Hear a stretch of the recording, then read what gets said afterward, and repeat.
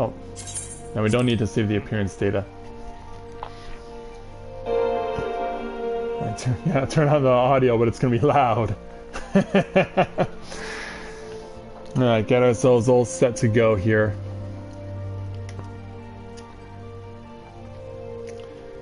Get ourselves all set to go here so that we can have another wild day here at Let's Play Novaura Autism, because yeah, we had a 7-hour and 40-minute webcast yesterday, as I took it upon myself to do something that I promised to you guys 2 years ago but never did. But yesterday I took the first major step to doing so, which was featuring off the opening quests from all the way up to level 15 when you start in Lemsolominsa. Today I will be doing the same in Ul'dah, and so today we will be having, obviously we'll be using a different character for this because we're going to be using different skills, and we're going to have to use a different warrior.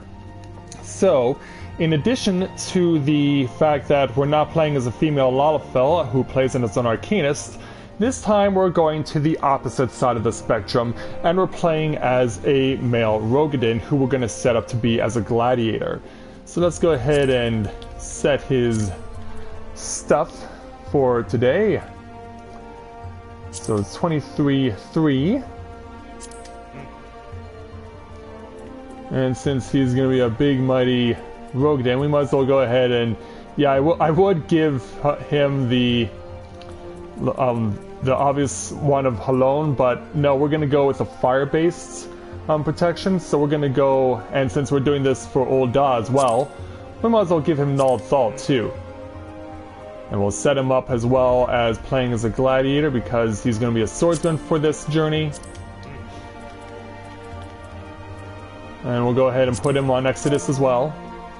And now, as far as his name is concerned, we're going to, because he's playing as a Rogadin based in Ul'dah, and given that they have names that are themed around Native American style, because you've probably seen it, if you've seen my various videos playing Final Fantasy XIV, you'll know that Rogadins who live in and around Ul'dah have names that are very Native American inspired, and so I'm going to actually go with one here for my particular male Rogadin.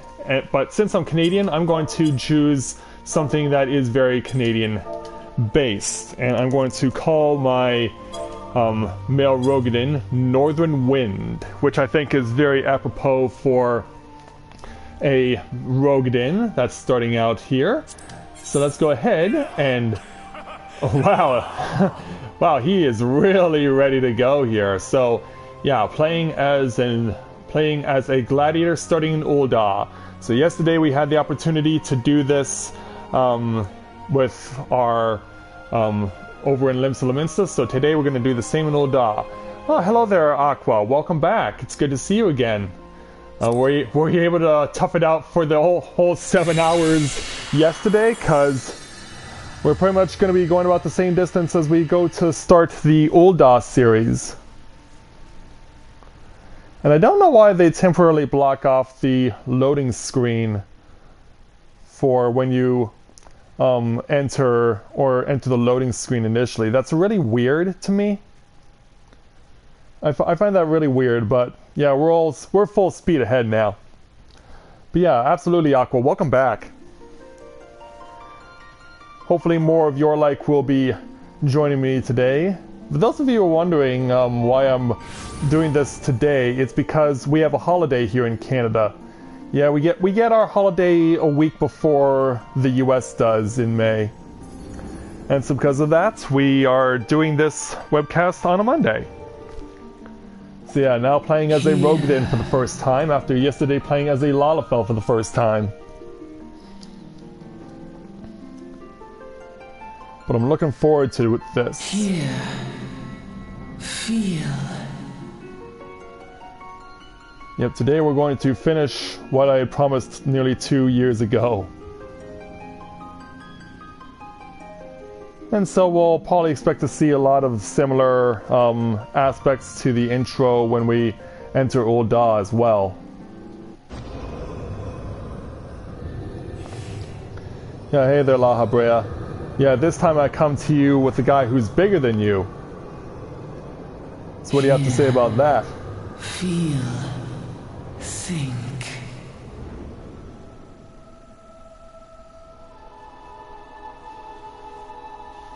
And so since he's going to be a gladiator, naturally his armor is going to be that of a paladin. Yeah, don't fall asleep, kiddo. Whatever you do, do not fall asleep. Oh, what server am I playing this on?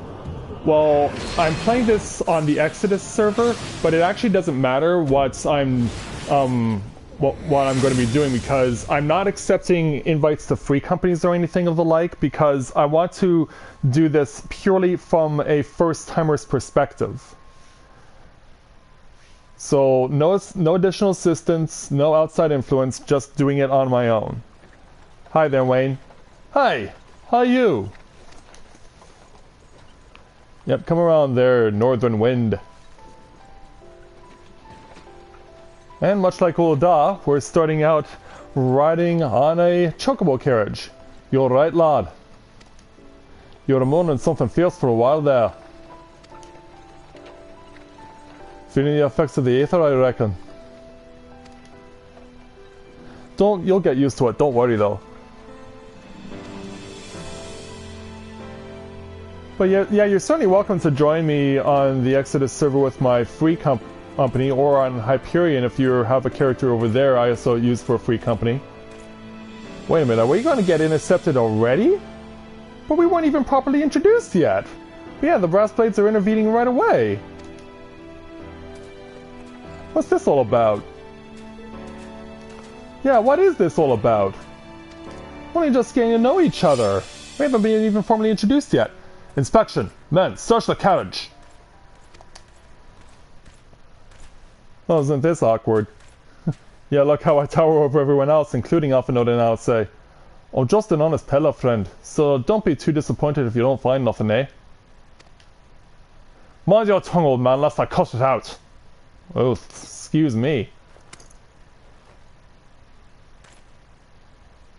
So, look, Somnus. Honest peddler, was it? Since when do honest peddlers deal in prohibited herbs? You're in a lot of trouble, old man. You rot in a dungeon till the end of your days, unless you can afford the fine. So can you? Business as usual. Yeah, what do you mean business as usual? Oh, and we're getting the same way, attacked the same way we did in Ul'dah. Amorja! Amorja! To arms! To arms! Yeah, I think he's being chased. Seven hells. Consider this a warning. Now go, all of you. Alright. Yeah, indeed there, Aqua. Oh, what a right hook. Yeah, these Amorja don't mess around. Attacking while a guy's back is turned? That's just not right. Whew. That kind of excitement ain't good for the heart. No, it isn't. You better be careful around them brass blades, lad. Bastards will have the shirt off your back if they fancy it. Like common bandits, they are only less honest. Think the gods are sending some beastmen to the rescue, eh? Was that necessarily a rescue, though? Hey, seeing as we've still got a long ride ahead, you mind keeping me company till we arrive? Them young ones don't care much for conversation, see? No, of course not. They're all about the texting. Yeah, you stay. How did you sleep through all that, you two? Brent's the name, and Pedlin's betrayed. Yeah, I'm getting tells already. And judging by your unusual garments, I wager you're one of the new adventurers. I knew it. Going wherever the wind blows, seeking fortune and glory, now that's what I call living. So long as you can avoid dying, I mean, ain't no secret that adventuring is a risky business, these days especially. What was it that first attracted you to it? Well, I've never actually answered any of his questions with one of the three normal manners, but I'm going to say that I'm going to win glory here. I'm going to switch it up for once. Glory, eh? Well, if you're willing to take on them tasks other folk ain't, an adventurer such as yourself can win fame what coin can't buy. When you arrive in town, you'll want to report to the Adventurers Guild. You can find out everything you need to know about the adventuring business in there.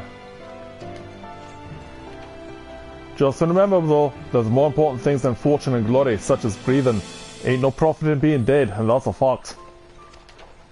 By the by, is this your first trip to Ul'dah? Yes it is. At least for this character it is.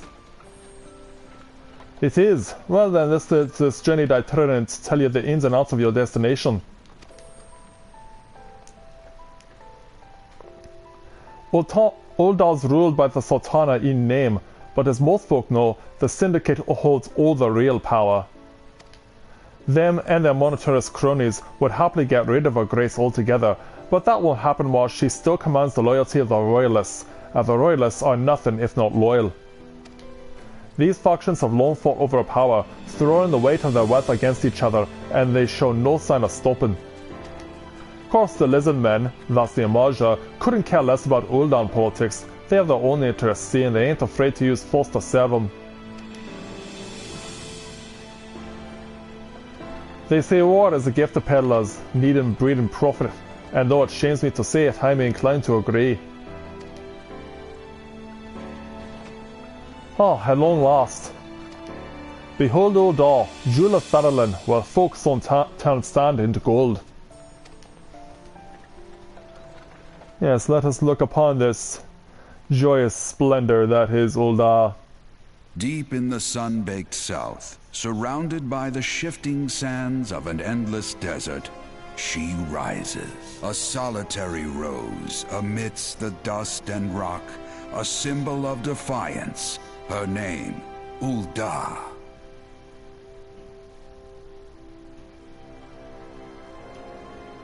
Even with the coming of the seventh umbral era, hope springs eternal for the mongers and merchants who vie for lost fortunes in this bustling oasis. As the twin faces of Ul'dah maintain their vigil over all that has been and shall be, the present proffers a brave soul.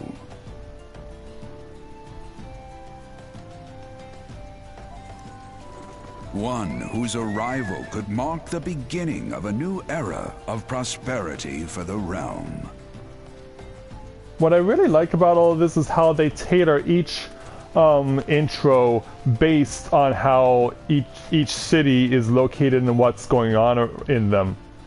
And here's what we call it, Ways Lad. I'm off to the markets to deliver me rails, and then it's on to the high road for me. Here, I want you to have this, by way of thanks for putting up with me prattle. Of course. Think it'll fit my finger? You never did tell me a little name though, but hey, here's an idea. Become the sort of story personage I can brag about having met, and I'll consider it square. You got it there, Brent. After corner gas with you. May the traders nurture our fortunes as they kindle the flames which burn within us all. For by fire are we reborn. For by fire are we reborn, huh? Very well. Off you go, big man. Take your steps into Ul'dah.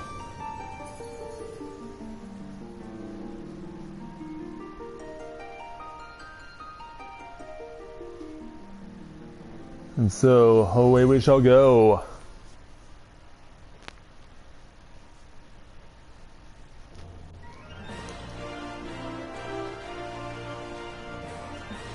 And so I'm guessing we arrived through the Gate of Nald as the main entrance to the city or something.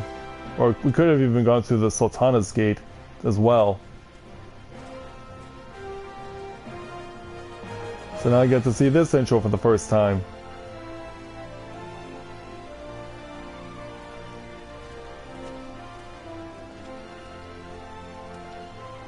So who's gonna get my attention?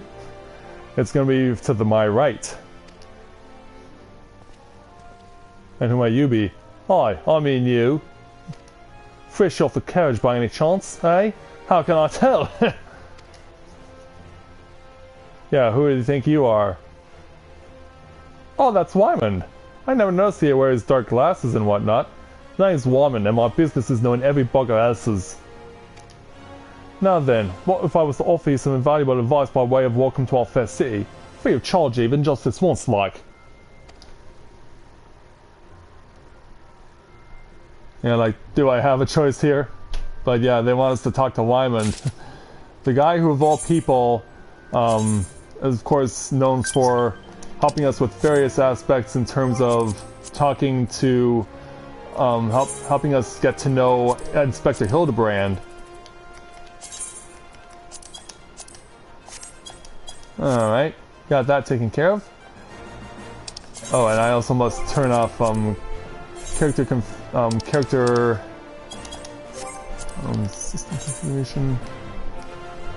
Oh no, it's display name settings. And never. Thank you. I got that taken care of. Alright, Wyman. Let's take your coming to Ul'dah quest. If I can get that stupid pop-up out of the way. Yeah, so to be recognized as an adventurer in the city-state of Ul'dah, you must register yourself with the Adventurers Guild. Alright there, Wyman.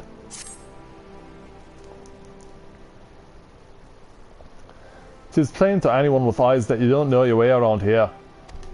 If I let you go wandering down the nearest dark alley, you're certain to get mugged or worse, and I don't want that on my conscience. So before you do anything else, you want to head over to the Quicksand and speak with Momodi. She's the master of the Adventurers Guild, and she can set you on the right path. Oh, is it right in front of us? Just take those steps over yonder and pass through the double doors. You'll find her inside. And that's as much as you're going to get for free. Good luck with the adventurer. Alright. So yeah, I had no idea that they had set things up like that. That they conveniently place you right in front of the Adventurers Guild. That's pretty nice. Yeah, come on, you big lumbering brute. Let's do this. How come I can't use sprint? That's weird. Alright, Momodi, how you doing? Let's say hello to you. Yeah, you're gonna get someone towering over you today. Why, hello there! Who might you be? If you're looking to join the Adventurers Guild, you've come to the right place. Name's Momodi, and I own this fine establishment, if it please you. I also manage the Adventurers Guild here in Ul'dah, so you might say that looking after green adventurers like yourself is my vocation. Oh yeah? And lucky for you, that is. Without someone like me to steer you right, you'd soon find yourself in the middle of nowhere, caught up in business you don't understand. Like our conflict with Imaja, for example. They've been plaguing the Sultana for nigh on, forever now. And then there's the Guardian Empire. None can say what they're for sure what they're plotting these days, only that they are. Aye, the people drink and make merry, but underneath it all there's worry. Worry and a lingering feel of loss.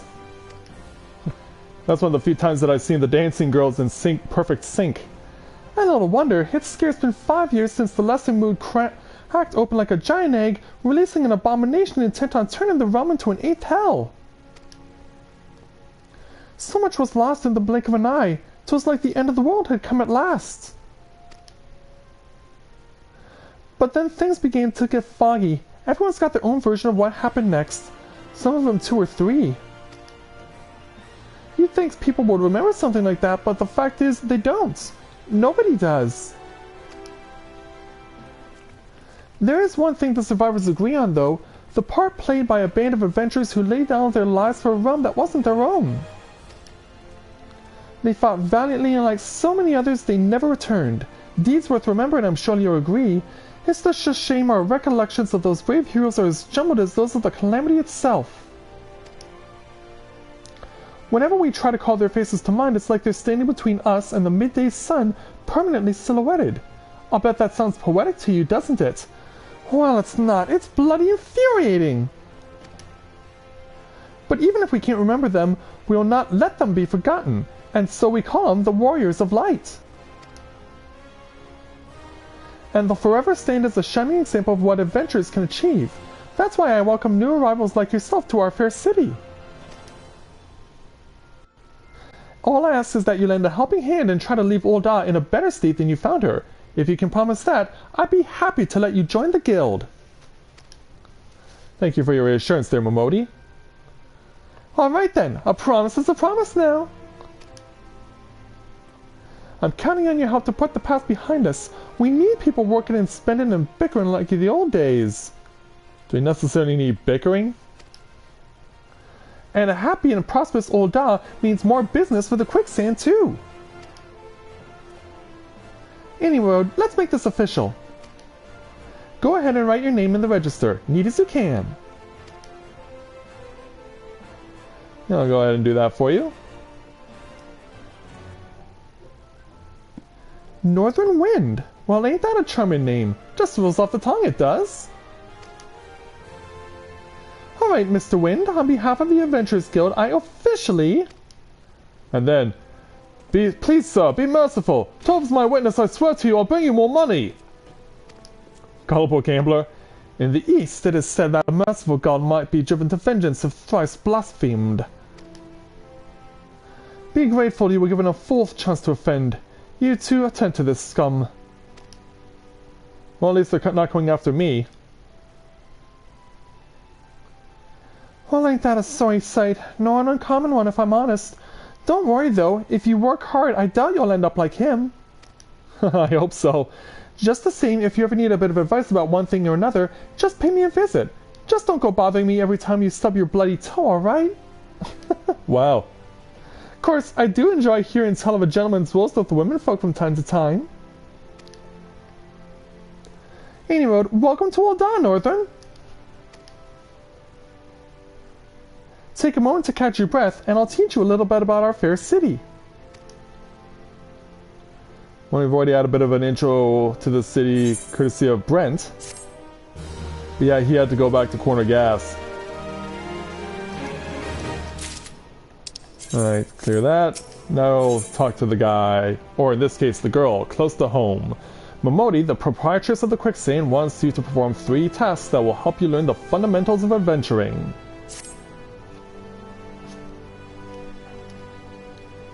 Before you go charging off to find your fortune, I have a few basic tasks I'd like you to perform, so as to help you get to know the place.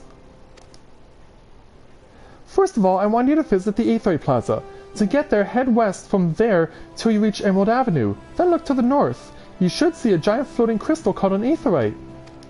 If it weren't for Aetherites traveling around Eorzea, it would be a damn sight more troublesome than it is. Of course, you still need to attune with them before you can use them, so be sure to do that with one in the plaza. You ever attuned with an Aetherite before, Northern? If not, just lay your hand on the thing and you'll see what I mean. When you've done that, I want you to pay a visit to the Gladiators Guild over at the Coliseum. Assuming that sword ain't just for show, you might consider training there. And finally, I want you to visit the Sapphire Avenue Exchange over on the steps of Fall. Goods from all across Eorzea and beyond turn up there every day. You'll have no trouble finding armor, weapons, or anything else a fledgling adventurer like yourself might need. You might say that everything's for sale in Ul'dah, as long as you've got the gil. Just make sure you don't pay more than you ought, Northern. There's plenty as won't scruple to swindle unsuspecting foreigners like yourself, especially if they think no one's looking out for their best interests. Which is why I'm giving you this letter. When you visit the exchange, find a gentleman named Cesaroga and give it to him. He'll be happy to tell you about the markets once he's read it. In short, then, visit the Aetheryte Plaza, the Gladiators Guild, and then the Sapphire Avenue Exchange. Simple. Oh, but before you go, a word of advice. While there are more than a few unsavory characters out there who will try and take advantage of you, there are also some with honest-to-goodness problems who you should consider offering a helping hand to. A lot of folk are lured to this city by the promise of wealth and power. What many of them fail to realize is that instead of chasing after the guild the moment they get here, they ought to be making friends. Let it be known that you're willing to give as much as you get, and opportunities will come your way. Speaking of which, you should speak with the smith over yonder. Those lads always have some good advice for up-and-coming adventurers. Otherwise, that's about it for me. It's past time you got going. Oh, and let me know once you've finished, will you? That way I won't spend my days worrying that you're down to your small clothes without a guild to your name. Well, Momodi, ever the confident one.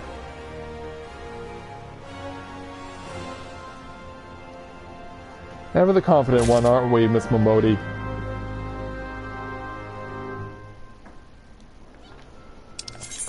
Alright, go past those. And then let's go ahead and do what we gotta do. And let's clear that stuff away, thank you. So I'm pretty sure like I'm running slower than I normally would if I was anything else. So yeah, we want to make our way over to the Aetheryte Plaza first. Because yeah, I think I have to touch this one before I can touch any others, so gotta do this first. Alright. Oh, already getting requests now to join free companies, but I'm gonna turn them all down. Hail, adventurer! Might you have come at the behest of Miss Momodi of the Quicksand? Yeah, that'll be me. Excellent. Which brings us to the matter of the attunement fee. That'll be 100,000 gills, sir, if you please.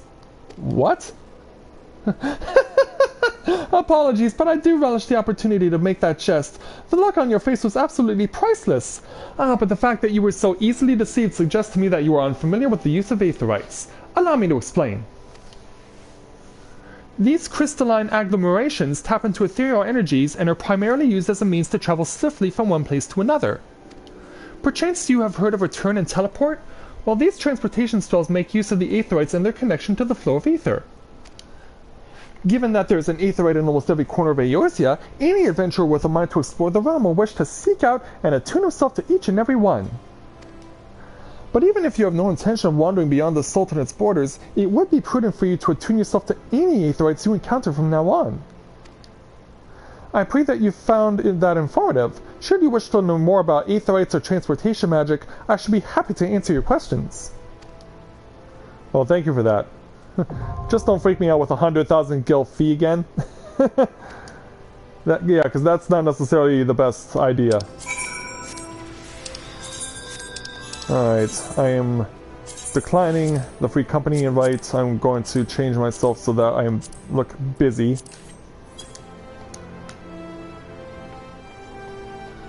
The Red Wings, huh? Yeah, it looks like someone is trying to associate themselves with Final Fantasy IV with their free company. Yeah, we gotta make our way over to the Gladiators Guild now, which is gonna be in the opposite side. So we're gonna have to make a turn here once we get past these people, as the sun starts to go down on Ul'dah.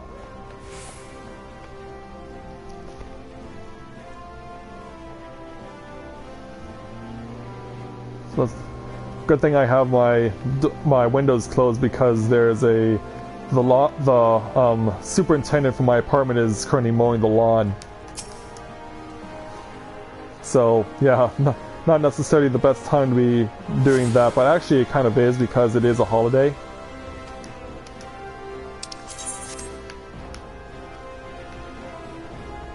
Alright, let's go ahead and make the entrance into the Gladiators Guild. Oh, can't speak with Guildmaster yet, gotta speak with Lulutsu. Welcome to the Gladiators Guild, friend. Tell me, are you new to the throes of mortal combat? Spelled with a C instead of a K. Well, whether you are or not, you are new to us.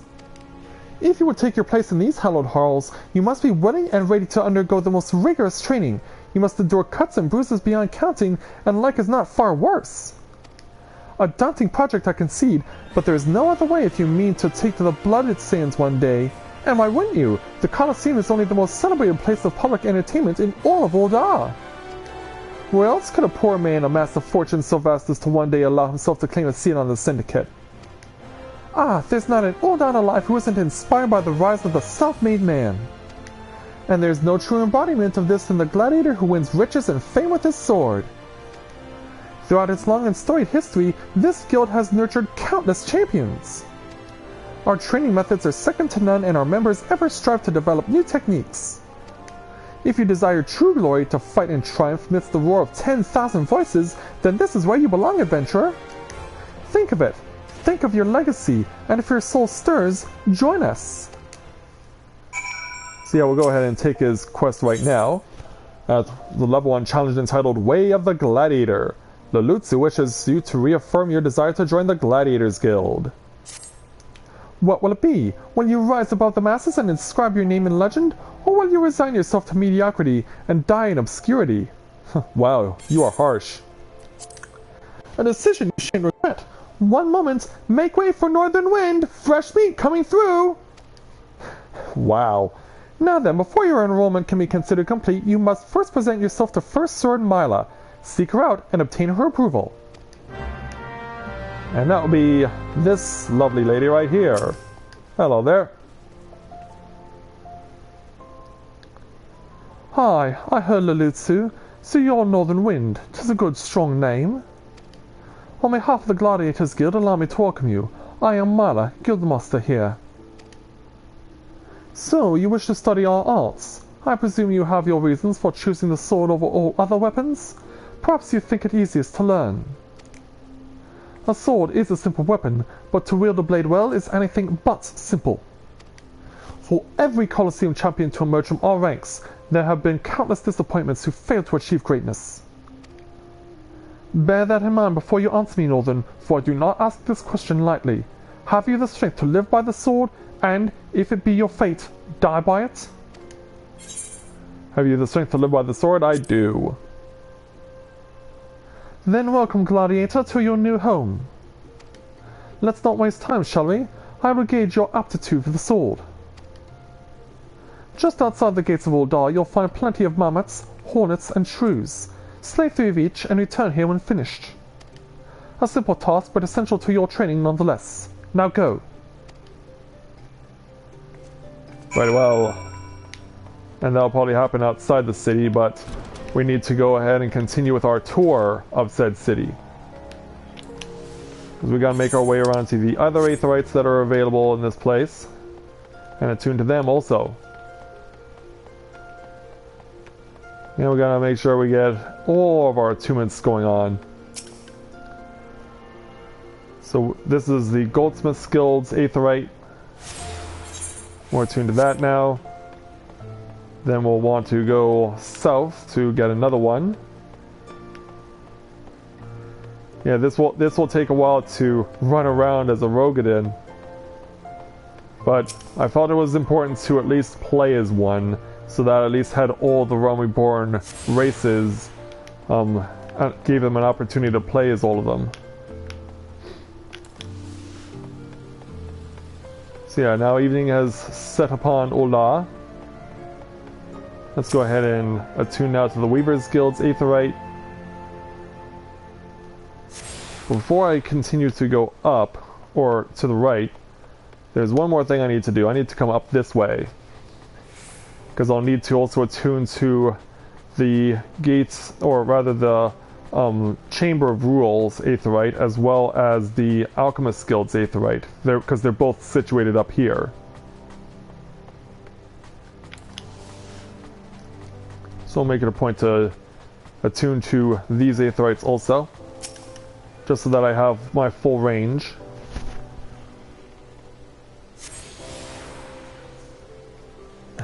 Yeah, it does seem that way, doesn't it? Alright, so we want to go this way, I believe, in order to reach the Alchemist Guild. I believe this is how you get there. Yep, here it is. Yeah, because we're not going down, we're going straight through. But yeah, you really have to do a lot of running when you're a Rogadin. No question about that. But yeah, we'll have an opportunity to cover all of these quests after we complete our initial one, as well as doing the Way of the Gladiator quest. Because we'll also want to make sure we get that taken care of too.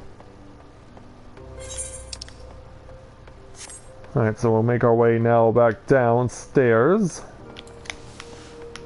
And we'll head over to the markets. We'll use these stairs to get there. So where are we going to pop up when we walk down? Alright, we're actually quite about at a similar way from where we were. I'm gonna use a warp right now because I know that the closest aetheryte to the markets is at the Weaver's Guild. So let's warp over to the Weaver's Guild. And then from there we'll run on over to where the markets are. Because yeah, Cesaroga has been waiting for a while. We should make sure that he's not kept waiting forever. I will say also though that it does feel like Ul'dah is the largest of all the cities in the game. Nice, here's Cesaroga. And you are? Oh, a newly come adventurer. But of course, yes, I am Cesaroga. What can I do for you? Ah, you would have me teach you the ways of the marketplace? Very wise. As my fee... What? You expect me to do it for free? Surely you jest. My dear adventurer, when you ask an Ul'dah for a favor, you should at least try to make it worth his while. Judging by your garb, I rather doubt you could afford my services, but the fact you offer nothing is laughable. What about this?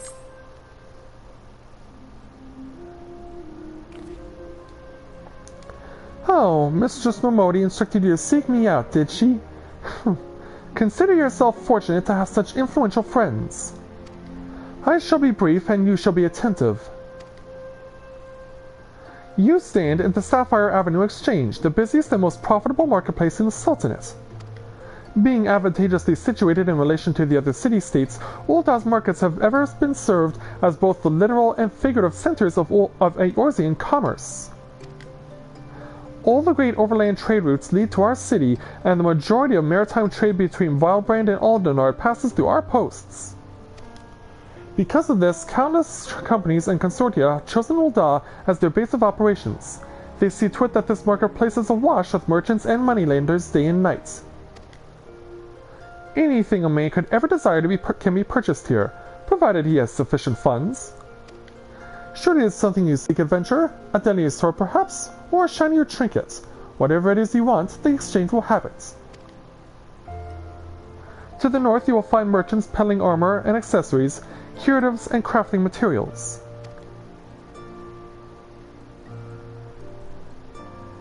And to the south, you'll find weapons, tools, and an assortment of other useful items for sale.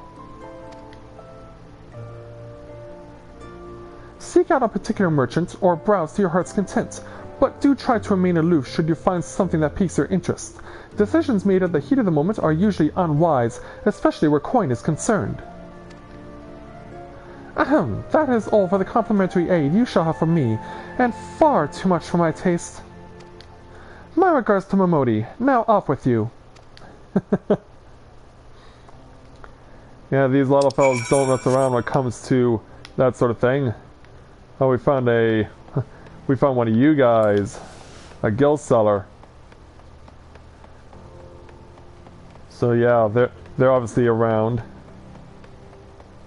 It's time for us to go back to the Adventurers Guild. Yeah, hiding in plain sight is not the answer, sir.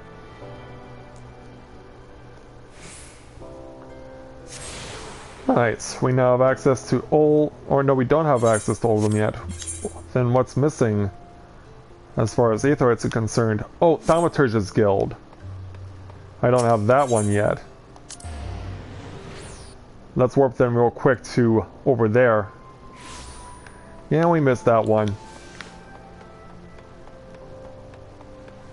Then southbound we go.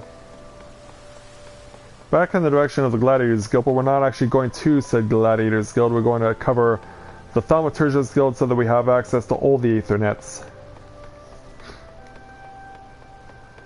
So yeah, we're not taking it up this time, we're just going straight through.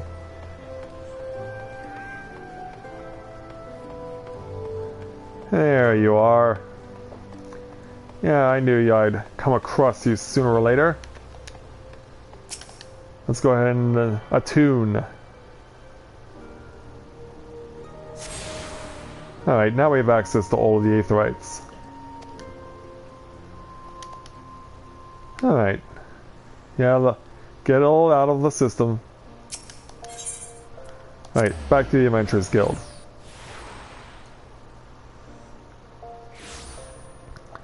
And then once we've done that, we'll start taking on the local quests that are available to us. Alright, back into the quicksand. Around the corner and make our way to you there, Momodi. How was your tour of the city, Northern? Get lost, did you? Ah, well, Ul'dah's a big place with lots to see and do, but wandering around aimlessly don't pay the bills. If you're serious about making a living here, you'll need to remember where things are. So when you go exploring, explore like you've got a purpose, eh? Alright then, all that stuff for you to work hard, make money, and spend it here at the quicksand. But who says I necessarily want to? I mean, you don't actually offer me food or drink or anything. So yeah, just like the others, I cannot come back here until I get to level 4. Now as far as my required quest is concerned for the Gladiator, oh, and who might you be? Oh, this is also a 4. Oh, and you also? Wow, there's a lot of 4s over here. I wonder why they're all over here. That's weird. Anyway, let's make our way back out of town the same way we first entered it, by going through the Gate of Nald.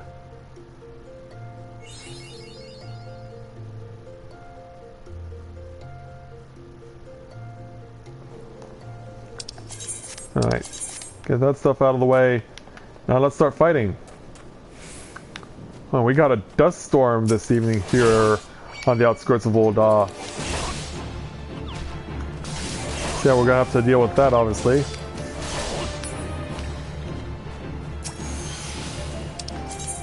Alright, get those out of the tutorial. We'll just keep striking down marmots. Yeah, I'll teach you how things work around here. Even though I'm completely new to this place. Come on, Hornet, go down, thank you. And first level.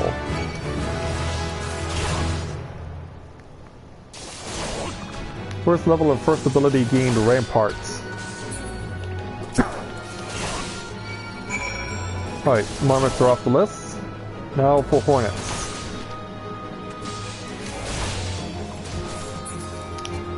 I should also as well equip my ring too, because I was given one. Oh, it increases my vitality, nice. Alright, Hornets, bring it. Let me cut you guys down. That way everyone at the back of the nest is going to wonder what the heck happened to you. And then the shrews are down to the right. Shrews are down to the right. Is that a... what level is that? It's a 5.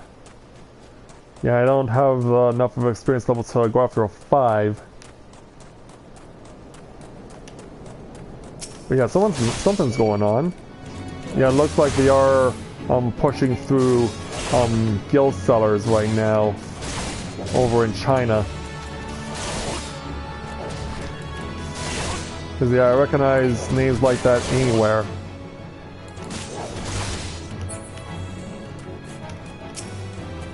Yeah, they're just building up more characters so that they can fill their own coffers. Which is probably not surprising that almost all of them are situated in Ul'dah, in and around Ul'dah. Because it's so them, it's just a perfect personification of who they are.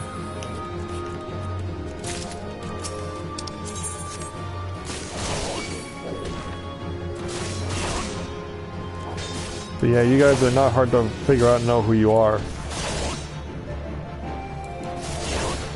You're an easy identification. Because you just make it that way. Like, you think they would be more clever, but they're not. They're not even hiding their crap. So yeah, let's run past everything here and make our way back over to the Gladiators Guild. It's a bit of a run, but we're doing just fine.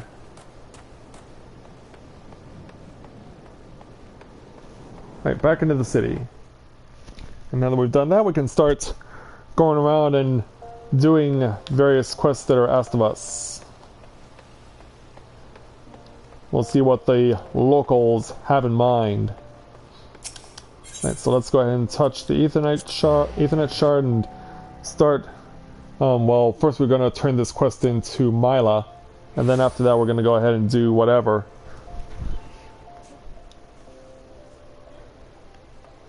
Yeah, it would be.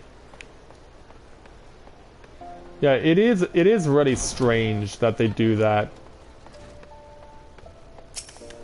Like, if you're making yourself that easy to be vulnerable, then you're making yourself very easy for us to report you. Oh, hold on, I'm not even reading what she's saying because of what I'm so distracted by the stupid guild sellers. Welcome back, Northern. I've taken you've dispatched the beasts and with ease. Rest assured there will be far greater challenges to come. If you wish to master the sword, you must test yourself against a wide variety of foes. To this end, I present you this hunting log. It contains information on creatures ideal for a gladiator in training. You will doubtless gain valuable experience should you seek out and slay them. It is only with such practice that you will recognize and eliminate the deficiencies in your technique. Your training under me shall continue once the haft sits so snugly in your hand that you cannot imagine holding aught else. Until then, Northern. So, thank you very much, Guildmaster, for your vote of confidence. Now then, let's go ahead and start taking quests. And since we have quite a few in and around the Gladiators Guild, why don't we go ahead and start taking quests in here? Starting with Zazariku's level 1 challenge entitled The Great Gladiator. Zazariku needs an adventurer to pick up an order from the Goldsmiths Guild. Have you come to wish me luck? I appreciate the thought, but there's no need to worry. What? You don't know who I am? The next biggest thing that's coming to the Colosseum? Zazariku is my name, and you'll be hearing all about my exploits in the coming days. I've even thought of a title for myself. The Garnet Gladiator. Ah, which reminds me, I've yet to collect the circuit I commissioned from the Goldsmiths Guild. You wouldn't mind picking it up for me, would you? I can do that. See, it looks like we have 2 more outside of the... Or maybe 1 more inside and 2 outside? Or something, I don't know. Alright, let's go over to the Goldsmiths Guild. And make our way over there. Garnet Gladiator, huh? It's a funny little name for yourself. Alright, Jamim. Hello there. Zazariku's circlet? Just a moment, sir. Oh dear, this is so embarrassing. I'm afraid crafting the circlet to Zazariku's exact specifications has proven somewhat difficult. We ran out of garnets halfway through our work, and we are still waiting on the next shipment. I hate to impose, but will you explain the situation to a crooked haft at the Miners Guild?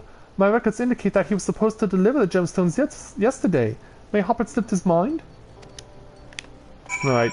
Oh, and the quest ends at Crooked Haft. It doesn't come back to Zazariku. Alright, Goldsmiths Guild it is. Or, no, not... A Miners Guild, rather.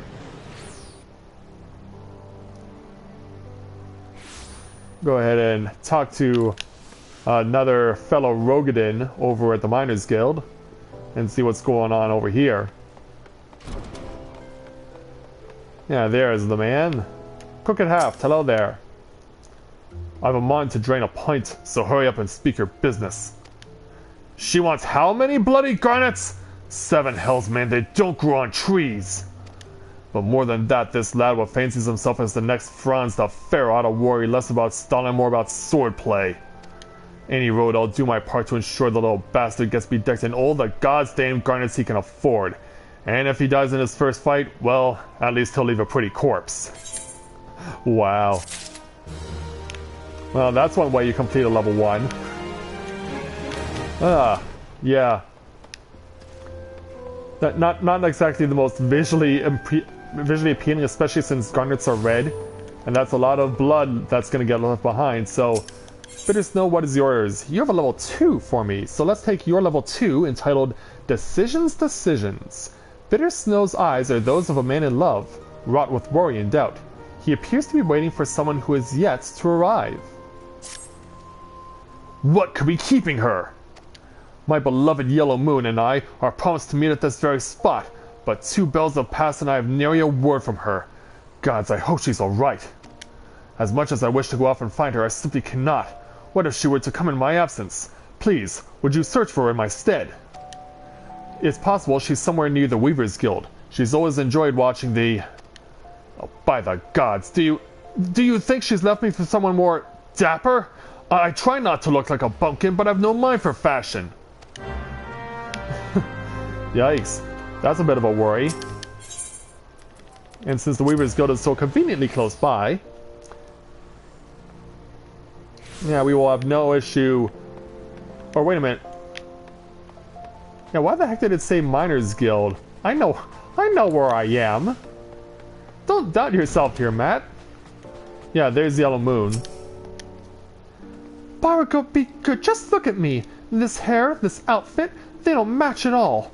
I look atrocious. What was I thinking? Oh, I can't let Bitter Snow see me like this. Mayhap that last tunic was best after all. Or no, perhaps the blue?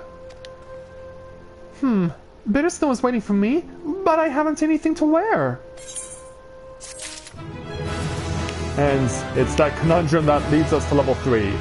So while we're here, why don't we start taking on some quests here in the Weaver's Guild. Starting with Aethelwine's level 2 challenge entitled Vox Populi. Aethelwine appears vexed by his work at the Weaver's Guild, and is in need of a helping hand. Something in a cream? Oh, whatever shall I do? This dress, I just can't seem to finish it. Oh, the design is flawless, absolutely flawless, of that I have no doubt, but I simply cannot settle on a cover for the life of me. How would you like to conduct a bit of field research for me? I'm dying to know what color the ladies of Ul'dah are wearing these days, especially on the hosting strip. And when you're finished, please call on Lucio at the Alchemist Guild. The woman is a wizard with dyes. Have her cook up whatever color you find is most popular. Whoa, talk to 8 people? Well, I get the feeling we might not be coming back here, so let's speak with Juliana and take her quest as well. It is a level 1 entitled With Open Arms. Juliana of the Weaver's Guild finds herself at a troubling loss for manpower. If it is work you seek, the Weaver's Guild welcomes you. Indeed, your timing is impeccable. A soiree is to be held with all of Ul'dah's elite in attendance. Once the invites are out, the orders came in, and that with a fury. Every lord and lady from Cape Deadwind to the Cinderfoot is demanding the latest fineries. I need hands and I need them now, yet I cannot spare the time to go off in search of them. Will you care to aid us, friend? I ask you no more than you welcome to our doors any willing souls you might find. Come, let us see how you fare. Show me your warmest welcome. Oh, yeah, okay, so this is intro to emotes. So we'll go ahead and well, first of all, we're going to move this over to here. There we go. And let's go ahead and show a welcoming for Juliana. That's not very impressive, by the way. Excellent. I dare say I would work for you myself. Now hurry off, we need those people. And we have to welcome 5 of them. Boy, they certainly ask a lot of you here in Ul'dah. Yeah, these intro quests could take a while. Alright, let's start with Jellion. And apparently she has a friend, Estelin. The Weavers are recruiting? Finally, my chance to become a famous designer! And what about your friend? Yeah, are you sure you can take a welcome from a big burly Rogadin? Work at the Weaver's Guild? I'd be lying if I said I weren't interested. To whom might I go to inquire further? So yeah, this is basically... Yeah, every place has an intro to... welcoming. And I'm guessing that some of these things are not related to... Yeah, there's also some with the quest, with the Vox Populi quest. Are you one of the people I should be welcoming?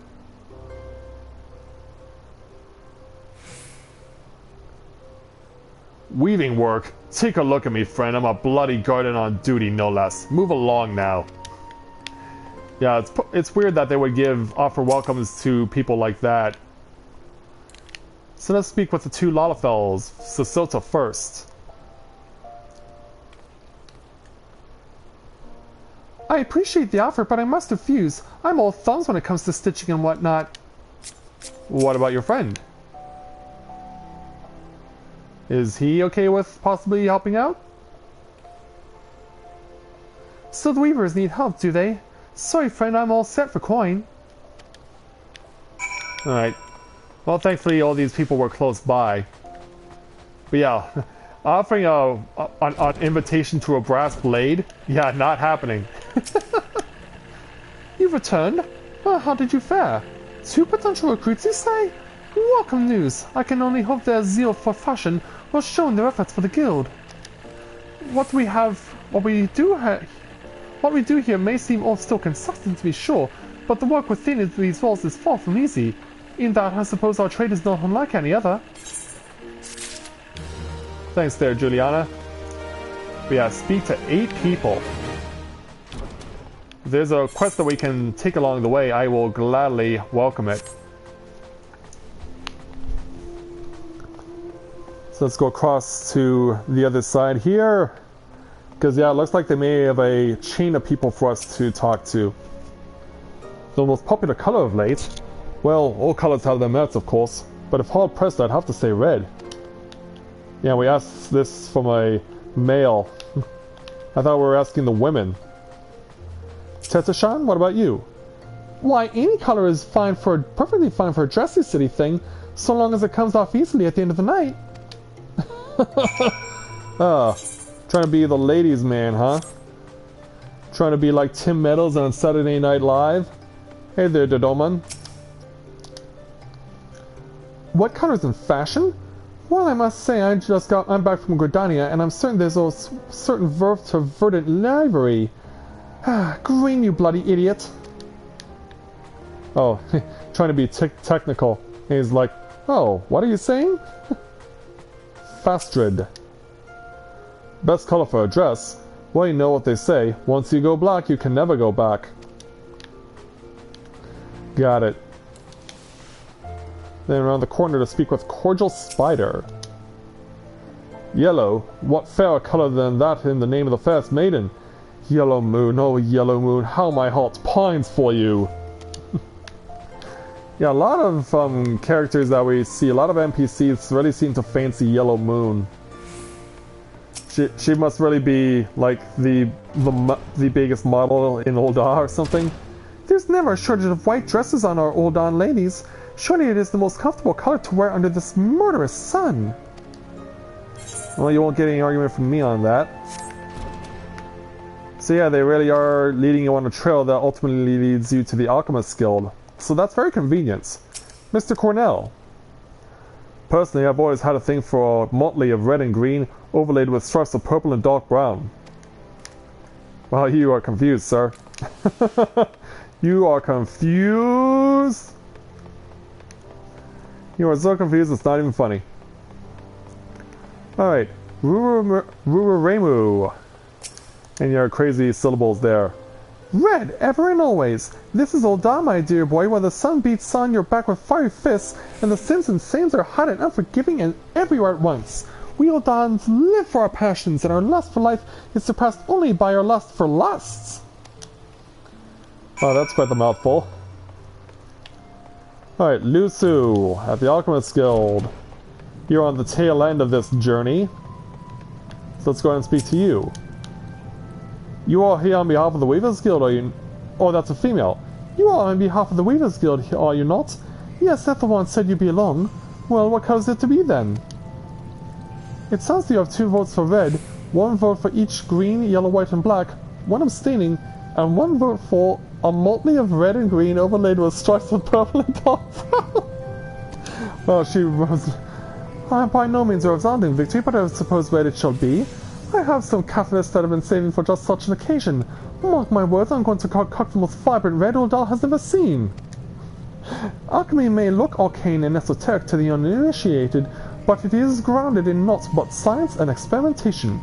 Indeed, I dare say it does more to advance culture and civilization than nigh any other discipline.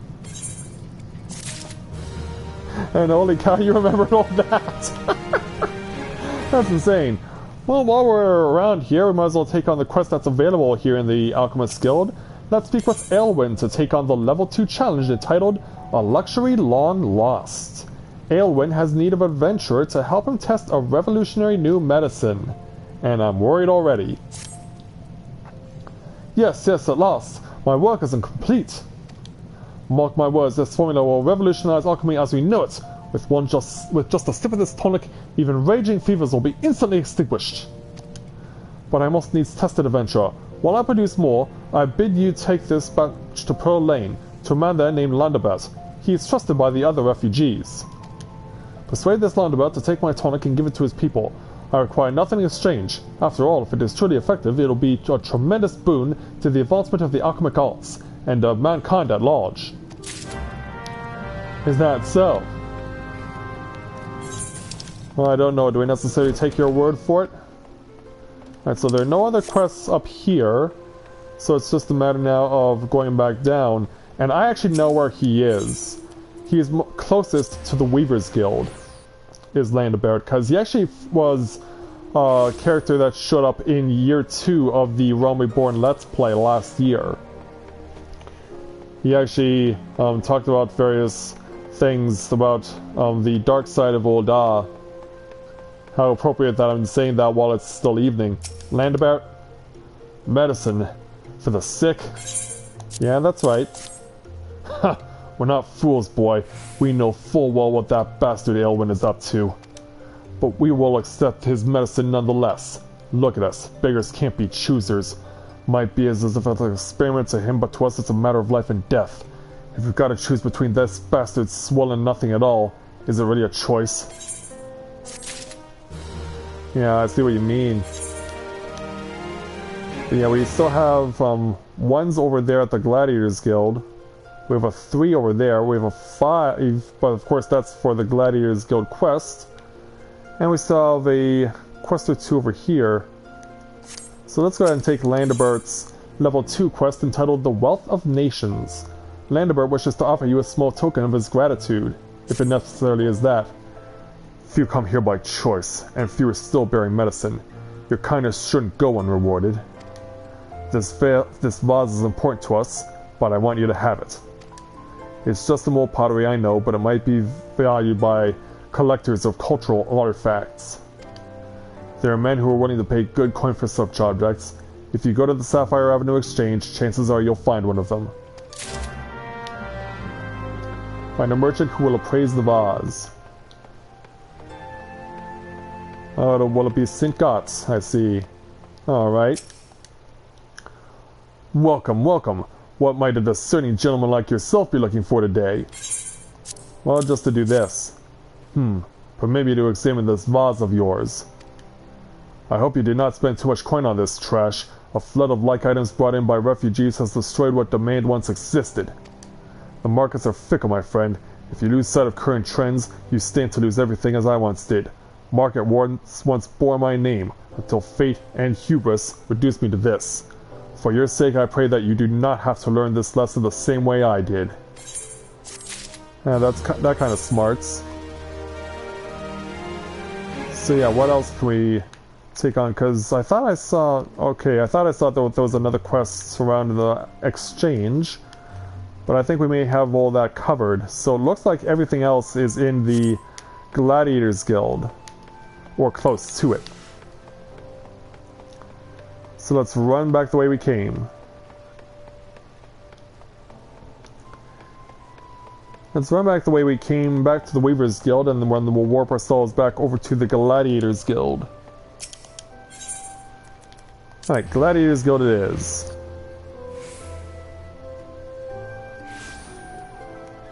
Okay, so we'll go ahead and take on the last two quests that are here inside this part of Ul'dah. Well, actually, wait a minute. There's still stuff up top in the husting strip. Ah! Hey, Genevieve. What have you done? Your kind has no business to even look at a lady such as I. Such shocking, unbelievable insolence. And now look. Look at how my guild is scattered across the ground. Pick it up right this instant. So yeah, that brings us to the level 1 challenge, No Ladies in Island. Lady Genevieve wants you to gather the guild which you caused her to drop on the ground. Alright, well thankfully it hasn't gone that far. And thankfully none fell down. It all fell around her. Which is good because, yeah, you really don't want to piss off a woman if you actually lose her money. Drop it, maybe, but lose it? Oh boy. Alright, Genevieve. My gill! Now, and there had better be not missing. This appears to be everything. What are you still staring at? Are you expecting some kind of reward? The insolence! Well, you did give me 100 gil. 102 to be specific. So yeah, I can't complain too much. Now, where is the 3 that you got for me? Wolcon. Go ahead and I'll take the 3 off of you, entitled Beat Red Beetles, Beat Red. Volcon of the Gladiators Guild is muttering frantically to himself about an infestation of ladybugs in the region. Carrot, you're all sitting here looking for work, eh? Well, you're in luck, just so happens I've a deed what needs doing. Wild ladybugs have been wreaking havoc on the outskirts of town. Something in the air of late's made them as ornery as an aurochs in rot. Ain't much for fighting on their own, but in numbers they're more than a match for any merchant who's seen more days on the teat than he has on the battlefield. Well, what'll it be? Fancy putting down for a soul of the bloody buggers? Or don't ye? Very well. So before we do that though, can I actually access the... No, I guess I have to access the husting strip by going around. But we won't even do that. We'll just go ahead and warp ourselves to the Alchemist Guild. Because there are quests in and around here to do.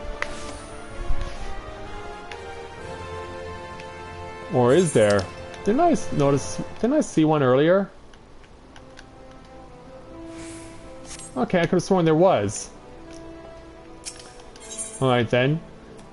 Well, since we know that there's none left over on this side, we might as well just go outside the city and slay ladybugs. We might as well do that at least.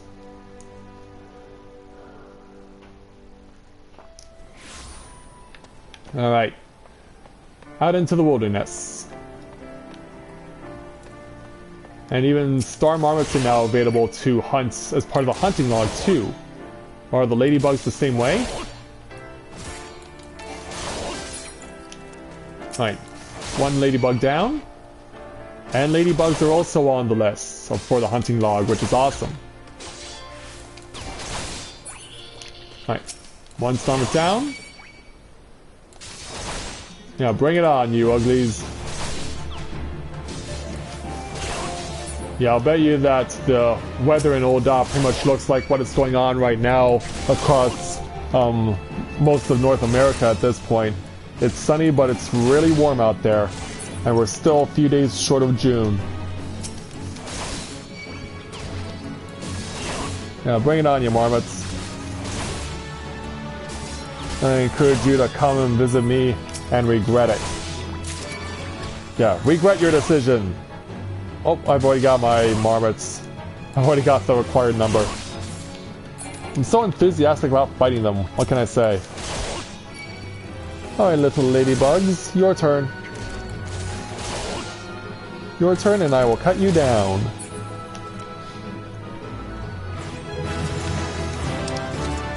But I still need to keep attacking them. Still need to keep attacking them or else I will not be able to move on. Alright, so I want to change the position of that attack so I can move it up there. Just makes more sense to do it in a rotational manner. Alright, let's see what else is in the hunting log that could be close by. There are cactuars where we can go after. Shrews, hammerbeaks. So most of the stuff is Central Thanalan. Yeah, a lot of it is in Central Thanalan, but cactuars are close by, so we might as well go after them too while we're out here. Because I know that they're close by. Yep, here they are. Turns out Cody Stillwater is also striking down cactuars. So let's join in on the fun. Let's join in on the fun and really cut down these cactuars here. Alright, you're next. Yeah, come back over. Come on back over. Alright, one more strike. Oh, there we go, off the auto attack. Alright, you're next. You're next and bring it on. One more. There we go. That takes care of him. Yeah, in the meantime, we're up to level 4 now as a gladiator. As a gladiator. I was about to think to myself, no, I'm not playing as a gladiator, but no, yes, I am. I am playing as a gladiator. So yeah, back into town. Back into town, and we'll make our way over to the Gladiators Guild. And thankfully it's a quick run over. Yeah, thankfully it's not that far of a run. So let's walk right on in.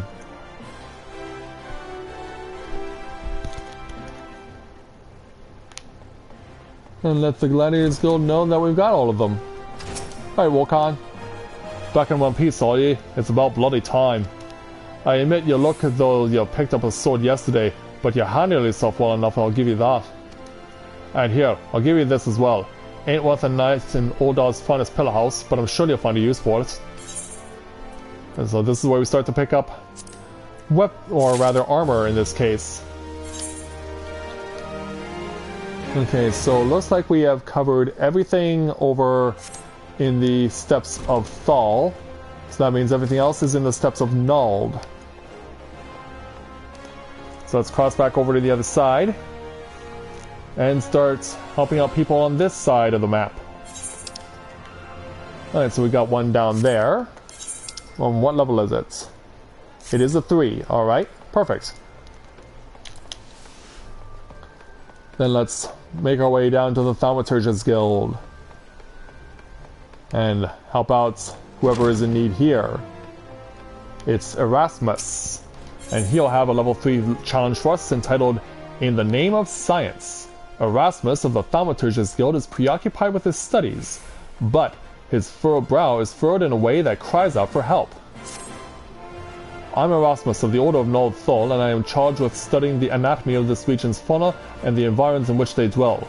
For the Dark Art of our Order is death itself, and power over death can come only through knowledge of life. We say as we see another stupid guild seller.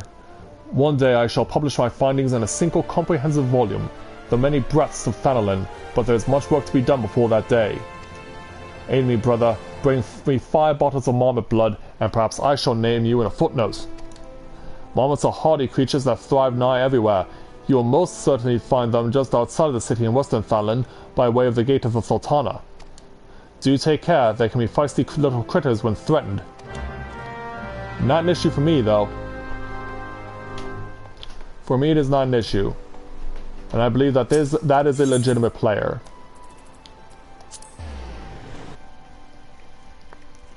Yeah, that did not look like a guild seller, that actually looked like a legitimate player. Like, come back out here to kill 5 more marmots. Yeah, sorry little ladybugs, but we'll have to play another time. But don't be afraid to show up every once in a while. And let's start cutting stuff down. I do like the music that they play for you when you leave town here in the western part of Ul'dah. Quite nice, I actually like it. Alright there, big and nasty, it's your turn. Well, you're not big and nasty, but you're definitely nasty. Yeah, perhaps the big and nasty one is me playing as a Rogadin. Maybe that's what makes me big and nasty as compared to a Marmot. Alright, that takes care of you guys. So let's hustle back over to the Thaumaturge's Guild. Let's run back into the city. Because yeah, it looks like we'll be jumping in and out quite a bit as far as this sort of thing is concerned. Thankfully, the Thaumaturge's Guild is not that far of a run from the Gate of the Sultana and can be accessed quite easily. Alright, around the corner. Hey, Erasmus. The blood, have you brought it? I have indeed. Yes, this shall serve nicely. By virtue of your toil, I am one step closer to publishing the many breaths of Thanalan. Thank you. Take this as recompense. Go now, and may the traders smile upon you. Thanks. So let's go ahead and take a leather eye patch, even though we cannot equip it yet because we're at level 3. We still need to get to level 5. So where is... So yeah, there's still a few quests around here and still quite a number of them around Ul'dah. Of course, including the main quest because, yeah, we're at level 4 now, which means we can start doing that sort of thing. So I guess the closest place to go for our first set of quests over on this side will be over near the Pugilist Guild. So we might as well warp to the main Aetheryte Plaza because the Pugilist Guild is closest to the Aetheryte. So with a spring in our step, let's make our way to the south. Starting with Jajakuta. So let's go ahead and see what he has to say. With his level 3 challenge entitled Tougher Than Leather, Jajakuta the merchant is visibly perturbed and in need of some assistance. Tell me, what brings you here, friend? Looking for a bit of work, perhaps? Some small job to add a little weight to that coin purse of yours, Well, you're in luck. The pugilists have just placed an order for me for several of the leather gloves and harnesses they use for sparring. But the traders are cruel, for I find myself lacking the hides required. Would that I had the few pelts of a few snapping shrews. What do you say, friend, Care to help a merchant down on his luck, Bring me 5 snapping shrew pelts, and I promise to make it worth your while. You can find the creatures roaming central Thanalan. Alright. And while we're close by, we might as well go ahead and take the quest that's located within the Pugilist Guild. From Gaither, by the looks of it. Alright, Gaither, let's go ahead, or Gelther in this instance. Let's take your level 1 challenge entitled Motivational Speaking. Gelther does not like the way you are looking at him, but will let it pass if you deliver a message for him. Hey you, I saw you looking at me. You got something to say, huh? No? Well I do.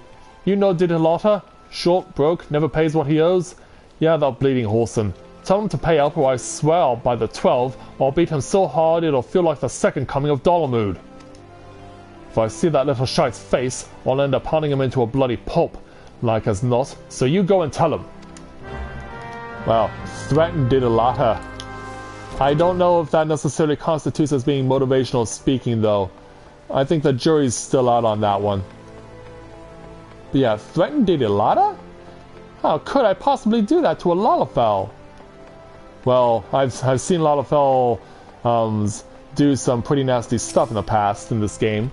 Oh, gods be good! Gaither's goon! Alright, I'll give back every gil I owe, I swear it! But no more beatings, I beg you! Yeah, you can tell Didilata's scared stiff.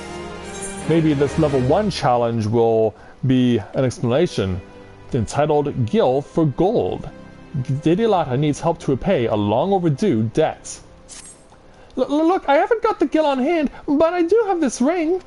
It ain't much to look at, but it'll surely fetch a high price. Was me dear mum's departed mum's wedding ring. God's rest her soul, but she'll understand. Show it to remain over at the ossuary, and you'll get your coin. Are you sure about that? Because what if it's not actually gold? Because yeah, we've seen some stuff be revealed as fake and not worth what they say it is. So Mamain. Greetings, adventurer. What brings you to Arzanath Ossuary? This. You wish to sell this heirloom on behalf of a Didilata? Very well, it is most unfortunate when such drastic measures must be taken. And doubly so when the item in question is a fake, and such a godly, poorly wrought one. Yeah, I knew it. Also, do you know that our appraisals are not free? Normally this fee is subtracted from the agreed value. Alas, considering the negligible value of this ring, I'm afraid you would still owe us. However, since this is a rather unusual circumstance, we shall waive the fee this once. No need to concern yourself with the bauble. I will personally see to its disposal. Ouch. Oh, we're taking potions, not either, because I'm not a mage. I'm playing as a Rogadin, for crying out loud. Oh, we have another quest down here now. Okay. Yeah, we do have one over here from Hihito. With a level 1 challenge entitled Unholy Matrimony. Hihito has had enough of her husband's poor work ethic and needs someone to whip him into shape. How can the ossuary demand such exorbitant contributions every single moon? It's outrageous, I tell you! Don't they understand that a woman has needs? How can they expect me to pay for rouge and sunsilk justice and feed my marmot? Oh, if only I had the foresight to marry a more ambitious man. This is all his fault! If he just worked harder and showed some initiative, surely he would be rewarded and maybe even promoted.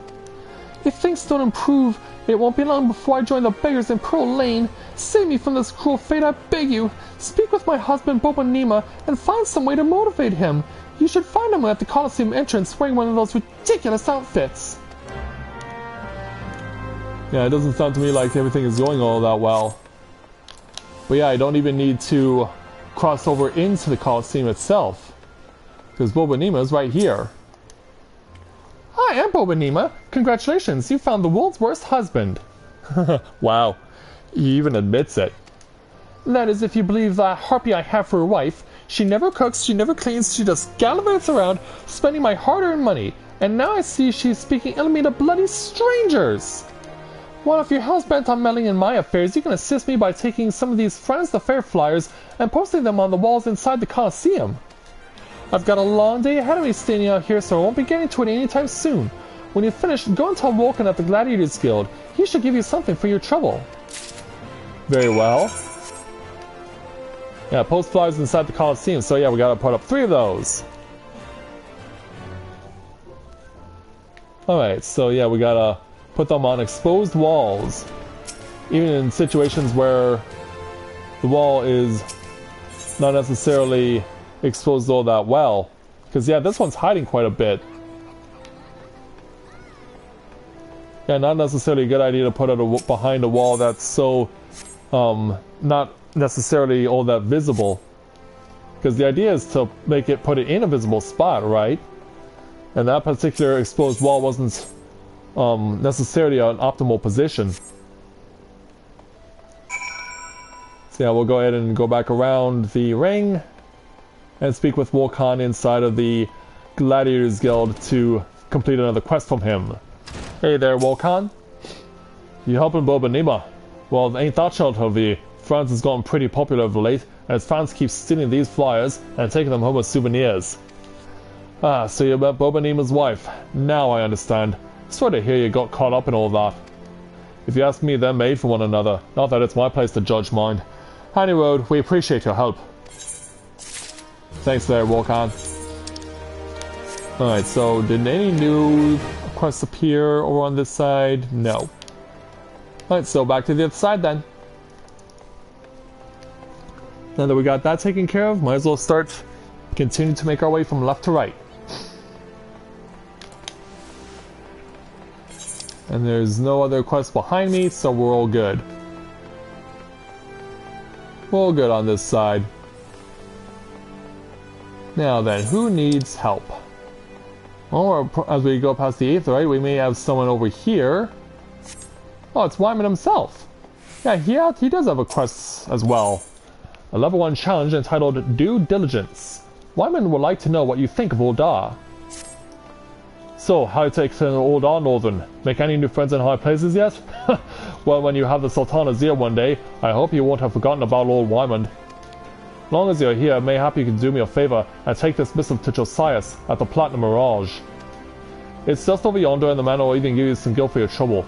If only all work in the city was this easy, eh? Josiah's, huh? Deliver the unsigned envelope to him. Yeah, but I'll bet he actually knows who this is from. Platinum Mirage, by the way, is the name of the Pugilist Guild, in case you were wondering. Hey, Josias. Do you have business with the Platinum Mirage today? Well, it's this. A missive from Wyman. Alright then, let's have a look. Bird is Baron, led the Hound's Feast. So it goes. Oh, this. Well, you see, the guild is often contracted to provide protective services. Unfortunately, for this particular petitioner, Wyman's investigation revealed his finances to be wanting. Maybe adventurers like you don't mind working for free, but we have a business to run. I myself have 4 mouths to feed, so this bird will have to fend for himself, I'm afraid. That's a shame. But yeah, that's usually how it goes in Ul'dah. Not that uncommon to see a lot of rejection. And so there are 3 more quests as we continue to make our way over. While we're approaching Central Fanland, we might as well take the opportunity as well as we go back towards the Adventurers Guild to do the quest that I was asked to do earlier. Because there's no reason not to. So cross back over. Cross back over into Central Fanland territory now. And we'll get ourselves a fill of snapping shrews. And we've already been putting up with them, so we know which way to go in order to fight them.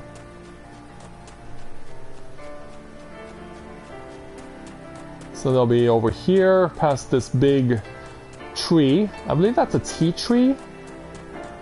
Or something like that. Because yeah, tea trees are commonly known to grow in barren places like what we see here. So let's cut down these snapping shrews. Cut down every single one and don't hold back. And everything will be just fine. Alright, you're cut down. Now snapping shrew over this way. Yeah, bring it on there, fool. Yeah, I dare you to come and take me out. Because it ain't gonna happen. And with that, I'm now at level 5.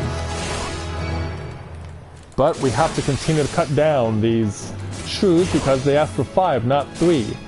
And as much as I'm grateful for having these things on the hunting log, we cannot stop until we have the requisite number. Just cut them all down like nobody's business. There we go. Alright, back out to the Pugilist Guild. Yeah, we'll take on that level 5 another time. But right now I want to make sure that I complete everything over here within the confines of Ul'dah first. And if it requires me to go outside and do combat, then so be it. But I just want to make sure I make my time count as much as possible. So back into town. And that will also mean making a mad dash back to the Pugilist Guild. But then after this I can just warp over to the Adventurers Guild and finish off whatever's over there, prior to taking Momodi's first main quest. Hi, Jajakuta, I got your stuff. Back already, are you? Come, let us see what you brought. There you go. Exceptional! These are fine shoe pelts indeed. Well done, my friend. The Pugilist Guild is among my largest clients. I fear what would have come to pass had this order been delayed any longer. Take this, You've more than earned it. Thank you. We'll go ahead and pick up a pair of leather Krakau's and add that to our collection. And so since we're now level 5, we can go ahead and start equipping the stuff that has been given to us. Yeah, I would say keep the patch shown, but we're gonna just take it off at this time because we don't really need to show that off. Because I like when my characters' faces are properly shown off. And I wanted to warp over to the Adventurers Guild because it's faster to do it that way. And then once we take on the 2 side quests, I'm going to then make it a point to go over and take on the Gladiators Guild's level 5 challenge. For those of you who are just joining us, welcome aboard to the live webcast today as we continue on with our series of featuring off the opening series of quests that are available in both Limsa and Ul'dah. Limsa was yesterday, and so today we're taking on the opening series of quests featured in Ul'dah through our Rogadin Gladiator, Northern Wind. So we'll speak with Kekazani to take on the next challenge here in Ul'dah at level 4, entitled Fantastic Voyage. Kekazani is shirking duty, as I can clearly see because he keeps dozing off, and could do with a wake-up call. Sure, darling, you can come for a ride. Excuse me? Where am I? Who are you? And more importantly, where did she go? Bugger, did me shift start already? The hell's with it, I'm bleeding exhausted anyway. Mind taking this to Giganasu at the dispatch yard outside the city? He'll probably give you something for your trouble.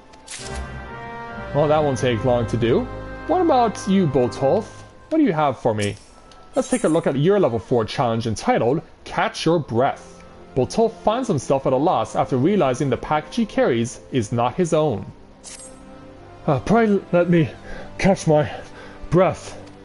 I went all the way to Scorpion Crossing for a package, but only just now realized I've returned with the wrong one. The way back is so far. I simply can't. Would you make the trip back in my stead? I'm sure some poor soul at Scorpion Crossing is missing this package. And it's still morning yet, so good morning to you, Buddy Adams, and welcome to today's webcast here in Final Fantasy XIV Realm Reborn. I haven't the breath left to tell you the way. Go and see Mimishu.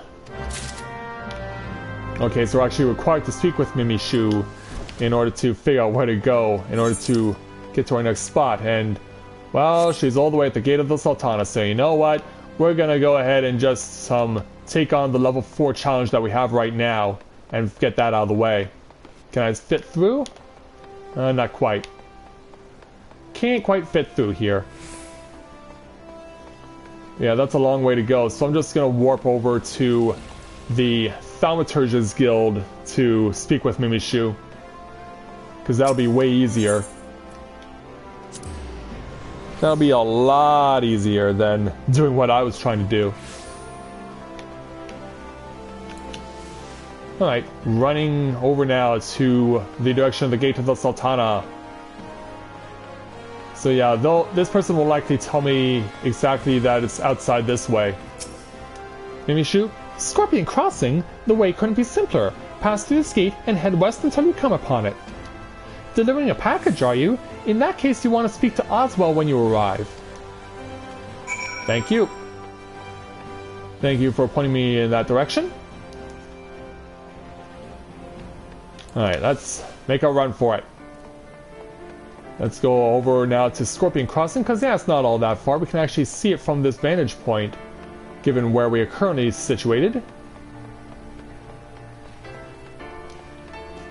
Yeah, it's not that far of a run. But it is quite a nice vantage point of where Scorpion Crossing is.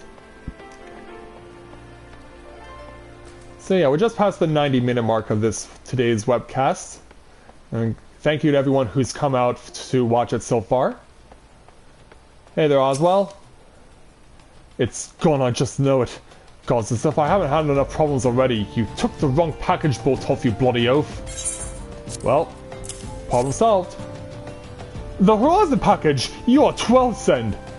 You've spared me quite a headache, friend. Thank you. If only there weren't so many other misplaced shipments plaguing me these days. Yeah, I see what you mean. But let's go ahead and take this and go ahead and put on the tabard now. There we go. So yeah, both Guntram and Oswald have quests. You have a 4, and you have a 5. Well, let's take your 4 first, Oswald. At a level 4 challenge entitled Nor Rain, Nor Heat, Nor Gloom of Night. Oswald needs your help to locate a misplaced shipment. You have time to spare, don't you? Make yourself useful and help me find my missing crates.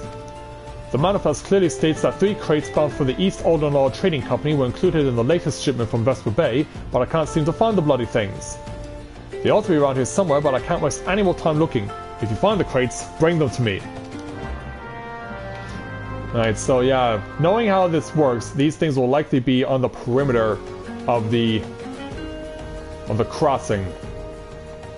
So let's give a quick tour around and see if that is indeed true. Alright, I can't go and climb up there. Alright, here's one of them. Yeah, EATC cargo crate. Yeah, that's quite a mouthful. There's a second one over here. Let's pick this one up also. And then try and find the final one. Is it on this side? No, those are striking dummies. Our striking dummies are on all sides. Is it possible that the third crate is back within the building? Because, yeah, we're about to cross past the solitary elk again. So, yeah. Third one has to be within the confines of the Scorpion Crossing. Oh, wait a minute. Oh, no, I was seeing things. Maybe if I go up and get a vantage point, I can find it. Because, yeah, it usually is a good idea. Where is that last crate? Hopefully it doesn't take me too long to find the stupid thing. And I get myself an overhead view. Okay, there it is. What's it doing way over there? That's a bit of a distance. But yeah, we found the last crate. So let's go ahead and pick it up. These feel lighter than they should. Hopefully that doesn't turn out to be the result when we speak with Oswald again. Did you find my crates? I sure did. Here you go. Great job, friend. These will make the next wagon. Thank you. The shipments never stop coming day in and day out. Just keeping track of everything is enough to give me migraines. Business is good, true, but what use is money if you haven't the time to spend it? I haven't done a pint with friends in weeks. That could be pretty rough. In fact, you even have another one. But it's a 6. So we're going to go ahead and just return back to...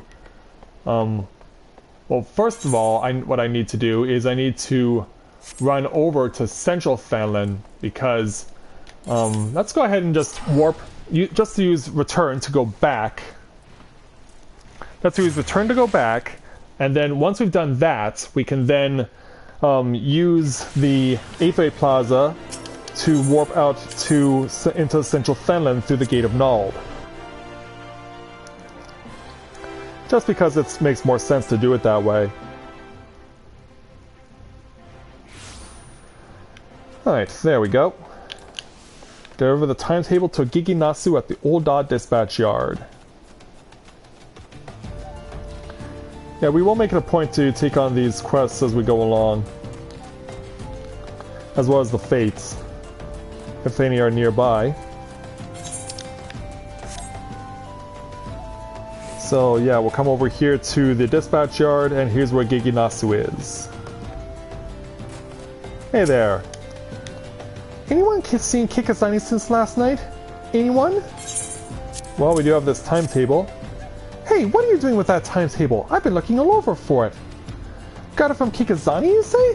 Why, that useless drunk. I'll wager he was out all night again chasing after skirts. That's it. The next time he misses a shift, I'm tying him to the tracks. Wow. No mercy. None whatsoever. So are there any other quests around here? No, it appears that it's empty. So yeah, we might as well run back into the back into our hometown. So let's go and return into Ul'dah and get ourselves set up so that we can prepare to do the next set of quests. Because yeah, now that we've cleared all of the ones that were available, we can just go ahead and start leaving town properly and make our way to our first major checkpoint as the evening starts to descend once again on Ul'dah. Let's make our way with a quick run over to Momodi and start taking on these main story quests. Hey there, Momodi. Let's take on your level 4 challenge entitled We Must Rebuild. Momodi of the Quicksand wants to introduce you to a certain someone at the Ul'dah dispatch yard. Well, youngling, how are you finding our fine Ul'dah then? Got your bearings about you yet? If so, mayhap it's time you venture beyond the city walls. The bustling streets of Ul'dah are one thing, but the wilds of Thailand, that's another altogether.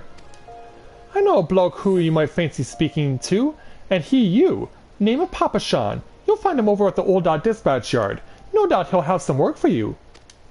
The dispatch yard's over in central Thailand. Just head out the door across the hall and you'll see the Gate of Nod staring right back at you. Pass through it and head east. You'll come upon it for long. There are dangers beyond the wall, though, more than I care to count. Nothing too terrible, mind you, but feisty enough to attack if you draw near. Don't say nobody cared enough to warn you. Very well. Then let's make our way out of the city. And why did I go this way? Yeah, because for some reason I thought there was a connection point, but no, there is not. So yeah, let's make a mad dash back outside the city once again. But yeah, unexpected spot to be seen that way going to the dispatch yard rather than Scorpion Crossing. So I figured that's where we would have been started out. I imagine we will go back there again, but probably not for a while. Because I imagine also they'll want us to cover Blackbrush and Horizon too. So let's go ahead and speak to Papa Shan for the first time. Well, you certainly look the part of an adventurer, my friend. Might you be the good soul Momodi asked me to expect? I am Papa Shan, station master of this humble dispatch yard.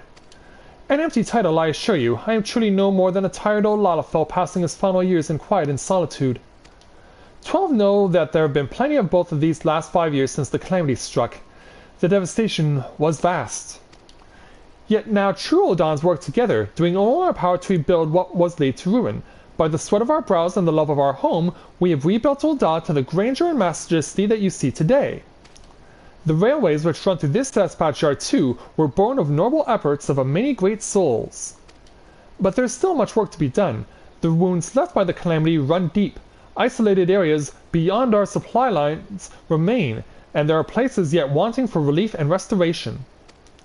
Ul'dah needs the aid of you and your brethren, friend. In fact, never has the need been more dire. Which brings me to the point, I suppose. I do believe I may have some work for you suited to one of your ability. That's fine by me there, Papa Shan, because that completion puts me over the top and puts me up to level 6 and get the ability Fight or Flight. And like yesterday, I have my water bottle close by to use in case my voice starts going out. So let's speak with Papa Shan again to take on the level 5 challenge entitled Nothing to See Here. Station Master Papa Shan has a simple task for a fledgling adventurer. Since you've come all this way, perhaps you can perform an errand for me. It just so happens a number of sentries have been sent to guard the area, a dispatch to the dispatch yard, as it were. They have been long away from the shade and feather beds of the city. The hot days and cold nights can play hells on the mind and body out here. It isn't much, but go and give them these twilight pretzels, would you? I find comfort food always helps when I feel like killing myself. Wow. That's pretty dark there, Papa Shan.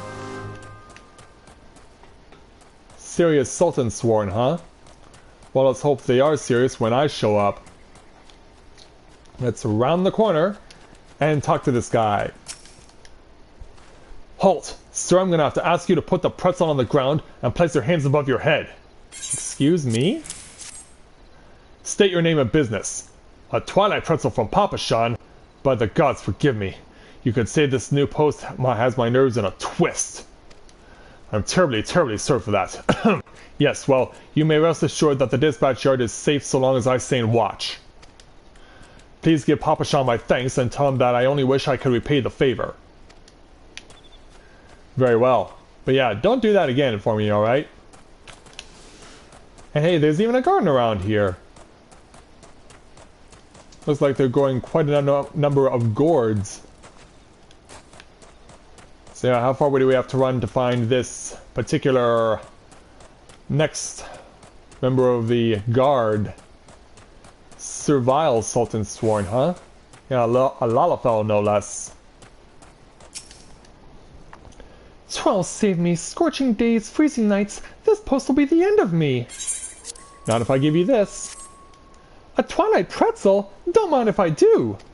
Ah, now that's a refreshing goddamn pretzel. I feel reborn. What exactly is in there that you need to feel like you're refreshed? Because pretzels have salt in them. Salt will make you thirstier faster. Explain yourself there, Mr. Sultan Sworn Lalafell. Why would you feel refreshed after eating a pretzel? That makes no sense. So anyway, there's one more member of the Sultan Sworn down here, a stern Sultan Sworn. And this guy looks like to be... yeah, he's another Rogadan, I think. Western front clear, eastern front clear. But I'm not clear with you. From me? For me? From Papa Sean? A twilight pretzel? My favorite! How did he know? Can't fight on an empty stomach now, can I? Actually, I can't fight on any stomach. I suppose you could say I have no stomach for fighting. Well, I'm sad to hear that. Alright, let's run back to Papa Sean then and let him know that we're done. Did I just hear a coyote howl? I think I did. Alright, Papa Sean. Yeah, this time we'll come up to the platform and say hello to you properly. You've returned then with a deal fewer pretzels, I see. Tell me, how fare our Sultan Sworn sentries? Did they have anything to report? Anything at all? What? Nothing? Are you sure? Oh dear. Take this for your troubles then, and stay a moment. There is more I would ask of you. Alright. So what will you have us do for your next quest? Northern, I just this moment... No, the time for concealment is past. The truth is, even before I had you deliver those pretzels, I was privy to some most unsettling news. Like the fact that you have a guild seller standing right behind you. Which is the real reason I sent you to meet those Sultan Sworn. So let's take on the level 5 challenge entitled Underneath the Sultan Tree. Papa Sean is in dire need of your assistance. But yeah, I may have to take a time out just to go ahead and flag these guild sellers. A young noblewoman from a very prestigious family has run away from home, and I've been ordered to see to her safe return. The Sultan Sworn you met earlier are assisting with the search. Alas, it seems they have found no trace of her. I apologize for not being frank with you from the start, but we must proceed with caution. Should word of her disappearance spread, I fear others with less honorable motives may join the hunt. And should we allow her to come to any harm, not even 100 beheadings would be punishment enough. That cannot happen, Northern. It must not. I need you to help me find her. I can definitely assist you with that there, Papa Sean. Praise the 12. I knew I could count on you. I've instructed the others to expand the search, but Thanlin is vast, and there are only so many of us. The young noblewoman's name is Lady Lilira. I want you to go south and look for her in the vicinity of the Sultan Tree. Good luck! Alright.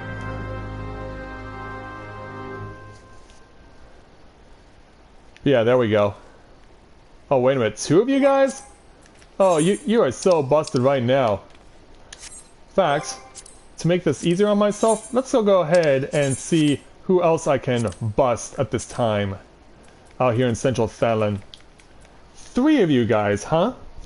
Well, let me go ahead and write your names down, just so that I make it easier on myself. U-T-I-V-F-L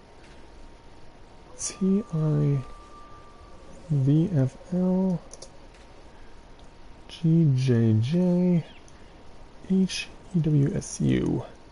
And then L-A-D-O C-Y-P-L. Yeah, I feel like I'm typing out a password from an old school NES game. T-Q-D-R-E P-L-C and finally N-O W-A-N-Y Q-O E-I-Y-B-I-I-G-B.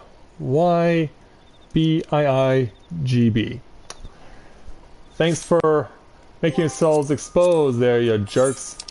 So yeah, let's go ahead and report you guys. Their names. Yeah, they're never a name. They're always. Alright. Q-U-U T-I-V-F-L G-J-J H-E-W-S-U L-A-D-O C-Y-P-L T-Q-D-R-E P-L-C and N-O-W-A-N-Y-Q-O-E-I-Y-B-I-I-G-B.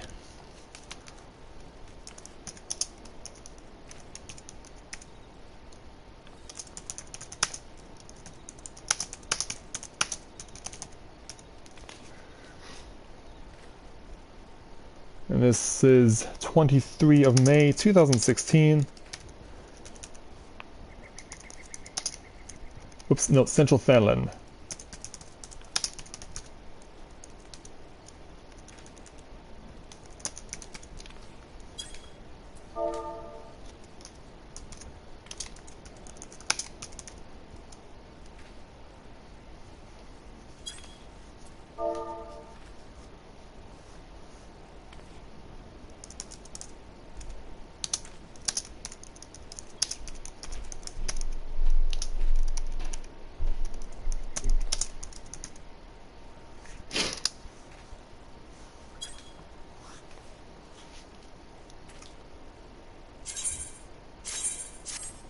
There we go. Got you three out of the way. Well, it'll take a while for them to actually get busted, but since I have revealed their names, they're not going to be safe for a while. So let's go ahead and make our way south to the Sultan Tree now. Yeah, sorry about that, but I knew that was going to be something that was going to bother me for the entire duration of this webcast if I didn't get it off my mind right away. So now we're going to go as far south as we possibly can, apparently. And that must be the Sultan Tree right here. Yeah, it's certainly the biggest one to find, so yeah, it's kind of hard to miss, this one. Can I get myself up? Yep. Now, where is my combat situation? Oh, Hodalalafel hiding in this little trench. Well, this must be Lady Lalira. Oh, Sultan Tree. So yeah, let's go ahead, get that out of the way. Now let's go ahead and start fighting.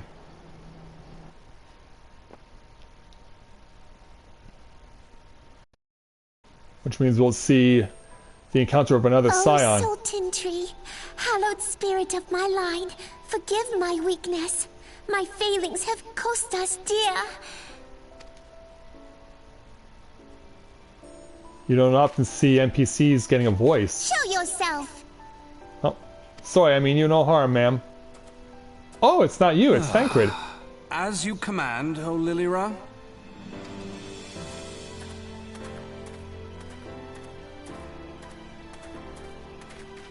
Forgive my selfish desire to assure your welfare. I don't recall requesting an escort. Simply pretend we never met and continue on your way. We both know I can do no such thing. It isn't safe for you here alone. It isn't safe for anyone. Not with this etheric disturbance. It's as though the dead are watching us. And I'd prefer not to join them, if it's all the same to you. Ah, you must be the one that Papa Shan mentioned. Congratulations on finding our elusive young charge. Oh, so you know about that. You'll have to forgive her impetuousness. What she lacks in discipline, she makes up for in stubbornness. I'm sure she does. You should return with us. The station master will be eager to thank Lady Lilira's protector in person. But before we can do that... Yeah, someone's saying Alas, hello. the station master will have to wait. Dear Lilira, for my sake, please stay out of harm's way. I don't think that'll be an issue for her. As for you, dear friend, for Lilira's sake, please stay in harm's way. Yeah, but you'll be taking all the damage. You're going to be the one who's going to be tanking this here, Mr. Well, you know who you are. Mr. Thancred. Handsome stranger is what they refer to you, apparently. Yeah, too bad this handsome stranger ultimately turns out to become a villain. Getting possessed by La Habrea.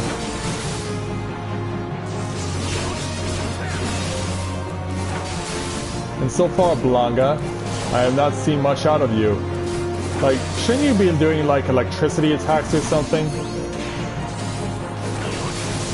But yeah, I know that's Blanca. But yeah, I'm making a play on words here. And in this case, names. Lesser versions? Where are they coming from? Oh, they're coming from behind the tree. Lovely, it brought friends. Which I shall take on. Of course.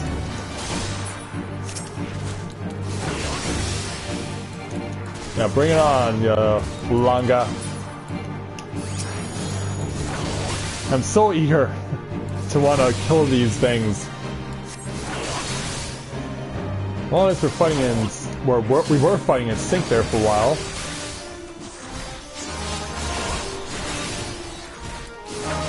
Yeah, how did they call him a handsome stranger and not a beautiful stranger like the song that Madonna did for Austin Powers, The Spy Who Shagged Me? There are limits to our hospitality.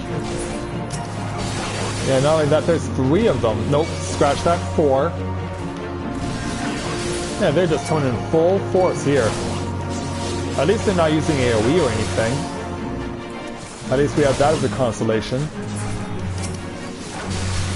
But yeah, I've never seen this many come out. This is a surprise even to me. Now back over here.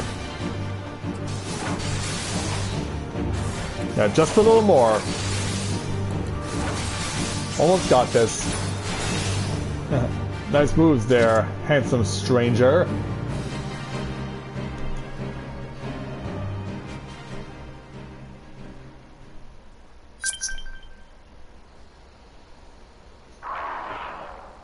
Yeah, down you go. Whew.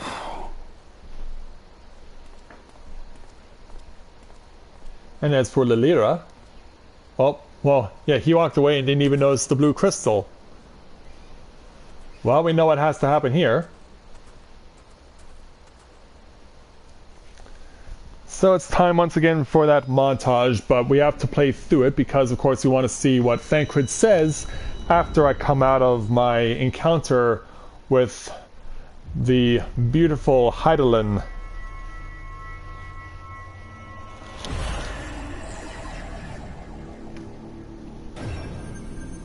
So yeah, we'll just enjoy this little bit of fun.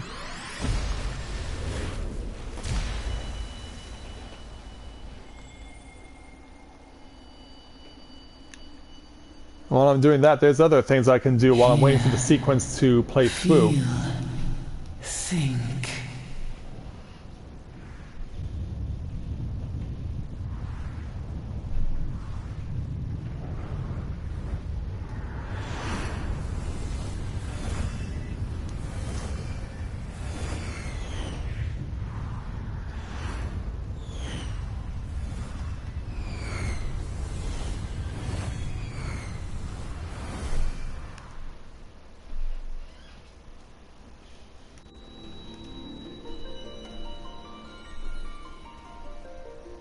Crystal Bearer.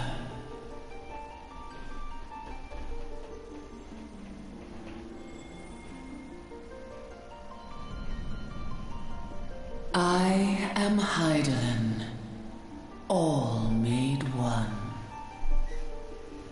A light there once was that shone throughout this realm, yet it hath since grown dim.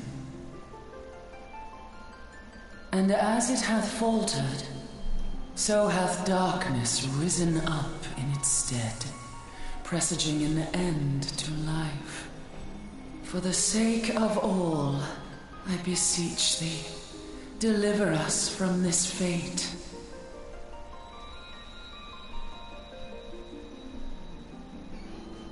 The power to banish the darkness dwelleth in the crystals of light. Journey forth and lay claim to them.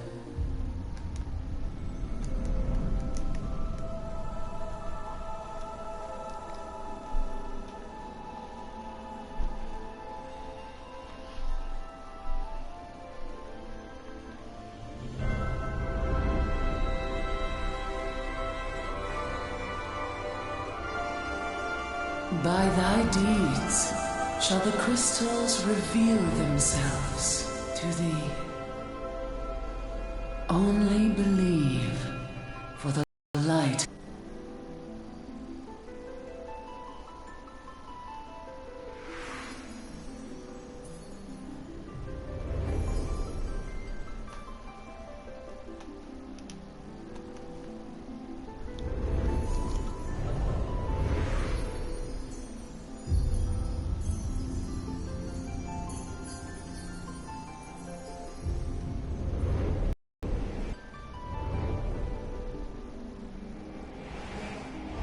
Go now, my child, and shine thy light on all creation. Thank you there, Hydaelyn. And so now, let's come around. Come on there, big man. Ah, coming around now. Yep. Yeah, how could a big burly Rogadin like me fall so easily? Would you mind telling me what that was? If I only knew. A denizen of the void at any rate. The void sent? Here? But how? There are reasons. The question isn't how, but who. We're not dealing with bookless bandits.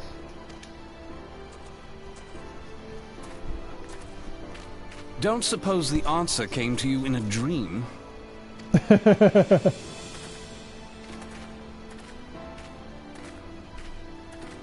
No sooner did you fell the beast than you fell asleep. Too much ether, no doubt. Interesting. I hadn't considered the crystal. But of course, this changes everything. Oh, so. Oh, just thinking aloud? At any rate, we haven't a moment to spare. I must return and report this at once. I leave Lady Lilira in your capable hands. Really? Are you that confident in me? How dare you pass me about like a swaddled babe? Yeah, even she disapproves. I shall return and tell them myself.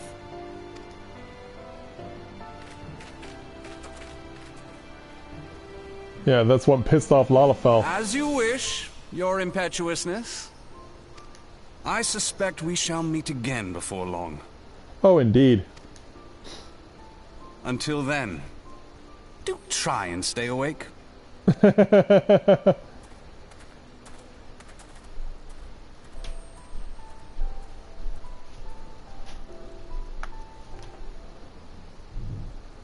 Alright, so we gotta go back to Papa Shan to finish this one off. So back this direction. Back this direction to the dispatch yard and leave the tranquility of the Sultan tree behind.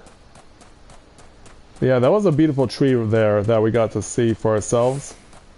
It was worth it to go check it out. Now then, once we get back to the dispatch yard, we'll let them know the good news, hopefully. I couldn't jump up onto the roof. I have been able to do that before with my old house with Mathia. But yeah, I can't do it with, I guess, with this. Hey, Papa Sean. Oh, even Lilira is here. Thank the gods you returned. You had us all so worried. You do realize what would happen if a person of your noble stature were to be injured, or worse? Why, her grace the Sultana would be beside herself with grief, and so would her subjects. I dare say they'd be weeping in the streets. But I've already given you cause to weep, Papa Sean, you and the people of Ul'dah. Yo, Sultan Sworn, what were you doing? Please, you're not to say such things. We'll find it, I swear to you. It is not my place to make demands, my lady, but I beg you, please stay out of harm's way. I apologize for causing you undue worry, Papa Sean. I shall refrain from traveling unescorted in the future. Well, that's news for his ears.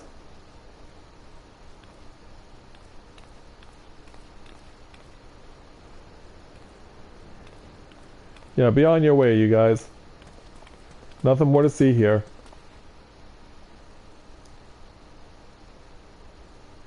So, I cannot thank you enough, Northern. I understand you fought bravely to protect Lady Lilira from void-sent fiends.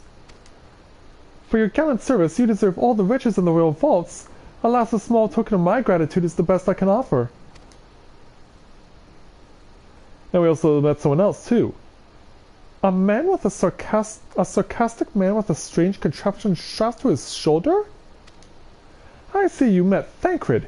He's a scholar who spends his days investigating oddities in the ether, rather too fond of the sound of his own voice for my liking, but perfectly harmless. As for you, Northern, you're just the sort of adventurer we need around here. I pray you show the same kindness to the people of Thailand as you did to us today. Thank you very much for that.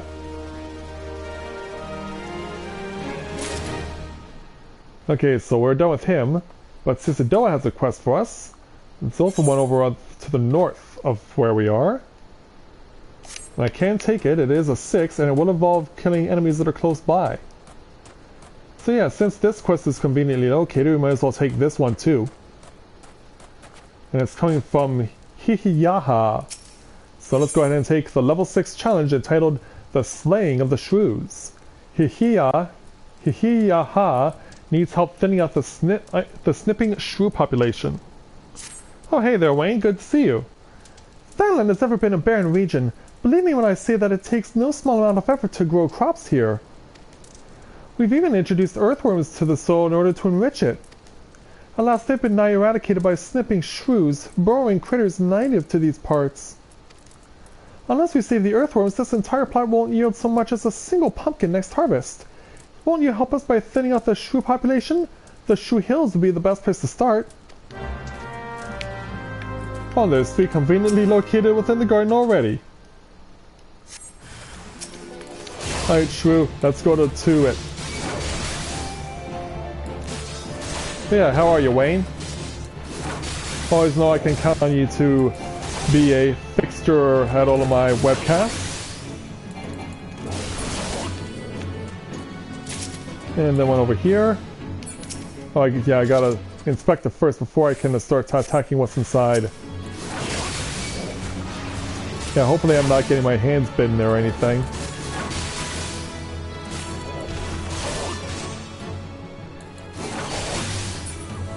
Alright, you're down. Next. And last. Let's take you out.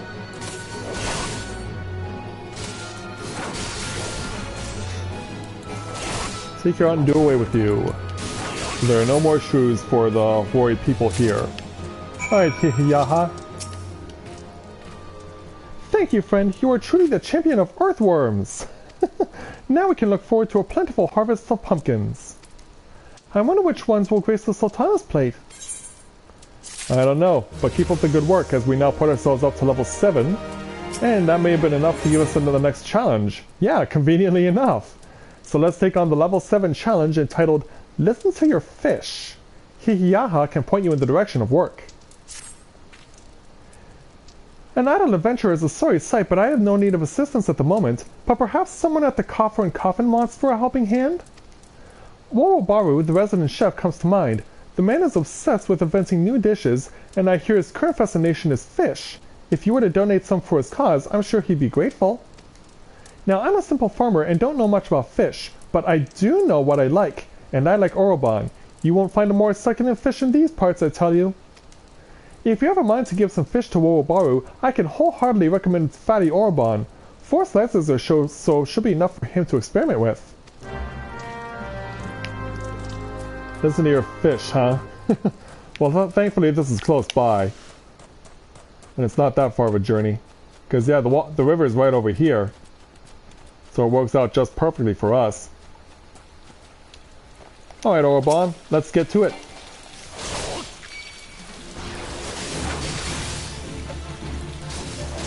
Let's get to it and I will hurt you badly.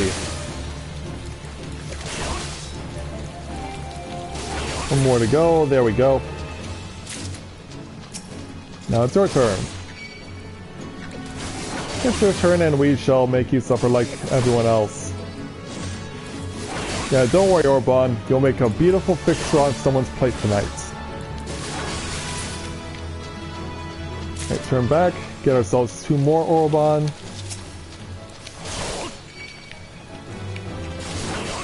I do admit, though, these Orobans do look a lot alike like anglerfish from Finding Nemo. Which is quite hilarious in itself. Alright, cut it down. 1 more to go.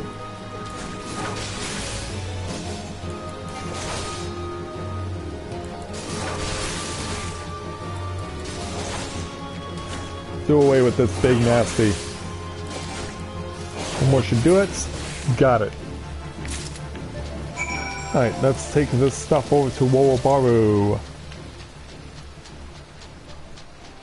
And since the Coffer and Coffin is so conveniently close by to the central aetheryte, we'll go ahead and attune to that as well. Plus, we also have antling workers that we can cut down for the hunting log. That works out just fine.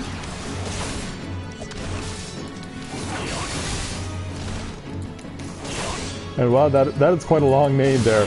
Kurokibo Roku Kyokroku. Can we get a translator for what that name might possibly mean? Yeah, because Japanese names all have some sort of meaning behind them. But really, you could take any set of Japanese syllables and make a word or a name out of them. Come on back. Yeah, because to my knowledge, there are like about 100 different syllables in the Japanese language that you can use, and so that can make life way easier for coming up with a name.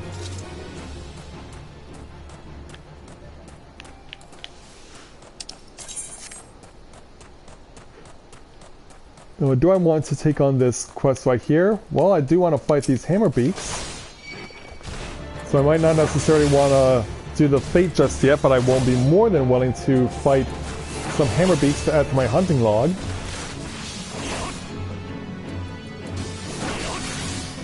Because they will be very useful. Oh, excuse me. Alright, that's down. Okay, this fate is almost over anyway. But if I could kill some shell sweepers to help myself out, that would go a long way. Yeah, shell sweepers are also on my hunting log, so I might as well kill these guys too. Yeah, these guys are done. So we might as well go after the hammerbeaks while we're here. No reason not to. I mean, they're also conveniently close by. Look out.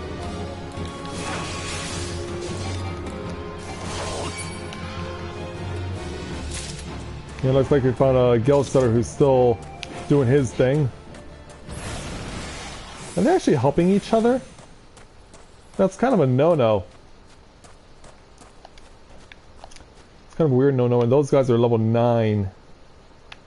And I do not think that I can actually kill these guys safely or successfully.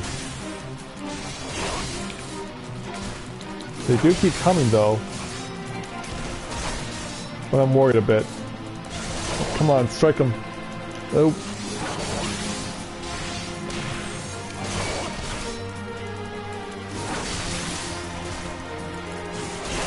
Hang in there, Northern.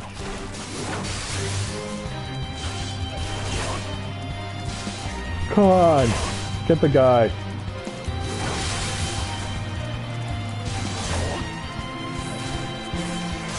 Take him out, come on, there we go.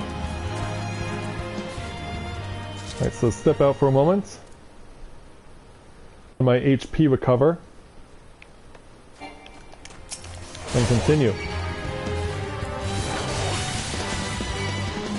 Oh, damn it. One got too close. And I'm being teamed. I'm being comboed. I don't know if I'll be able to kill one in time. Yeah, I think I may have bitten off more than I can chew here, so yeah, I'm gonna back away. Oh, heartbreak, but they're still coming.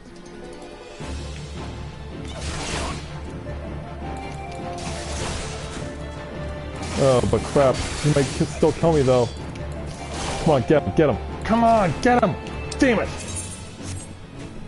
Ah. I thought, oh, I may have a chance this is going to be close, but no. I missed and he took advantage. I missed and he took advantage.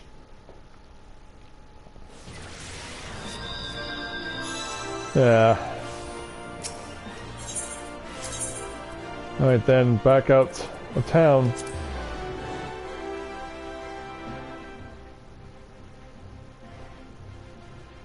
Back out of town so we can do what we gotta do. Yeah, that was unfortunate. I was thinking I stood a chance, but unfortunately it didn't work out like that. I was really hoping. Sadly, it doesn't go my way, though. Oh, alright. This 5 is popped up, so I might as well take this one. We're gonna squishel the ungood.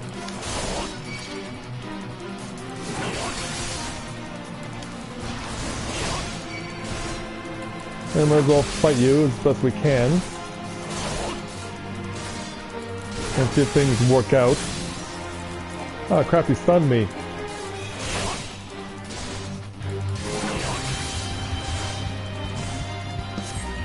Ah, they credit me with a fail.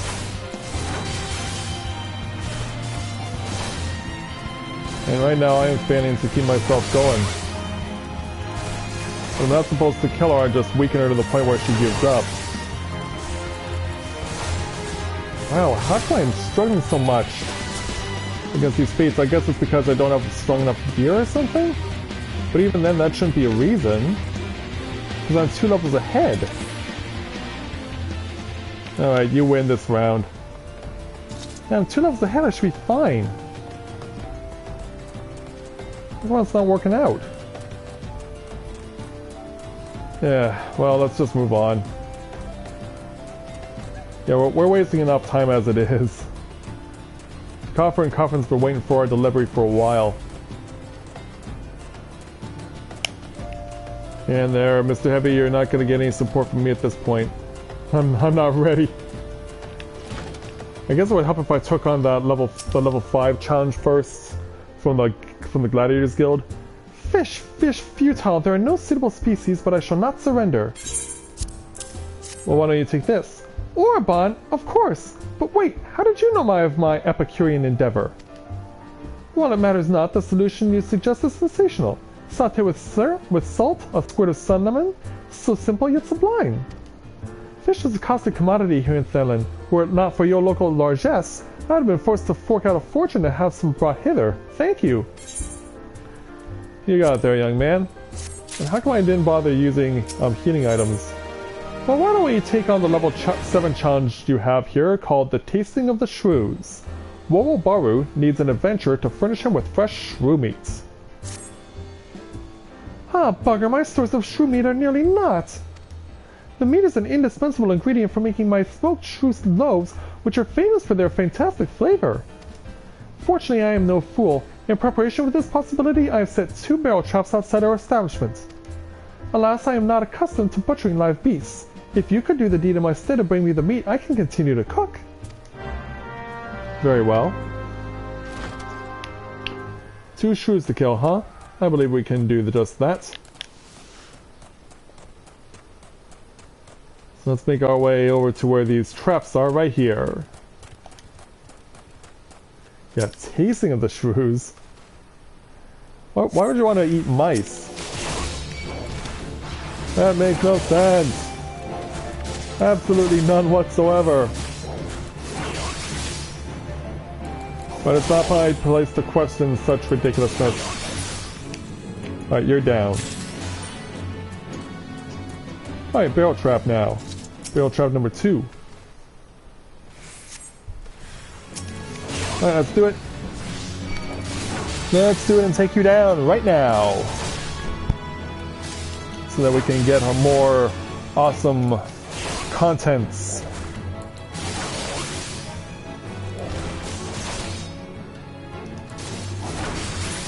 Get you down, there we go. And back to Wowobaru.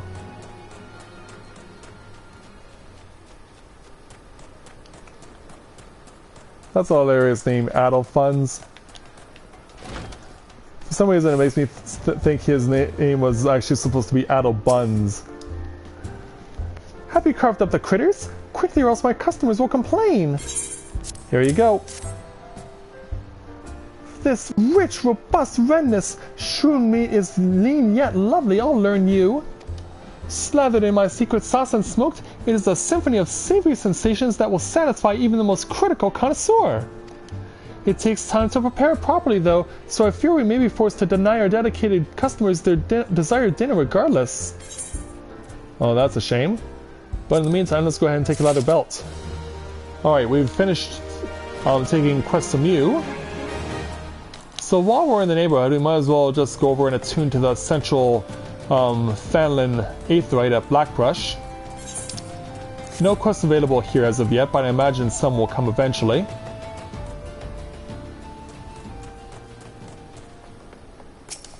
Let's go ahead and attune ourselves. There we go.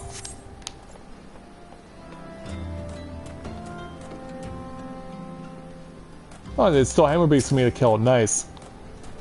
I will take advantage of this opportunity. And if you're right here, I won't complain.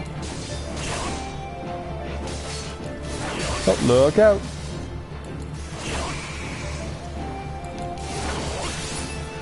Alright, you're down. Oh, that takes care of hammer beaks, alright. I have 5,000 exactly out of 6,000 that I need. Wow. That's weird, I've never had something like that happen before. Yeah, that's definitely weird. A hunting log. So I have 6 out of 10 already, wow. Earth Sprite, Spriggan Grave Robber, Kakiran's Shell Sweeper. We know we are trying to get one of more of those. In fact, I know they're right close by. I know that they're right close by, and I would love to do away with a Shell Sweeper if I could. Yeah, their encampment is right over here. There it is, right up there. So just a matter of killing just one. I only need one. Right over here. Right over here, don't bring any of your friends, and let's go down. Oh, look out for the AoE.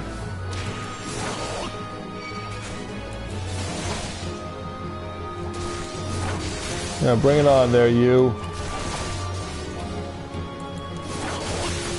And I shall hurt you badly. Get you out of my life so that I can get another experience level. Come on. One more. There we go. We got it this time. That'll put us over the top to get to level 8. Alright, back to the steps of back to Ul'dah, more specifically. There we go. We got that one out of the way.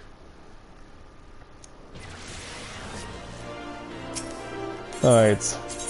Back over to the Gladiators Guild.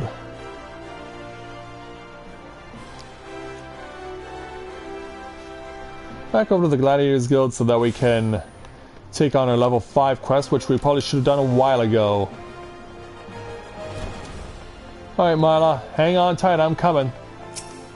Let's go ahead and take your level 5 challenge entitled Kicking the Hornet's Nest. First Sword Mila wishes to teach you the fundamentals of gladiatorial arts. Ah, Northern, I take it you and your sword have become better acquainted. Then I will now instruct you on another fundamental aspect of what it means to be a gladiator, commanding an opponent's attention. As gladiators, we are trained to engage enemies at close range, weathering their attacks as we deliver our own. However, there are times when we must do battle alongside allies whose talents are not the same as our own. In such a situation, your role is not to slay the enemy in front of you, but rather to defend the man beside you. We do this by eliciting the enmity of our opponents through attacks and techniques designed to incite their hatred. You must learn to draw the enemy's attention to yourself and to trust in your stout constitution to endure. In so doing, you protect your weaker comrades who would otherwise perish. To better help you understand this, there is a task I would have you perform. It just so happens that Momodi of the Quicksand has requested our assistance. A gang of Lominsan marauders has paraded into town and begun harassing people outside her establishment. Men like these prey on the weak, but will turn tail and flee at the first sign of defiance. You need not resort to violence, it will suffice to show them that you are not afraid of them and will not tolerate their behavior.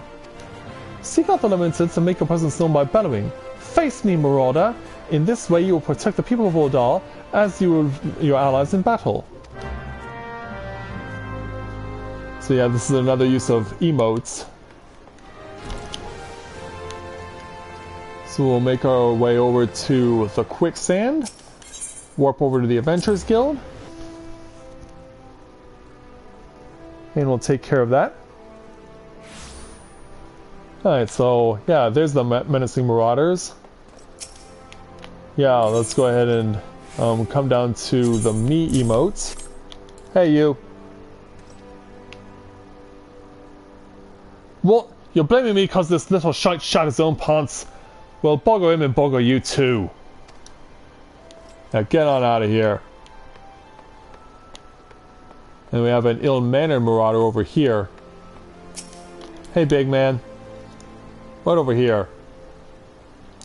You know your friend's 12-down cheat? Think he can charge us more because we're foreigners? But he'll get his own back, mark me words.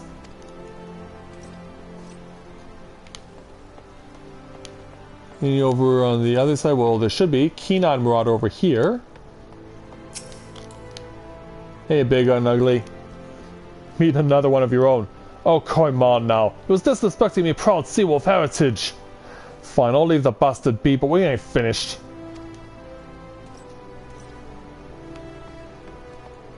And finally, the mocking Marauder up here.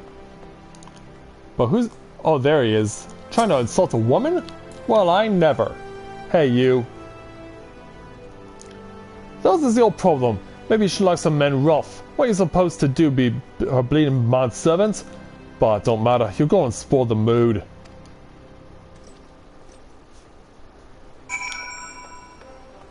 And now tell the Marauder inside the Quicksand to face me.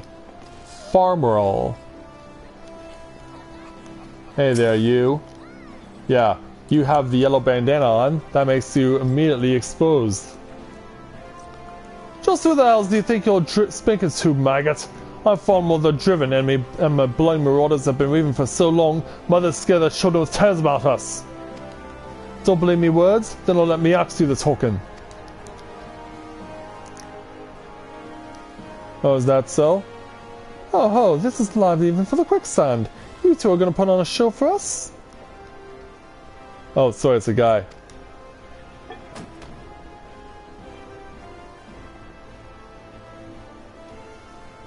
What's this? I'm not a goddamn fool. Show some respect when you talk to...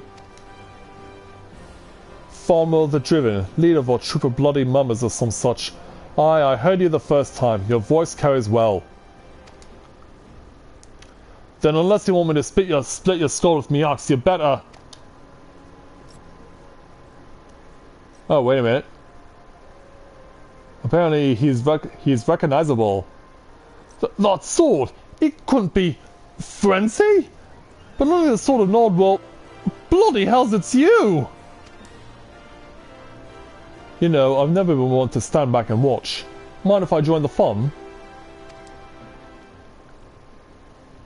Begging your pardon, sir. Yeah, get on out. Why do they always do that? Looks like it's just you and me. Standing up to that Lumminson was quite brave of you, and quite foolish. I think I like you, Gladiator. Name's Ul'dah, and I'd buy you a drink, but I'm afraid I just spent the last of my coin. I used to be a young gladiator like you. Back then but that hardly concerns you. These days I'm just an explorer of the unexplored. A seeker of yet as unknown experiences. Like that beautiful stranger keeping my bed warm right now. Gods, I miss this city. This wonderful desert jewel of debauchery and sin. Now if you'll excuse me. Yeah, what was that all about? Alright, and apparently Momodi can end this, well, or at least gets one step closer. Hey Momodi, I swear if I hadn't seen all this with my own eyes, I wouldn't have believed it was him. Everyone here thought he died years ago. Listen, Northern, do me a favor and don't tell Mila about meeting Aldous, alright? She doesn't need this sort of drama. Why? Well, let's just say some folk ain't good for one another. Very well. Then we'll go ahead and... Well, we have to go ahead and let Mila know that we finished the task. So we gotta go and warp back to the Gladiators Guild. I'll go ahead and consume some more water in the meantime.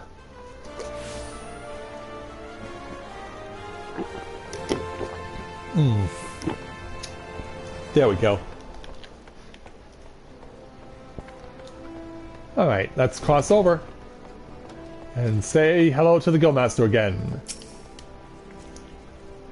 I've already heard of your exploits at the Quicksand, Northern. You did well to send those marauders packing.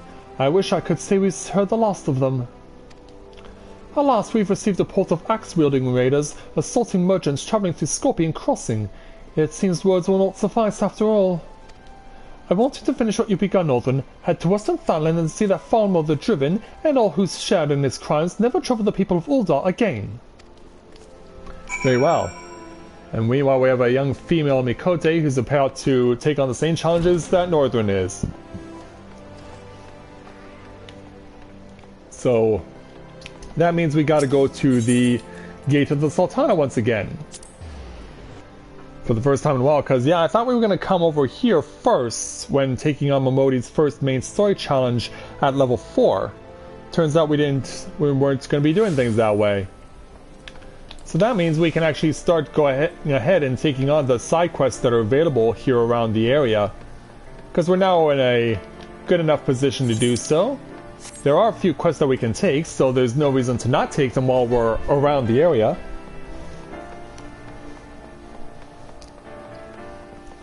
So yeah, we'll march into Scorpion Crossing, but before we go ahead and take on the Gladiators level 5 challenge, we're going to go ahead and take on the other quests that are available. Yeah, don't worry, Nervous Merchant, we'll alleviate your alleviate your concern eventually. But first, Oswell, let's take on your level 6 challenge entitled, I Believe You Can Fly. Oswell is holding a letter addressed to someone at the Silver Bazaar. Boxes, crates, bells, lifting, moving, stocking. There's no end to it. I'm tired. So very tired. Say, friend, do a hard-working stranger a kindness, would you? See this letter safe to Kikipu at the Silver Bazaar. I'd call on her myself, but I haven't the time, and I doubt these weary legs could carry me there, even if I did. I'd like to send her something nice along with it. Could I trouble you to scrounge up, say, 5 hammerbeak tail feathers? Gods know you can find the beasts around here easy enough. Kikipu's a dear old friend. She's called the Silver Bazaar home for for far too long. There's been ill rumors of the place of late. I just like to make sure she's well is all. What about you, Guntram? Why don't we see what you have available for us as a level 5 challenge entitled A Dabble Do Ya?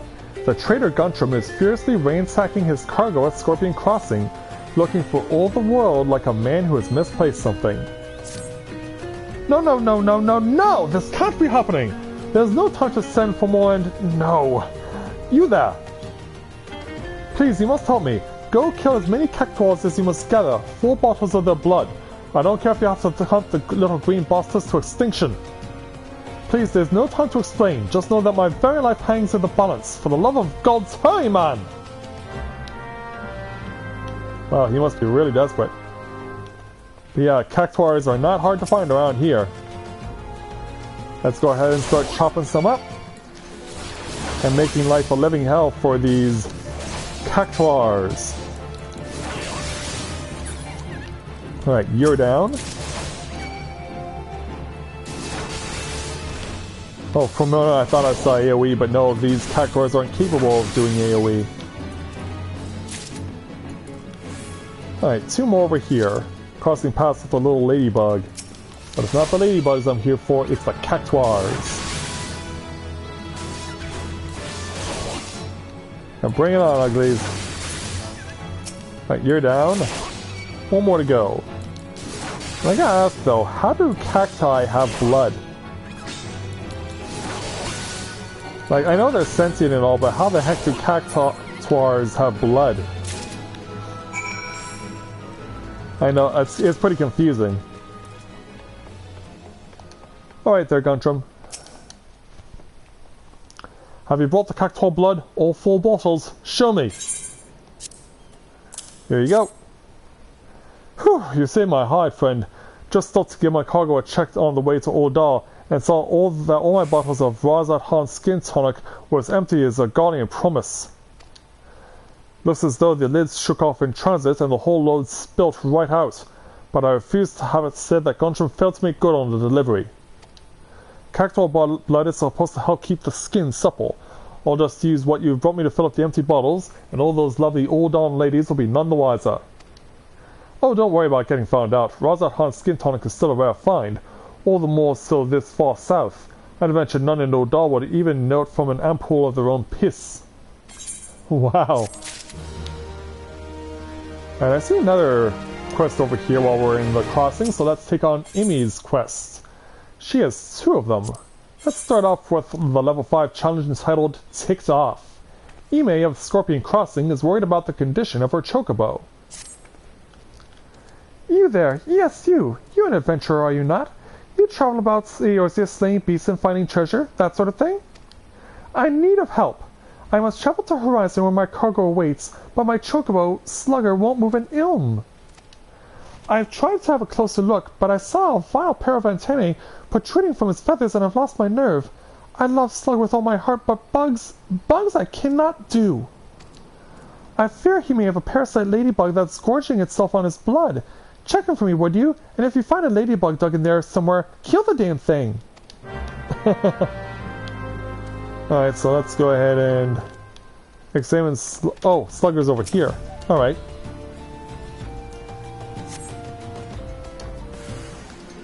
Yep, there it is. There's the parasite. But yeah, whoever would say that a ladybug is a parasite in real life. We wouldn't think of them as parasites. Speak with Slugger, huh? He's all happy. So yeah, just like that, we're done. Slugger says thank you and you have my thanks as well. I was sure as sun up if it was a parasite ladybug. Must have latched itself onto somewhere along the road. But how the bloody thing managed to stay concealed at that size is a complete mystery. In fact, I'm not even going to question it. I'd just like to move on and put all this behind me. If we don't keep our chocobos healthy, cargo won't be able to move over land. We owe these birds a great debt. I wish more folk would see that.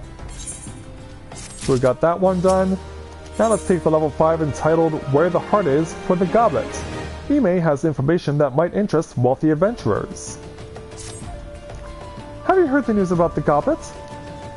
All that quality land so desperately coveted is to be auctioned off to bidders regardless of their origins. Even adventurers have the right to participate. Just imagine, the entire area could end up owned by wealthy foreign... beg your pardon, sir. It isn't that I dislike adventurers, far from it. But when you consider that Ul'dah is still struggling to accommodate countless refugees, the idea that this land is being sold for profit is not surprising whatsoever, to come to think of it. Still, the least they could do is give preferential treatment to hard-working Ul'dahs like me. I've been saving for years just waiting for an opportunity like this to come along. Say, you wouldn't happen to be curious as well, would you, about the goblet? My hands are full here, but if you have a moment to head that way and look into this auction business on my behalf, I'd be ever so grateful. There's bound to be an Immortal Flames representative by the gates or in the goblet who can explain what's going on. This wouldn't happen without General Rabon's approval, of that much I'm sure. Alright. And we can also gather the tail feathers while we're here. The hammerbeaks are close by. So let's start fighting them. Gotta get from 5 beats.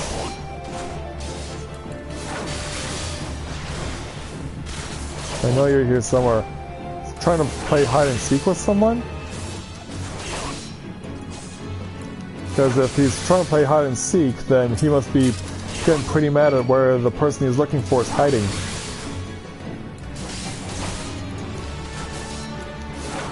Yeah, I'm looking at the chat log and that's what I'm referencing right now.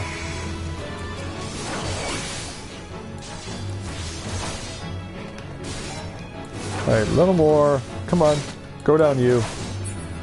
Alright, got it. Wow, these things are really taking away a lot of my TP. Surprised how much I'm losing of it every time I fight. Because I'm supposed to be getting it all back.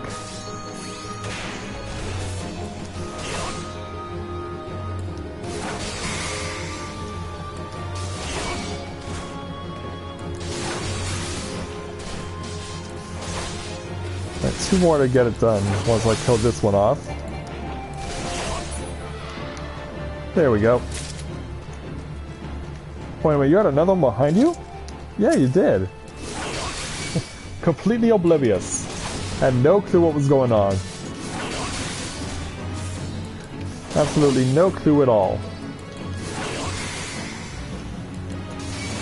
Yeah, like, wait a minute, a friend of mine is getting attacked? How come I wasn't made aware of this?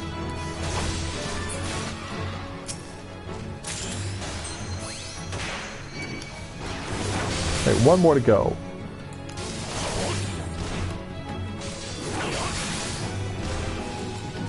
Oh, look out! Look out, gotta keep ourselves standing on our own 2 feet. Finish it off, there we go. Okay, so, yeah, we'll go ahead and finish off the goblet first. Go ahead and finish off the goblin first and then we'll go elsewhere.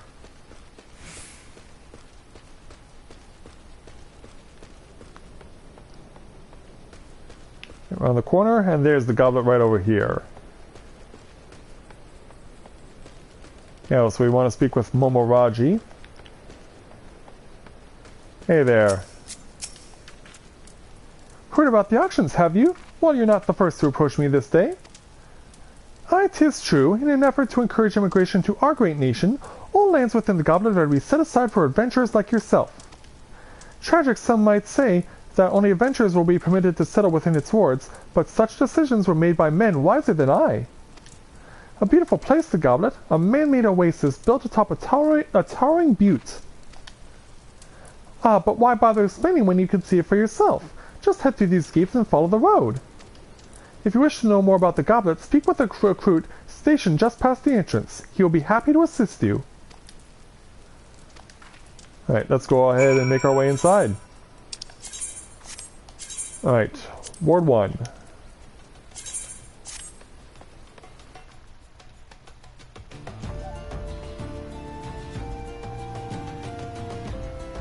So let's go inside the goblet. Yeah, it's the only place I never actually have been to before for housing as a part of a free company with any of the main players that I've played as. I do have a character on a European server that belongs to a free company that does have a house here in the Goblet. But I've never really come here that often. I've only been like once or twice for that particular free company. But yeah, those windmills are massive. Those are some massive windmills. Right, here's the recruit. Greetings, adventurer, and welcome to the Goblet. Beg your pardon? An Ul'dah woman asked you to learn more about the auctions? Oh dear, as you may have heard, these plots are reserved exclusively for adventurers. Since your friend is an Ul'dah citizen, she is ineligible to participate. Should you yourself have a mind to purchase a plot, pray speak with the resident caretaker. He can guide you through the process. But yeah, this will give you an idea of what the plots in the Goblet look like. They're almost like a big giant circle. The residential districts.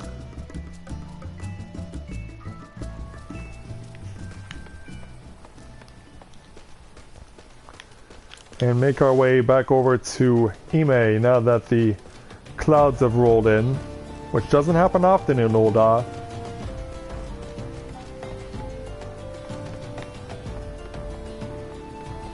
Hey, where's Ime? There you are. You've returned? Tell me, what have you learned at the auctions? Hey, what do you mean it's reserved exclusively for adventurers? I mean, sure, times are tough and every nation is scrambling to attract formidable fighters.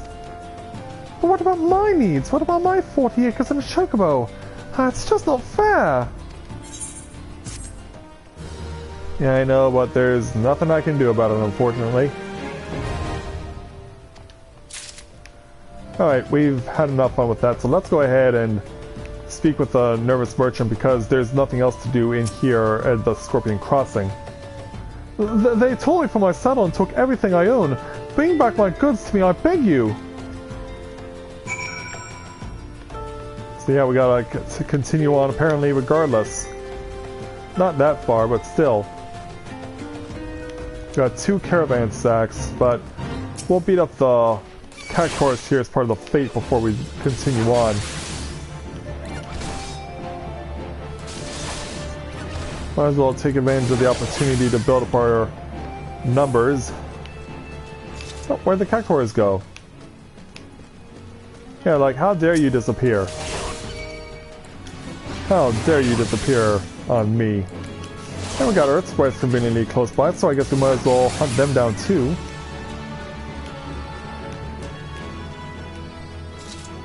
Where are the cactuars? Wow, why are they in short supply around here? It's just so weird. Alright, so Crossweiler is a pugilist.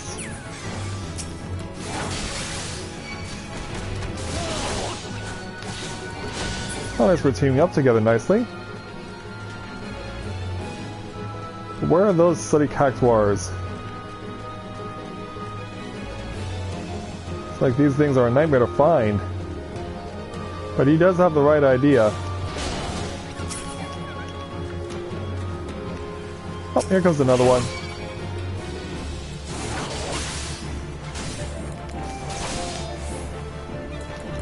Yeah, come on there. Let's take them down together.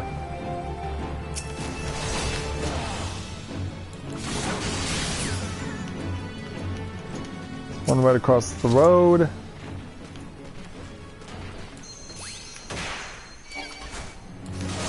Right over here, cactuar.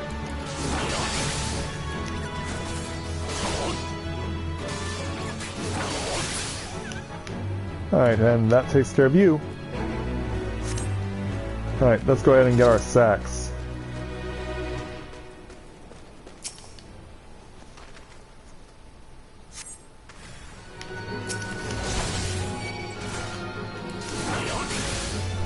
Oh, so that's where you are. And hey, I found farm roll. Awesome.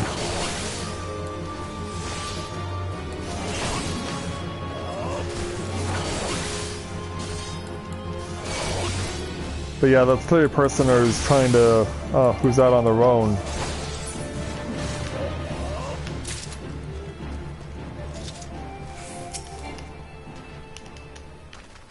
Like maybe the ball field is trying to do something for themselves.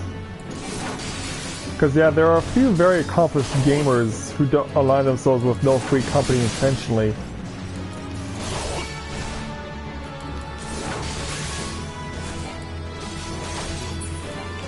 Alright, takes care of him. And it's still quite a ways away to run down to the Silver Bazaar, so we'll just go back to where we were. I can make my way down to the Silver Bazaar once we get this finished. Hey there, merchant. Yeah, don't worry, we got it.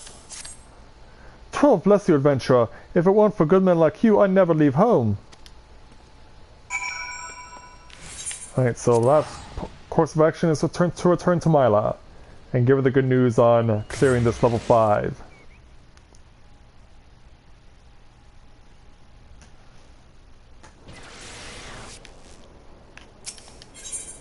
Alright, over to the Gladiators Guild.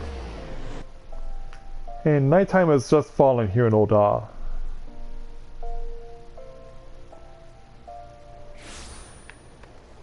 Right. Let's go over to where the event, or where the Gladiators Guild is, and seek with Mila to complete the challenge. Good, it is finished. And with that, this stage of your training is complete. This time your enemies were ill-behaved ruffians, but who knows what manner of opponents you will face in the future. Regardless, I have faith that you will do well. Master your sword, and you shall master yourself. Now then, there will be work for you in the days to come. Return to your training, Northern. We will speak again. Very well. So, what will we take? So we already have the other 3. We can go ahead and take Cuirass. And equip that to ourselves. There we go. Now he looks like a real gladiator.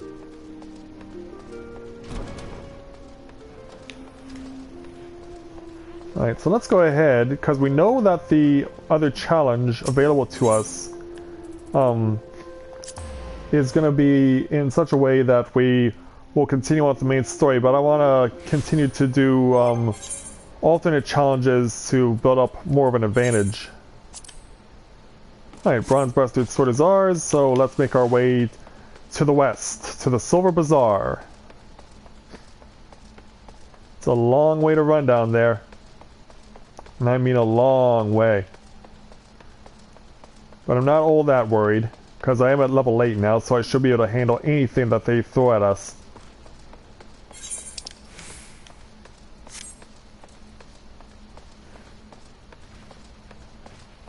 Alright, pass through Scorpion Crossing once again. Cut around and through. And off to the west. I'll also be able to... I should also make it a point to go ahead and target Earth Sprites while I'm around. Because that would be a good idea to do that.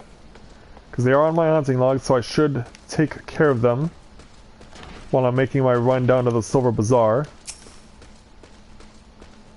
Alright, take this, Earth Sprite. Let's go ahead and start cracking ya.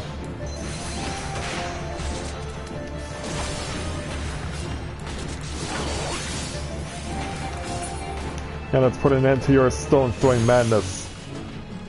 I will not be stoned this day. Oh, Earth Sprite's over here too. Awesome. Yeah, kill one over here, and then there's another one over there.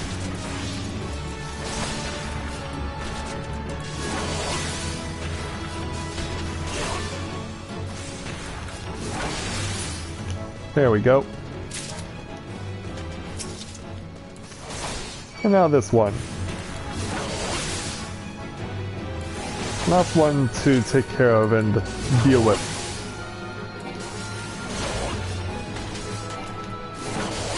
Finish him off. There we go.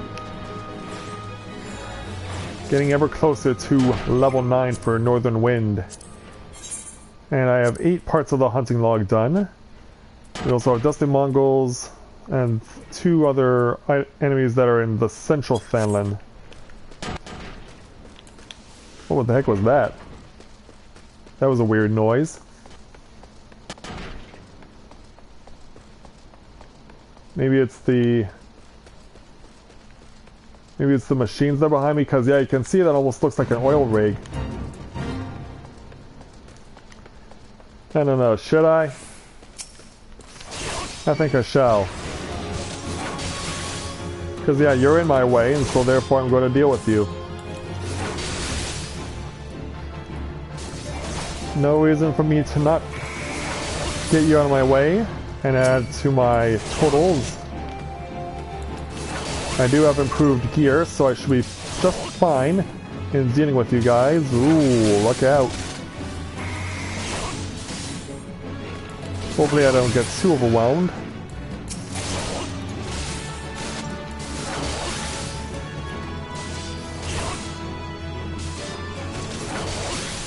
I probably should have like potions on standby in case I need them.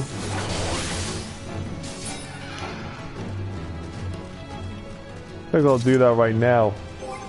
Because yeah, I have a lot of them. Set a hotbar right here. And then we'll continue beating up Hammerbeaks.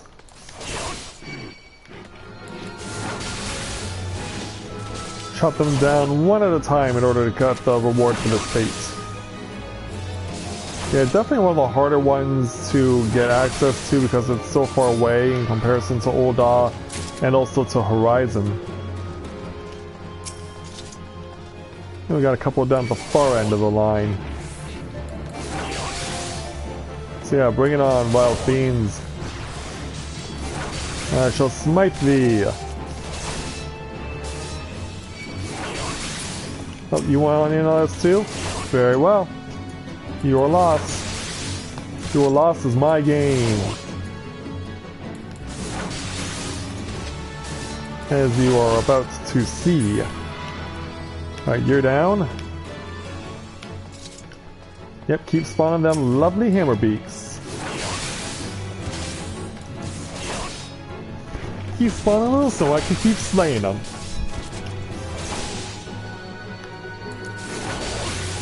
Cut you all down. And make an example of you. Oh wow, one right spawns right next to another. But the other one doesn't even notice. Walks right by, completely oblivious. That's so cool. Alright, you're next. Alright, first completion of a spirit bond. I mean, considering how much stuff I have currently.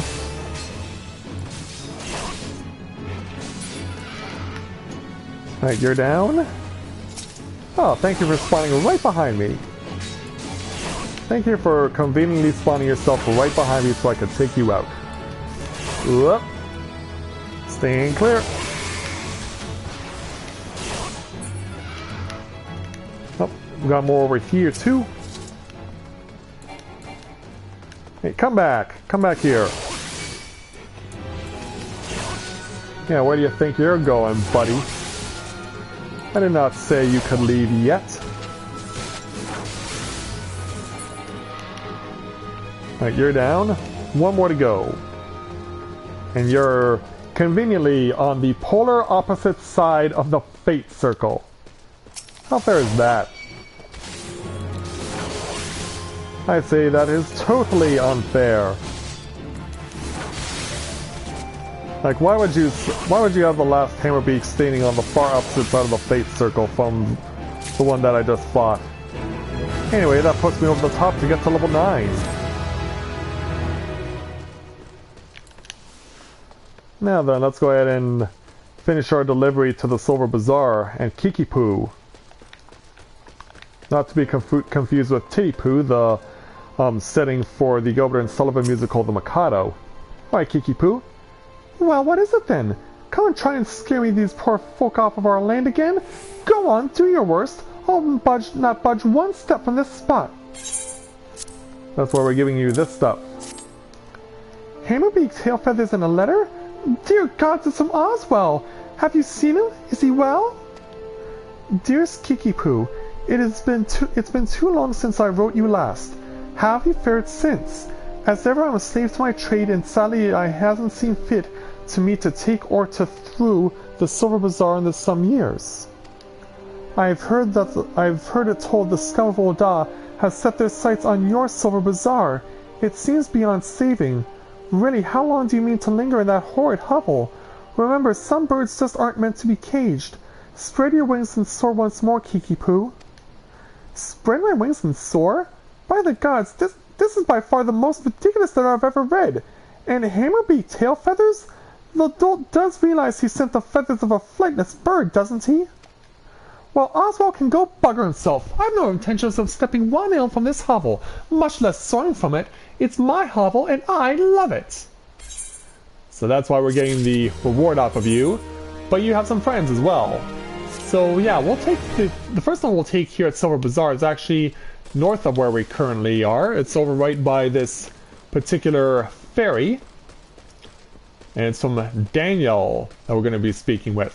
Hey Daniel, let's take your level 7 challenge entitled Getting Your Bearings. Daniel of the Silver Bazaar requires some very specific materials to fix his father's broken compass. Please, you must help me. It's my father. Well, he isn't dying or anything. He's a fisherman by trade, you see, but he only broke his only compass.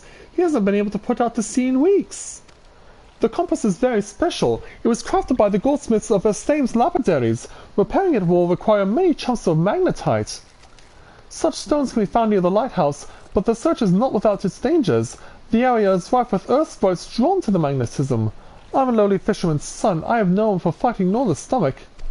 3 chunks of magnetite would serve to mend the compass. Once you find them, please take them to my father Galfadrus. No doubt he'll be dawdling about the bazaar as always. Alright. But yeah, I believe that is a request we can accommodate. Spotted meadow, huh? Why would the meadow be spotted? Is it like patches of green and then patches of brown or something? A meadow not properly tended to? Disrespected by the hands of man or something? Anyway, here's where some magnetite can be found. Alright, magnetite. Now let's take on your magneton friend. Although he's not actually magneton, of course.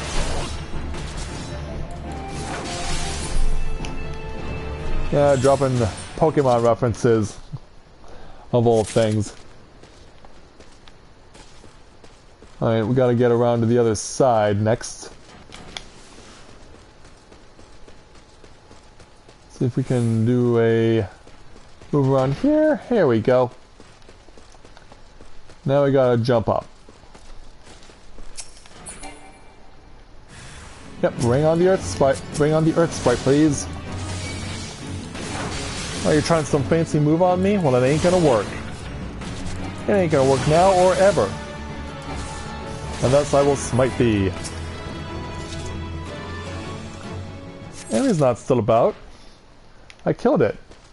I just finished him off. Yeah, like, what battle are you looking at there, game?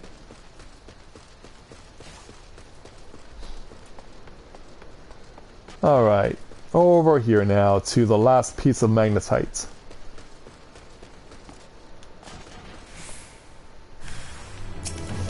Let's bring it on. Let's do this.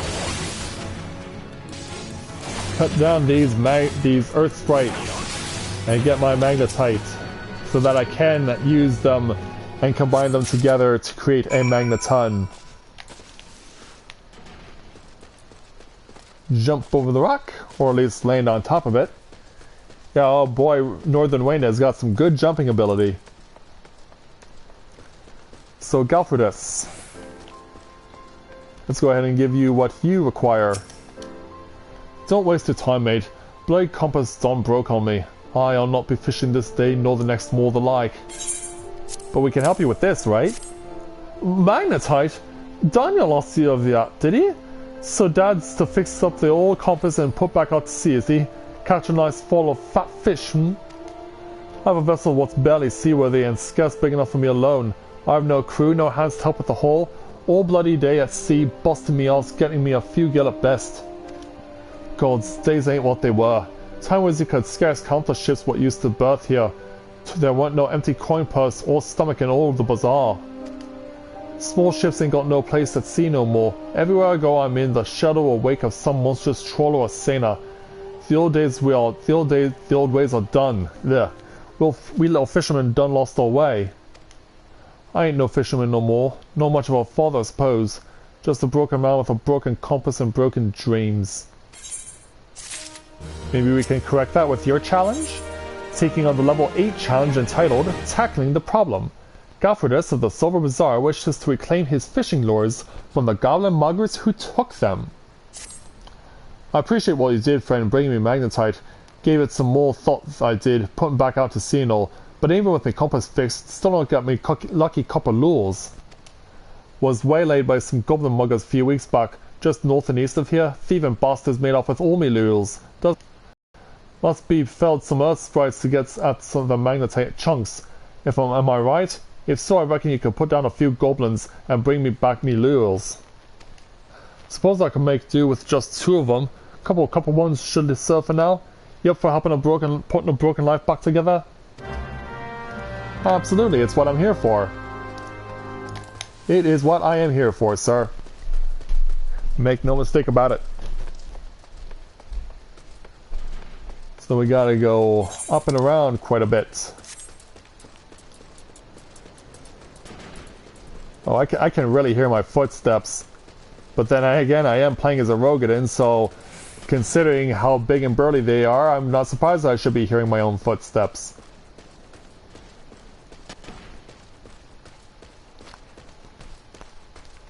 Here they are.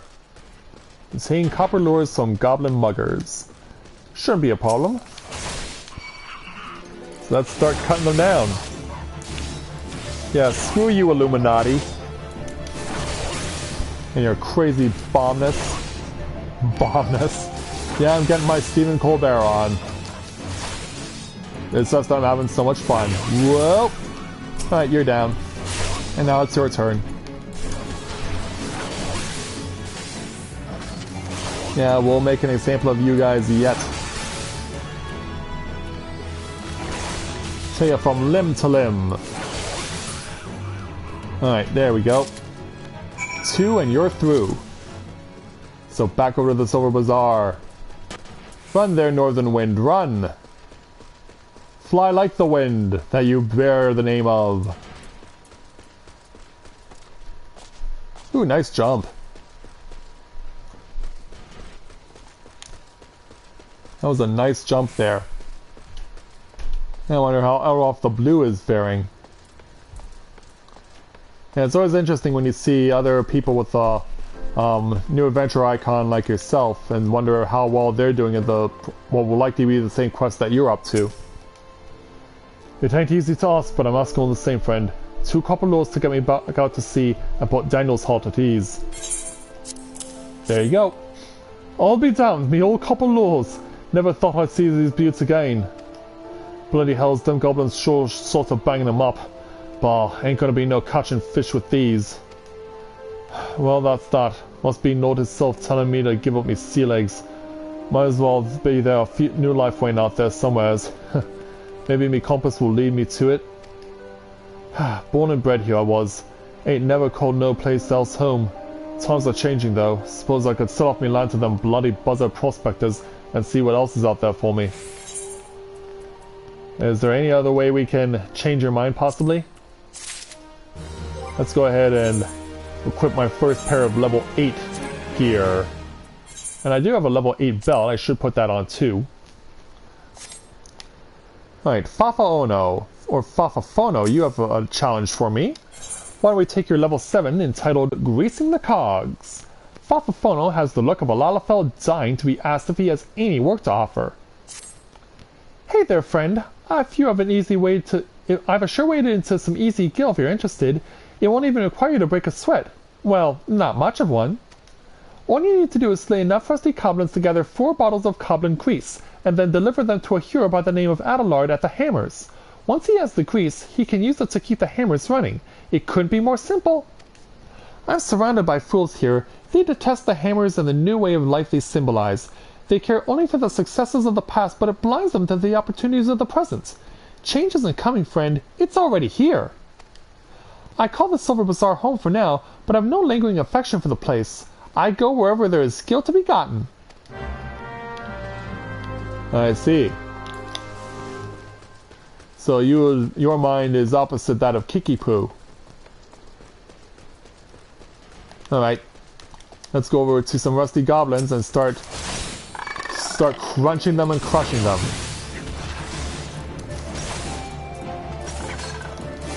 Oh, look out! Stay clear of danger. Stay clear of danger, Will Robinson. And then look at this. 3 conveniently located goblins. Doesn't get any easier than that. Not even remotely close. Oh, look out! Stay with me there, Mr. Northern Wind. Whoa, look out! Alright, you're down. Oh, we got some tin ore. Alright. Now we just only need a few more things from you. Excuse me. I'll finish him off. There we go. One more to go.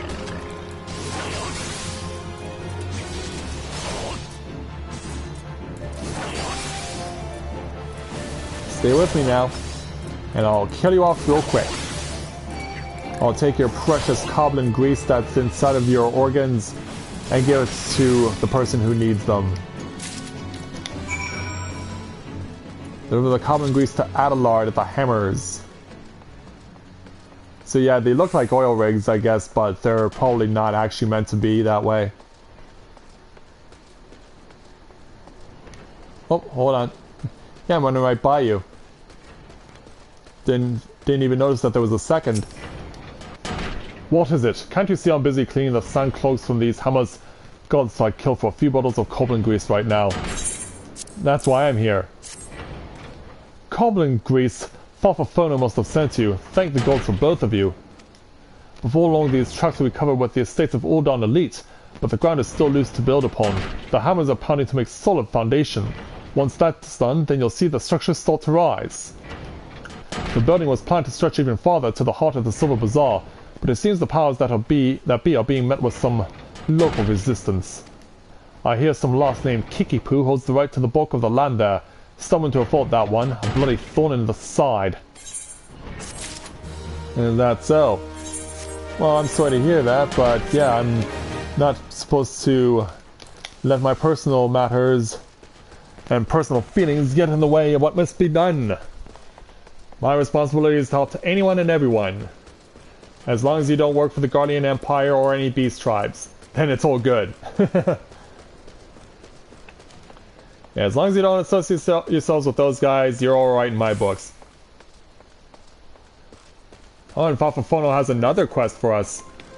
So yeah, we come back to complete this one quest, now here's another one. Alright Farfafono, what is it? Level 8 challenge entitled So Close, Yet So Far. Something has Farfafono of the Silver Bazaar in a very agitated state.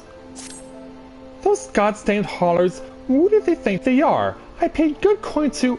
Ah, you there! You're one of those task-seeking adventurer types, are you not? Somewheres I ordered from an Ul'dah merchant to ride, but those bloody worthless haulers just dropped them outside the gate and left. Ain't obliged to bring him no further, the lazy bastard said. Gate to the bazaar's still the bazaar. Order ain't seen nothing about no home delivery. The gall! There are 3 pieces in all. Would you be so good as to bring them to me? I believe I can do that. Yeah, talk about crappy delivery people. Let's go ahead and pick up our contents.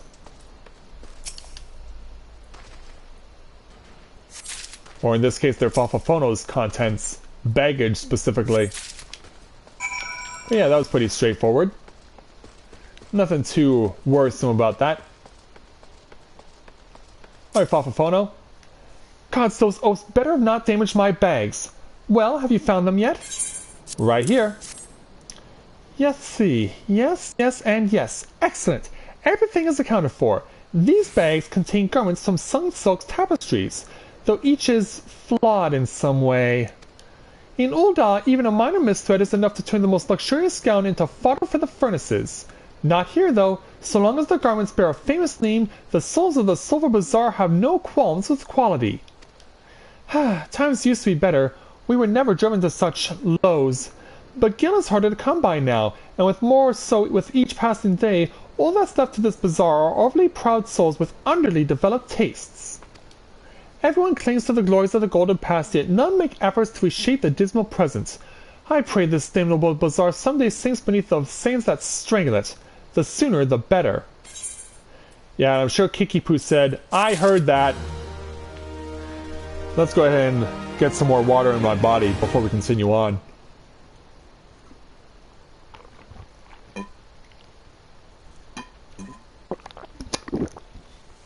But yeah, you'd be amazed at how fruitful these quests are. Alright, Kiki-Poo, how are ya? Let's take on your level 6 challenge entitled Reasonable/Doubt. Kiki-Poo of the Silver Bazaar is having a hard time handling a couple of troublesome laborers. You're a warm face for an outsider, not like those other curs loitering about the bazaar. Surely you've seen the hammers to the east of here, or at the very least heard them?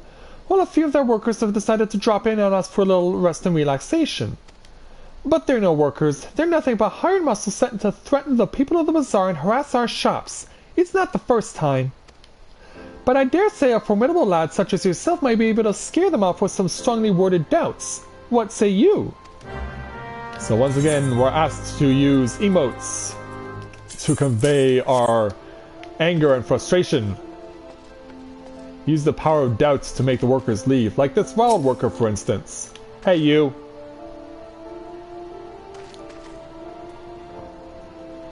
Your ears working? I said piss off. Enough already, I'm leaving, but tell that bloody Kiki-Poo this is the end of nothing, you hear? Nothing! Yeah, they're not afraid to make their presence known here. Maybe somewhere inside? Yeah, 2 of them, exactly. Hey, you. Yeah, I'm getting mad at you. What are you gonna do about it? Persistent little bastard, ain't ya? Fine, I'm on my way, but tell that Kiki-Poo this ain't over. Yeah, get up off your ass and get on out. And what about you, big and nasty? Bah, I was just about to leave anyway, so don't go thinking you had any part in it. Oh, I'm sure I did. I'm sure I did. Alright, nothing over here. So I'm guessing that the last one is going to be probably down here by the docks. You guess well. Yeah, look at this layabout. Hey, quit falling asleep and wake up.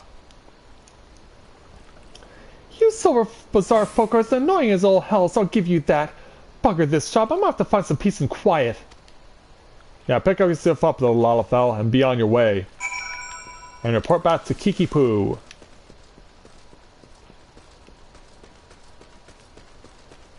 Alright. Over to you there, Kiki-Poo. How are you doing? Are they gone then? All of them? Well, that's a relief. Serves them right for trying to scare honest folk from their homes so their own masters can buy them. The hammers were built to pound the ground here into solid foundation. The plan is to turn these tracks into manors and mansions for Fenland's wealthy. The same fate awaits the Silver Bazaar. Since the value of land is set to rise, small wonder some opportunist is trying to drive us all off so he can have it all to himself. The Silver Bazaar may not be what she used to. Aye, more people leave now than come, and aye, more shops close than open. But it's my home, and I don't mean to be chased off by some bloody gillionaire craven who sends common thugs to do his dirty work. And so with that, let's go ahead and take your next challenge, Kiki-Poo. a level 9 challenge, and yeah, we jumped up a bit, entitled Search and Seizure. Kiki-Poo is searching for someone to help her with the lame prospectors who have set their sights on the Silver Bazaar.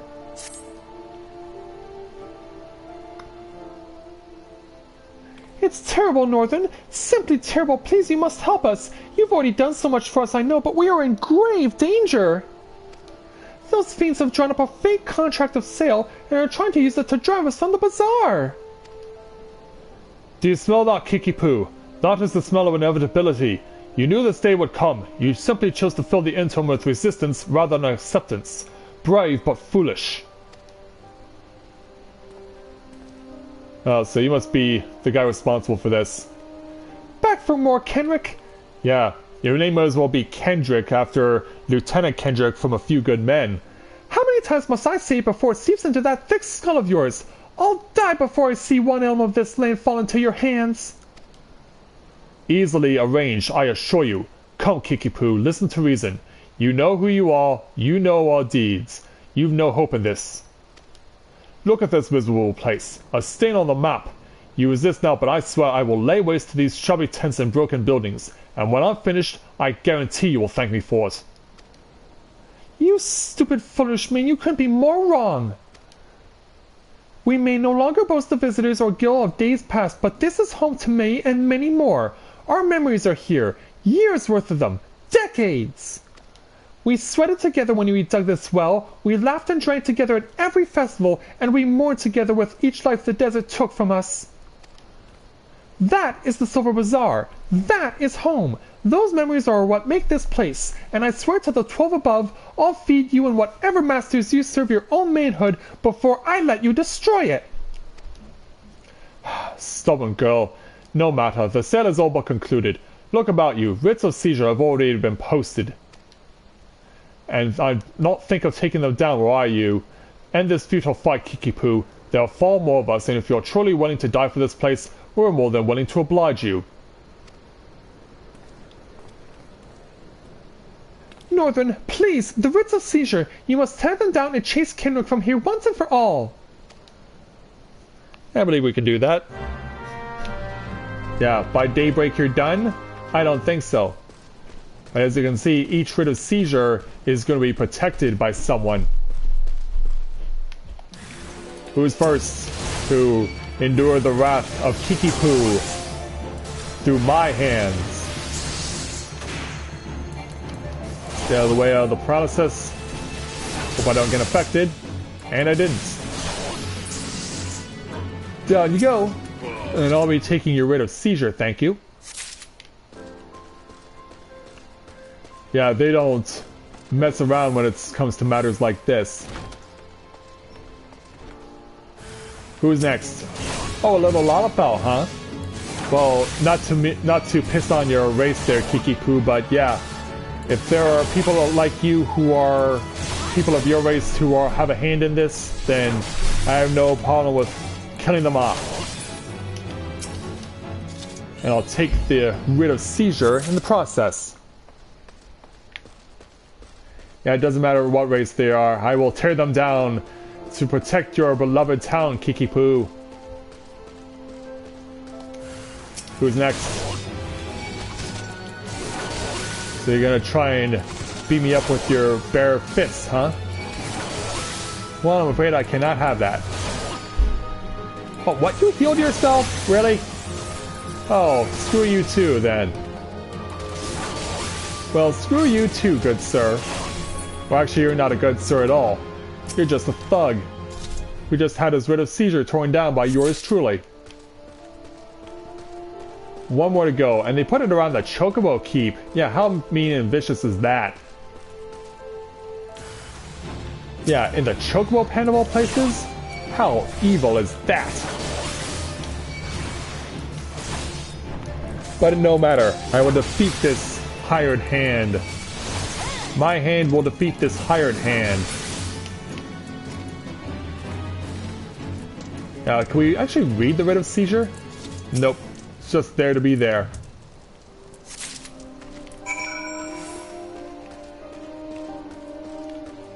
Yeah, back over here. Hey Kenrick, put that in your pipe and smoke it. I thought you might be along. Pity you're too late. The demolitionists are already on your way. Or on their way. Every building bearing a writ of seizure will be rubble within the hour. Not if I have anything to say about it. The writs! What have you done? But that means my men... No, that's impossible! The day may be yours, but I will be back soon and with far more fearsome company.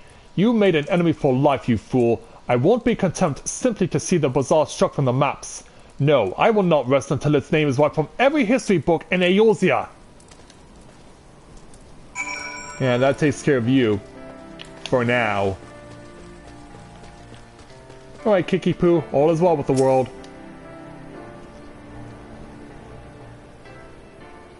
So Kenrick is gone for now, is he? That's certainly the brightest news we've had in a while, though. I can't help but wonder about the more fearsome company he threatens to bring. I've never had a way with words, bloody paltry things. But we would like to thank you, Northern. You've not just saved the Silver Bazaar, you've saved me. You've saved who I am. And even giggles about it. I see now that I'll have to maintain constant vigilance to keep my home from harm, but it's a vigil I welcome. I'll stand up to any threat that comes through that gate.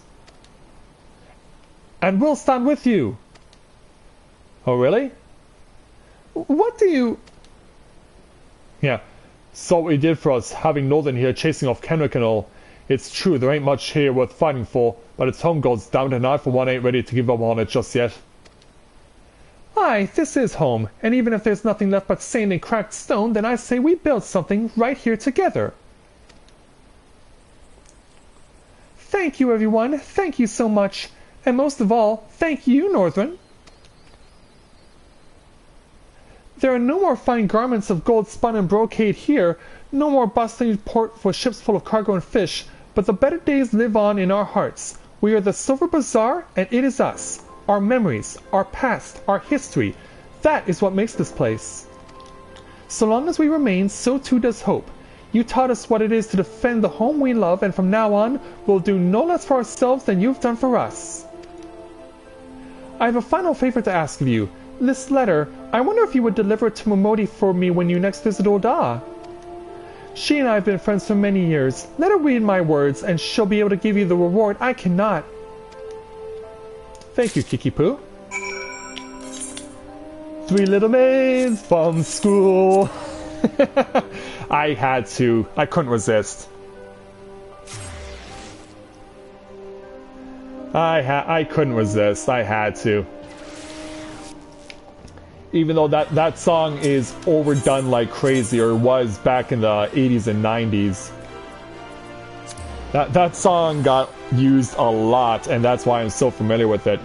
It was featured in The Simpsons, it was featured in Alvin and the Chipmunks, it was featured in a few other shows as well, but those are the two that I remember the most.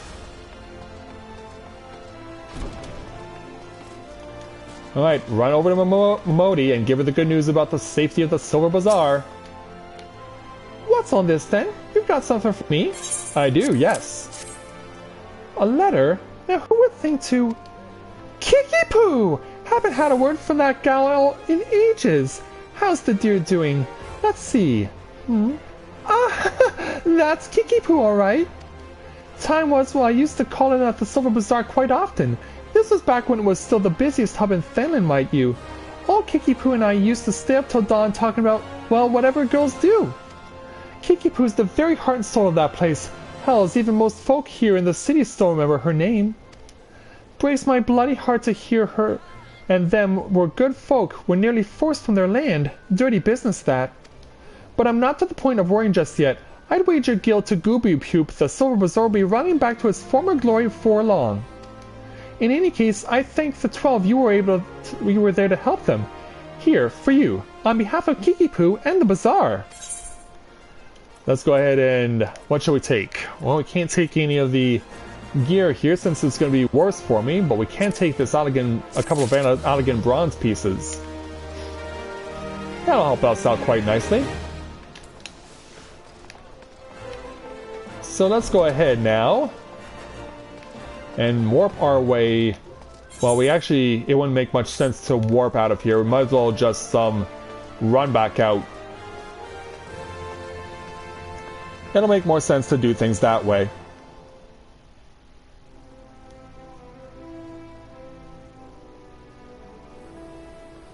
Alright. So yeah, let's go back to focusing on main story because we're now in a good enough position, being at level 9 and close to level 10, that we've given ourselves a very good cushion. So yeah, I'm glad how that worked out. We've given ourselves a good buffer to work with, and I think we can work it very well. So where is our main quest coming from? Right over here. From Sisidoa. Hello there. So let's take your level 6 challenge entitled Step 9. Sisidoa needs a reliable adventurer to deliver a gift to the coffer and coffin. You're an adventurer, yes? If you're not otherwise occupied, I have a favor to ask. I've resolved to pay a debt of gratitude which I owe to the owner of the coffer and coffin. For this purpose, I've purchased from the royal plantations a prodigiously plump pumpkin, a particularly popular piece of produce. Alas, I cannot part this place to procure and proffer the pumpkin. You see, the scheduled shipment from the Novaura mines, which I await, is late. Which I would prevail upon you to pick up the pumpkin in my stead, and see it safely to the coffer and coffin. Present this receipt of purchase to Gagari at the royal plantations, and she will yield it to you. I apologize for asking you to attend to this time-consuming task, but I truly appreciate your assistance. You know, I often think to myself, like, what would the world be like if there were people that were this generous to help each other in matters such as this? Like, how much better would the world be? Hey Gagari, if Sisidoa doesn't come calling soon, this spectacular specimen shall certainly be past its prime. That's why I'm here. Oh, so you're to deliver this decadent delight. I can say with confidence that any gourmand would be grateful for such a grand gift. Here's the pumpkin. I hope it meets with Roger's approval. Fresh produce is somewhat scarce in these parts, and as such we are always deluged with demand. You know the way to the coffer and coffin, correct? It is beyond the bridge to the northwest. Look for a place where local laborers lounge. That we shall do. And we also have the time to take a level 5 fate in the process. Because yeah, it's on the way there anyway, so we might as well go ahead and take this fate on. It is conveniently located. And the Fs are all level 3, so I should be able to just destroy them. Joined by the sumptuous scent of roasted meat and hot mulled wine, Fs have called out from the muddy flats of their normal habitat to dine at nearby cook fires. Slay a few so that the kindly father may roast them up for his starveling sons. Well, let's hope we can indeed accomplish just that for him. Now we're going around the complete loop of the fate circle in order to find these silly Fs. Whoa, they even come with AoE. Alright, your turn. You are next to suffer at my sword, and well, we don't have a shield yet, but we will be putting you to my sword. Alright, go around the circle. And Fs are respawning again. Hey, where do you think you're going? You think you can climb up that wall? Yeah, how about you come and face me first? You must face me first. I insist. Yeah, this fate, completing this fate will put us up to level 10. Cut you down. Build up that experience. Oh, where'd you come from? Well, it doesn't matter. Probably didn't take two of you on at the same time. I'm just that strong right now. And now it's your turn. Oh, you have... Yeah, I didn't see you use your AoE until it was too late. But not that it matters. We're still going around the loop. Killing Fs as we go along. Whoa, is that a geyser? Did I just see a geyser there? Alright, let's kill off Fs. There aren't many left of the Fs. One more will get the job done.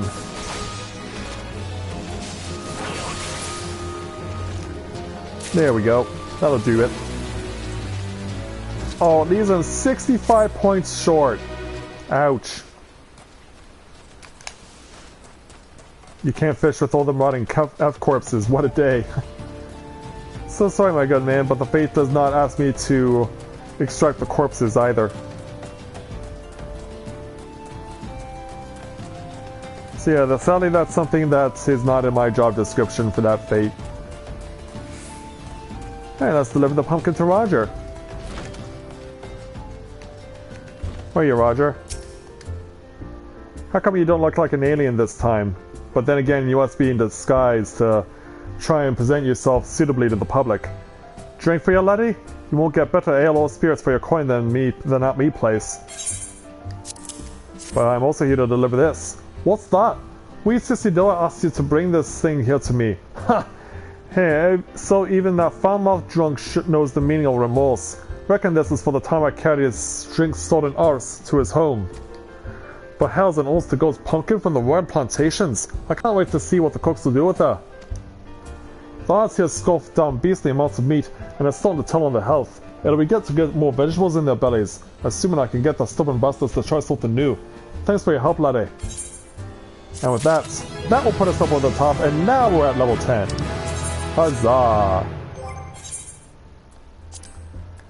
Gotta put them all in vitality here because I am playing as a tank class. So now let's take on the level 7 challenge entitled Disorderly Conduct. Roger needs an extra hand to take orders. You know, laddie, if you're gonna sit around with your thumb up your arse, I can give you something to do. Thanks to me unbelievably low prices, we've no shortage of customers here at the Coffin and Coffin. But by the same token, I can't afford to hire much help. We're chronically understaffed. What's more, those lazy arse types will refuse to come and order at the counter. It'd be great if you could attend the customers for me. Mark the orders on these here slips and then bring them here. Oh, and don't forget about all adult funds outside them up top. Alright, so yeah, let's speak with the various people. Those balls I'm spent. Grilled dodo and a tankard of ale to wash it down. Gah, here I am again spending what meager coin I've got in the coffin. And it ain't me fault to tell you. You do the same for your wife served up shite every bleeding day. Ouch. Rickard, what about you? Cause I'm starving. Bring me ale, grilled dodo, and some smoked true love. I'll make it quick. Business is good. Too good even. I've never got the time to take a piss, let alone eat. The mere thought of the coffin's cooking makes my mouth water. And what about you, solid trunk? The strongest brandy wine you've got. I need help to forget. Sorry to hear that. And what about you there, adult funds? Taking guard duty? Rogen's new out-on boy, are you? Well then I'll keep it simple for your sake. A tankard of your finest ale, chilled with an ice shard. There's nothing more than a tall drink to help one forget about the trifling things in life. Like work. Ouch. But yeah, that's a lot of ale. That's all the orders then? Right here. Let's see here. Ale, brandy wine, grilled dodo. And for idle funds, let me guess. A tankard of ale. Right bleeding miser, that one. I'd have put me boot up his arse.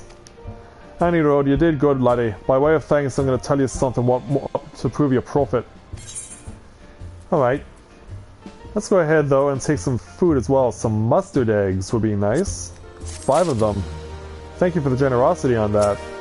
So let's take your level 8 challenge entitled Until a Quieter Time. Roger has an exciting proposition for adventurers looking for work. Word is, Blackbrush is stationed solely undermanned. The stone torches there can't get a moment's peace. It don't help none that the antlings have been multiplying like it's nobody's business. For every critter wearing and his crew put down, 2 more of the buggers spawn in its place. I was thinking mayhap you can make yourself useful at the station by calling some antlings. I don't doubt Warren would appreciate the help. And if you win his trust, he's more like to have work for you. Mind you, you'll need to show the man proof of your deeds. 5 or so antling mandibles ought to do for the talking for you. Alright. Until a quieter time, huh? Let's see if we can accommodate and facilitate this request. So yeah, the main story quests, they move along quickly here in Ul'dah. So yeah, it is a good idea to take on all those side quests ahead of time, as well as doing fates and working on your hunting log.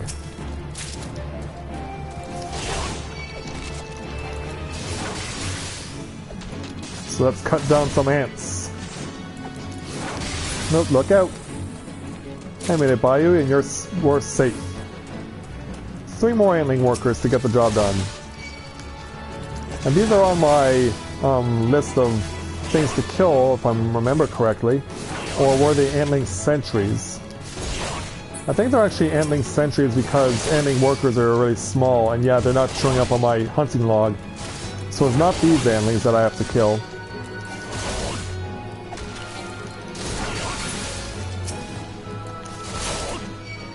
One more to go.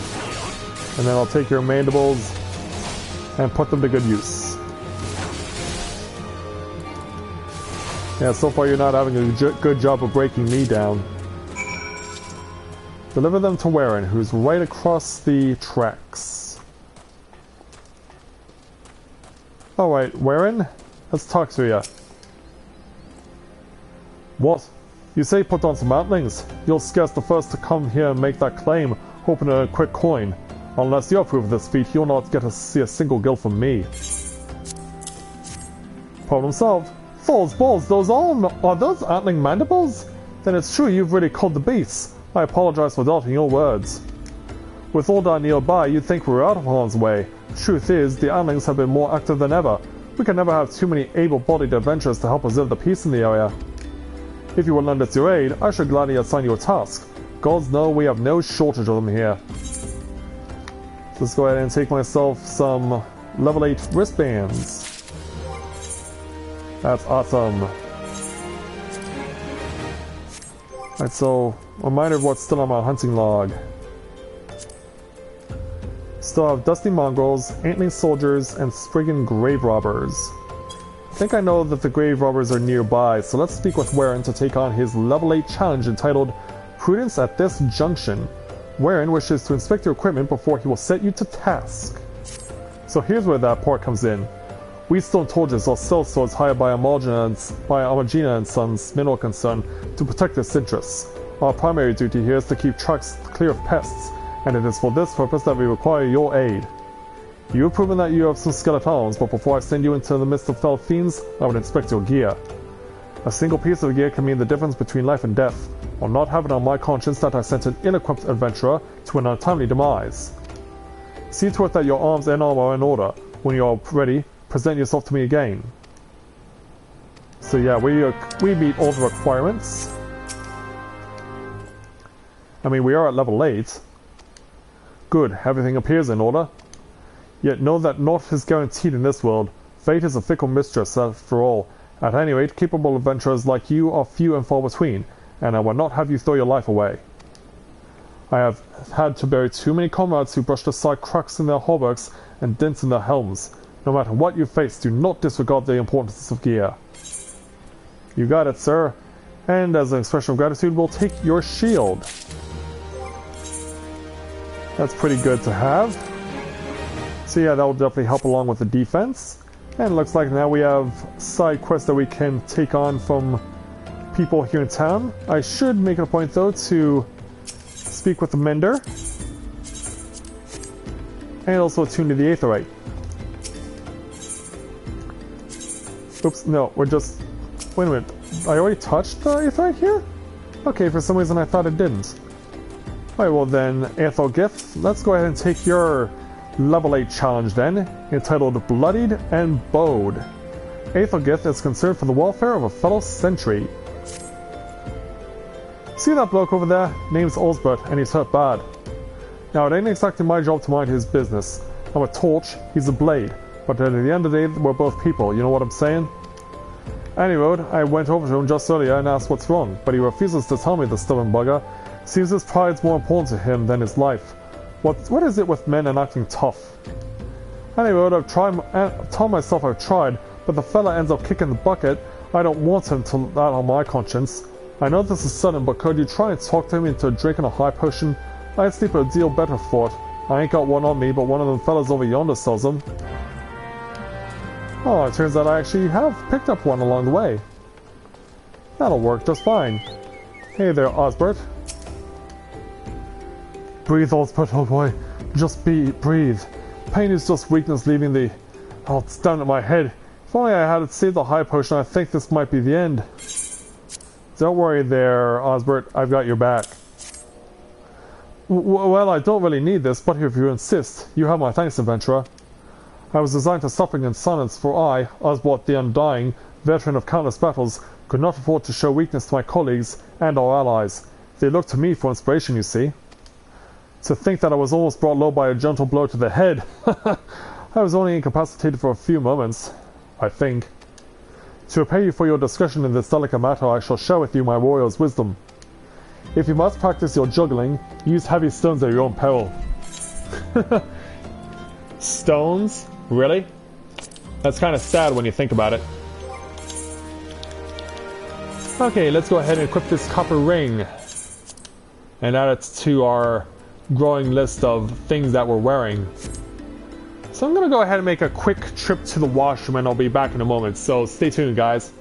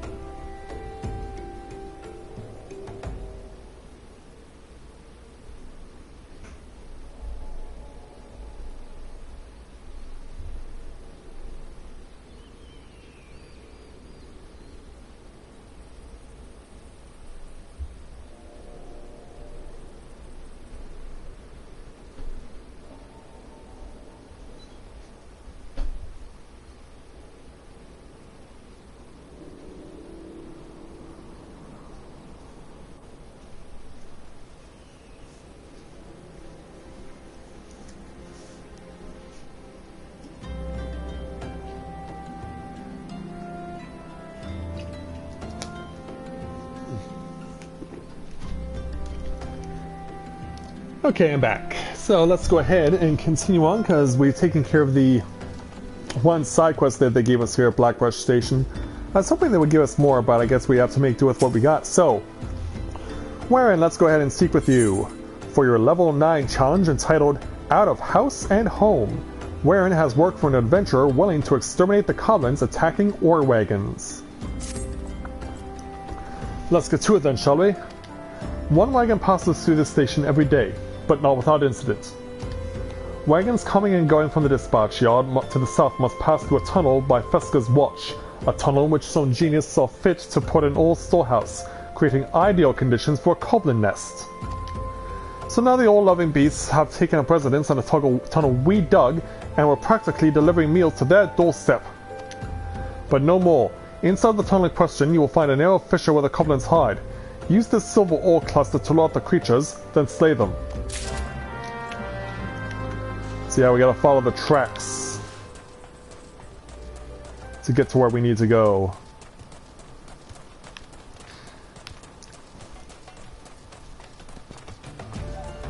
Let's make our way over there and do what must be done.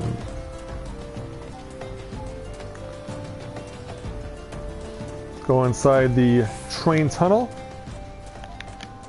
and try and find what we need. Here we are, narrow fissure. Let's lure these goblins out. Here we go. Whoa, look out.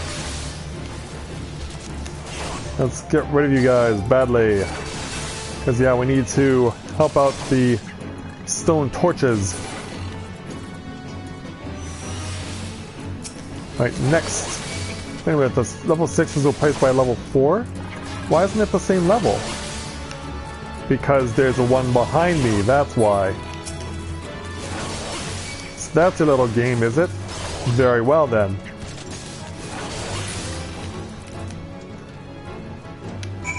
Alright, all good. Run back to the station then. Can see it looming on the horizon.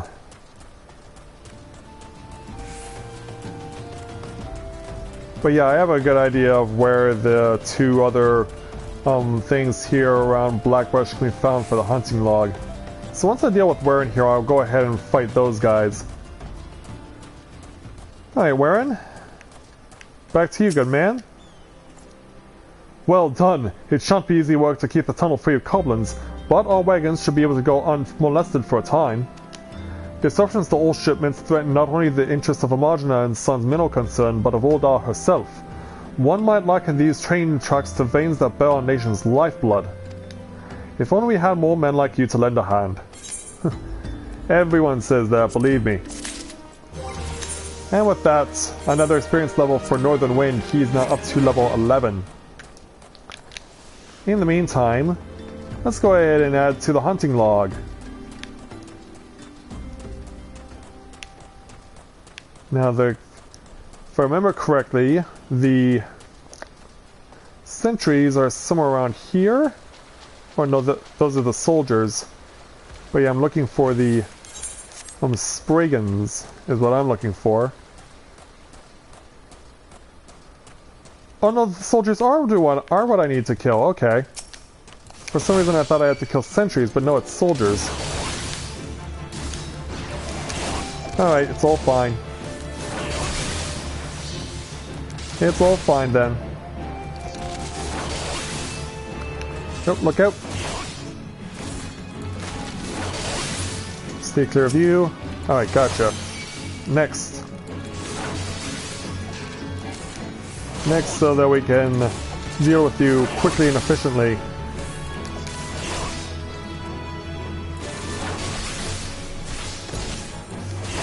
Be out of our hair soon enough.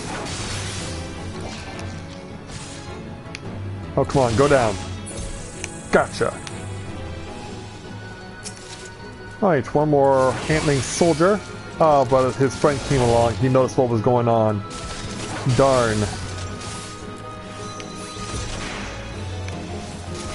Alright, go over this way. Oh, look out.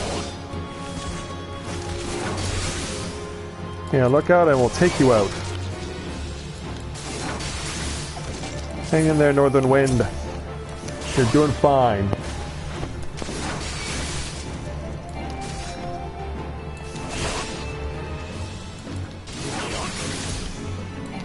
Cut these guys out of existence. And bring ourselves ever closer to victory.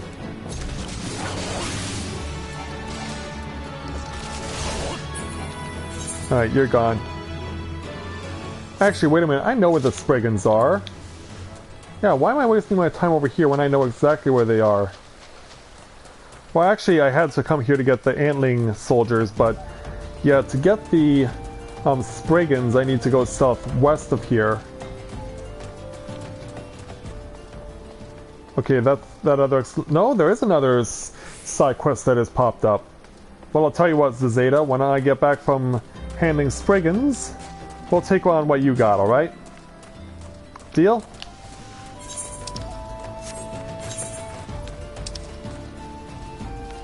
Alright, make our way to the south. Go up and over the hills, and get to where we need to go.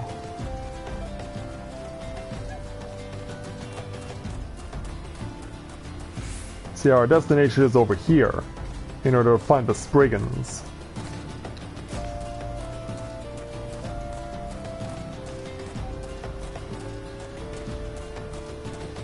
So yeah, we're going down there to those ruins to find them.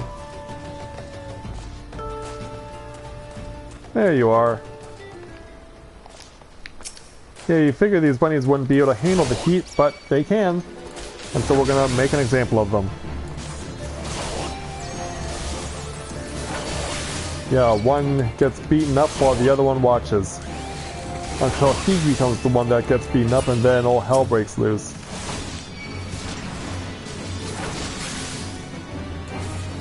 What'll just leave you dead and bloated, as Stone Temple pilots would say. 'Cause I'm dead and bloated! Alright, let's take you guys out. And make an example of you crazy bunnies. Alright, you're dead. So we'll expedite ourselves quickly here and make our way over to warp ourselves back to Blackbrush.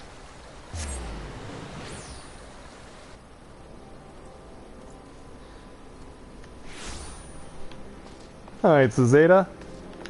So now that you have a quest that's become available, why don't we take it?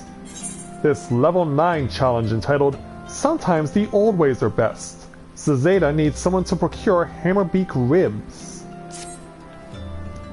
Looking to help out around the station, are you? Well then how about hunting some hammerbeaks?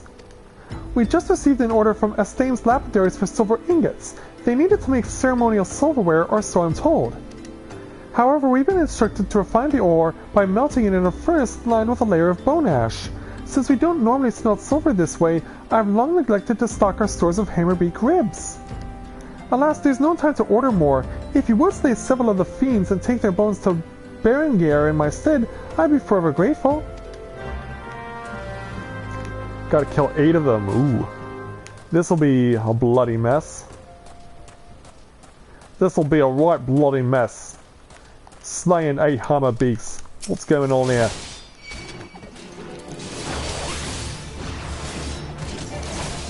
So let's go ahead and take ribs off of the hammerbeaks. Yeah, we're not killing them for their beaks, we're killing them for their ribs for some reason. But then how do birds have ribs?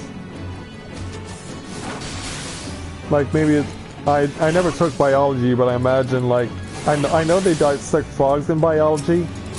But did they ever dissect birds? Because I don't think that's something you would actually see all that often. Because I know that mammals do have ribs. They do have rib cages. But what about other animals though? I'm not necessarily privy to that kind of information.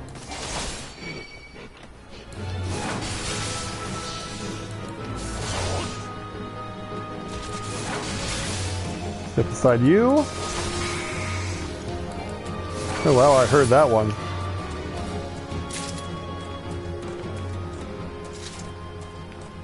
Alright, Hammerbeak.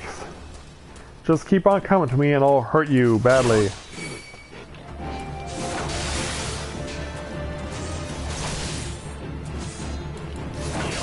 Oh, excuse me. Alright, you're down. Next up, another Hammerbeak. They all must die.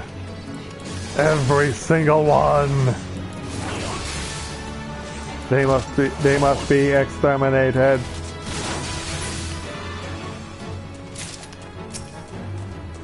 Yeah, I don't watch Doctor Who, but I am aware of Daleks and how they are programmed.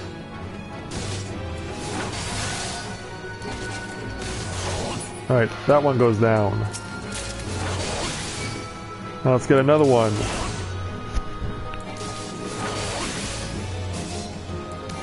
Yeah, that's what I thought.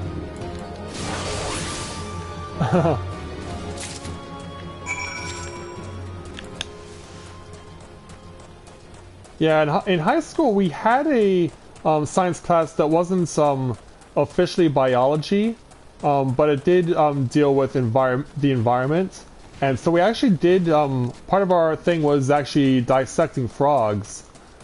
So even though it wasn't biology, they did implement biology in a way for what they did for that particular class for me in high school. Can we climb up these? Yeah, we can. Trying to get up to the person we need to speak to. Yes, he can get up there. Alright. Now, where's our guy? Hey, Berengar, come on, where are you? Come out and say hello to me, please, if you would be so kind. Is he in one of the buildings or something? Yeah, I imagine he must be. Yep, here you are. You run this shop, don't you? I told her so, I told her. What the hell is that incompetent little runt doing anyway? Rare as orders like this may be, we should always be keeping hammerbeak ribs on hand. Well, that's why I'm here. Well, I'll be damned. Guess the girl found a way after all. Thanks for the help, adventurer. Don't quite understand it myself, but fellas said straight to do it the old way, even if we could be using shards to refine silver faster and cheaper. Well, it ain't my guild, so that's how they want it. Just goes to show that the Thaumaturger's Guild has more money than it knows what to do with. God, what I wouldn't do to have that kind of problem. I'm sure a lot of your people would be in the same position. Alright, let's go ahead and swap for the helmet. See how it looks on him. Not bad. Certainly makes him look more like a warrior. Oh, and Zazeta, you have an encore for me, apparently. Let's take a look at it. Level 9 challenge entitled In the Court of the Rat King. So what is this, Teenage Mutant Ninja Turtles now? Zazeta is desperately seeking someone to recover stolen coffers of gemstones. You there, help me! A mischief of Kakyoin has stolen our cargo! The thieving rats love anything that sparkles, and they made off with several coffers of precious gemstones. Okay, yeah, I can understand that. There, Aqua. The Overseer will flame me alive if he finds out. I beg you, help me get the gemstones back! The Kakyoin fled to their lair in the southwest. Follow the tracks and you're bound to find them. Recover the stolen coffers, to which there are 3. That we shall do then. Put some spring in your step there, Northern Wind. And we'll get ourselves to where we need to go.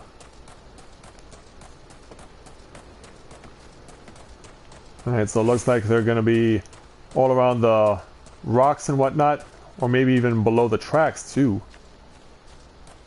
Alright, well here's one of the coffers. Should we expect combat? Not yet. Should we expect them to fight me? Absolutely. Alright, bring it. Yeah, I'm much stronger this time. You won't have such an easy time with me now. My defense is a lot higher and so is my experience level.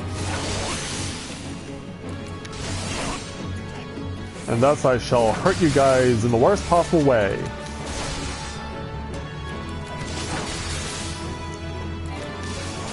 Just get you down here, and that's all it will take. Alright, you dead. Oh wow. Coffer right next to 2 that are so close. But I got that out of the way. 1 more to go. But I'd likely have to kill you to get it. No, you turned your back, which is nice. I will not take any chances with you, however.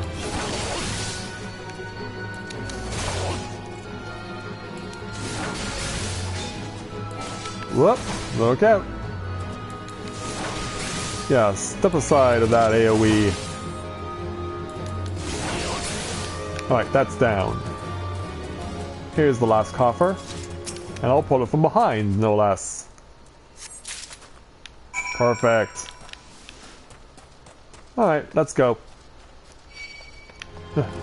Yeah, I guess my big footsteps can't hide me forever. Yeah, I'm bound to be found out by someone. Yeah, but look at him go! Even in that bulky armor, look at him go.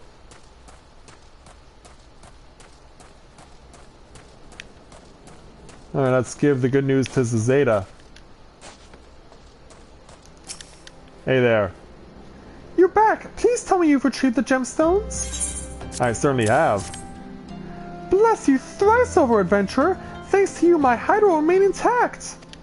It's hard to believe that the Kirin used to be honest merchants. Some of them even lived in Ul'dah. But then the beastmen were banished from the city, and the Kirin lost their livelihood.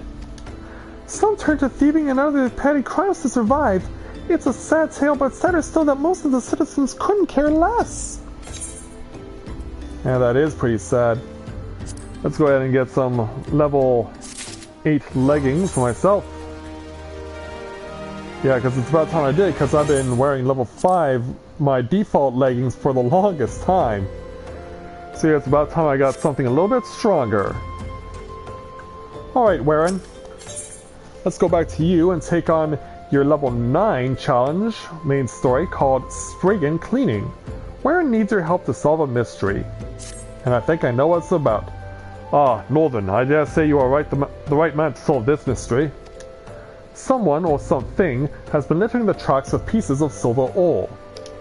Even a tiny chunk can send a wagon off its course, so I've had to devote significant manpower to locating and clearing these obstructions. We can't keep this up forever though. I need you to find the culprits and put an end to their mischief. Search for any pieces of pockmarked silver ore on the tracks. If you're lucky, you'll have to catch the bastards before they escape. Pockmarked silver ore, huh? Yeah, we see where it all is strewn about. So let's go ahead and deal with it. You're being watched by a Spriggan Chumbler. Or not necessarily Spriggan Chumbawamba.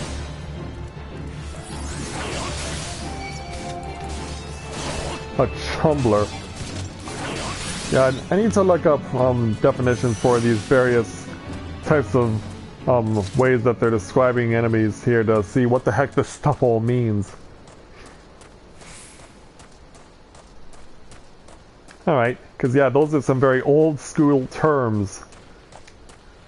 Like, to give you an idea, like, one thing that I do from time to time is watch the British version of the game show called The Chase. It airs on GSN in the US.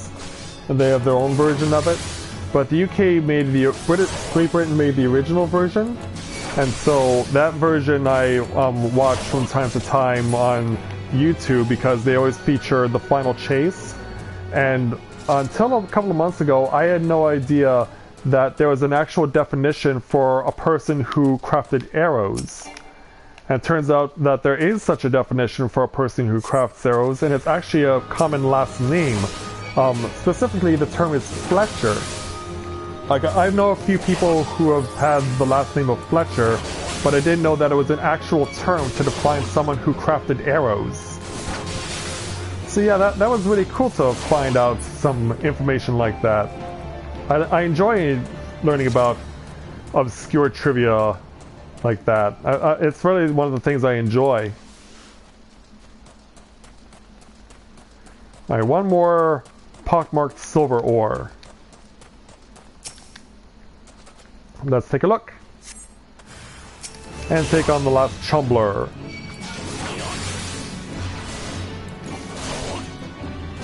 Let's cut you right up. And bring your tyranny to an end. There we go. Takes care of them. Back over to our good friend Warren. Or would it be pronounced Warren? I think would actually be correctly pronounced as Warren, because it makes sense, because they do a lot of stylization of real life first names, and so yeah, I think this guy's name is actually Warren, so let's go ahead and talk to him. So the Spriggans were responsible. The little critters gnaw and gnaw as a hound on a bone. The rocks on the track were their goddamn leftovers. Some superstitious miners believe that Stragons are harbingers of fortune, but by my reckoning the creatures are not more than pests like goblins. As far as I'm concerned, there's no better omen for Armageddon and Sons than you. Ever since you began helping out at the station, our operations have been running without so much as a single hiccup. Glad to hear that. So let's go ahead and take myself a new sword. A Viking sword, no less. What's a Viking sword doing out here in the Ul'dah desert? That makes no sense. As I proceed to take a drink of some more water.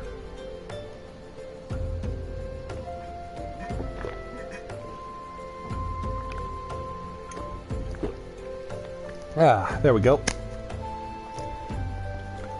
That'll help that out for now. So who has my next main story quest? Oh, it'll be you, Zuzumeda. Alright, let's see what you have in store for me. It's this level 9 challenge entitled Way Down in the Hole. Zuzumeda wishes to share with you a most amazing rumor. Ah, the altruistic adventurer. I was hoping we'd bump into each other. Why? Because the most fascinating piece of news recently reached my ears, and I'm eager to share it. May I? Rumor has it that there is a vast untapped vein of ore beneath the ruins of Ul'dah.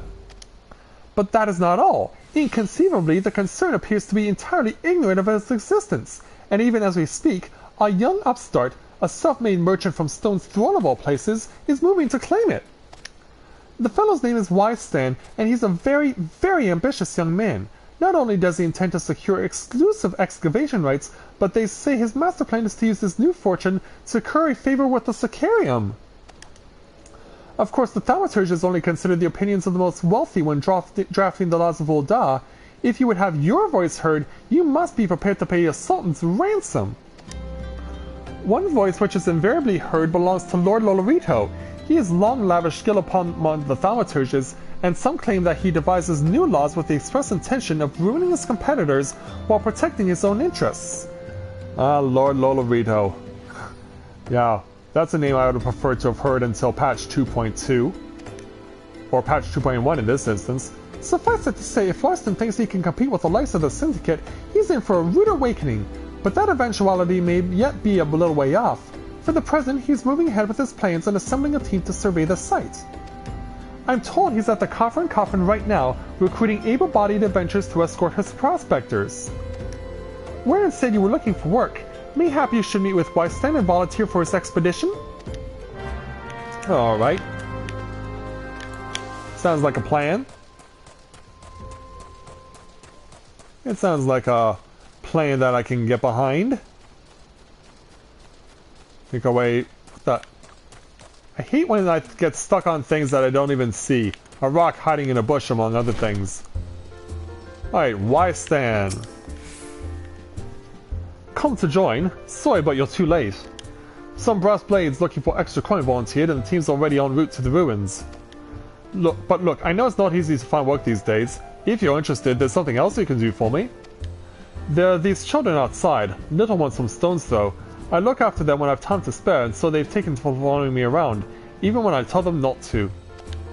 But what with overseeing the search for the vein, I've barely a chance to visit the privy at the moment, much less entertain younglings. Can you give them these ginger cookies and convince them to go home for me? Alright. That sounds nice and generous. But is there a twist to this? Yeah, I think, two of them are Lalafels and two of them are Hewers. But Wistan always plays with us. Why won't he come out and play? Because he wants to give you these cookies. Wow, a ginger cookie! I better save some for my brother. I know, I'll go and eat it with him. Yeah, kind of a shame, isn't it? Wistan's kind to us. I like him. Will you like him even more when he gives you this? This is for me. I want to eat it, but then again, I don't, because then it will be gone. Tell Wistan thanks and tell him I'm sorry for getting in the way. Now what about you two Hewers? I like playing with Wistan. He makes sure no one bullies us. Well, he's giving you this too. Wistan's worried about us. Oh, I don't want to make him worried. I'm a good girl, so I'll go home. And what about you? I ain't going nowhere, mister. I'm too hungry to move, besides, so you'll have to carry me. The only thing I'm carrying is this. A cookie? Well, if Wystan really wants me to go home, then alright. But I want 2 next time! Alright, so now that that's taken care of, Wystan, we meet again.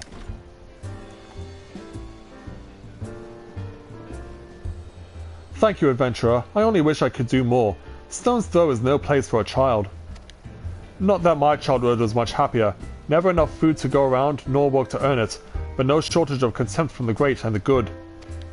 I remember thinking things could only get better, yet now after the calamity and everything else, for us refugees to be forced to live outside the gates like bloody beastmen is a disgrace. They say with enough money you can change the laws here, so I'm gonna make a fortune and do just that. Why do I get the feeling that there's a catch to this? I'll buy the excavation rights and start my own mining business. Then I'll give my fellow refugees the work they're crying out for and pay them fairly.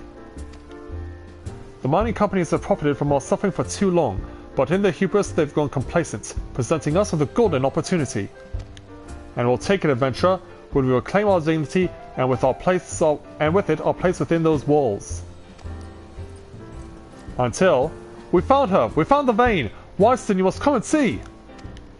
Already? Amazing! We leave at once! You should join me, my friend. Come and bear witness to history in the making.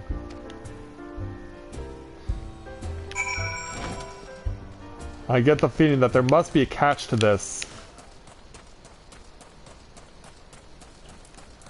Alright, over to the Soda Ruins. Because yeah, if he's hiring brass blades for the helping out, I get the feeling that they may be getting paid under the table or something to take him out. Because yeah, a citizen of Ul'dah would never work together with a refugee. And so I feel there's more at stake here, because we can see that there is the ever-present glow that says that a battle is imminent. Yeah, Wystan's been knocked down by the brass blades. This can never go well.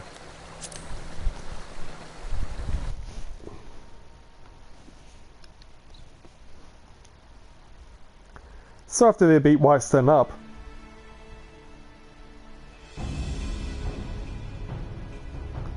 Thor's Ball's son, a vein of ore in the middle of a ruined bloody city? Godstant idiot. What do you think was gonna happen? That you'd strike it rich and get cozy with the Order while Masters of Ul'dah looked on? No one crosses the Syndicate. The Syndicate? Yeah, that's right. They're paid under the table. Well, look at this. Not all your friends deserted you, it seems. Lucky boy, now you won't have to die alone. Yeah, you want to take me on? Oh, and then, yeah, I was wondering, where is the influence of the Asians? It's right here. Who's that spouting gibberish? Show yourself!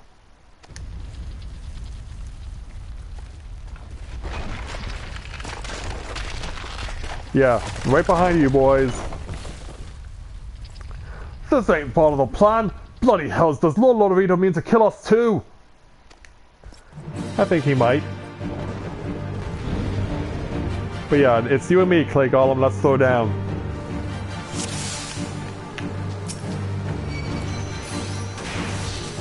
Alright. Whenever you're ready, let's do this.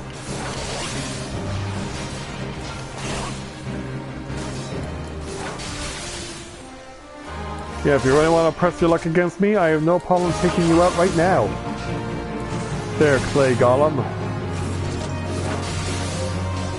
But yeah, I was wondering when the Ascian was going to show up. You're a strong boy. Are you strong enough to withstand this? Of course I am, because I can move out of the way of it.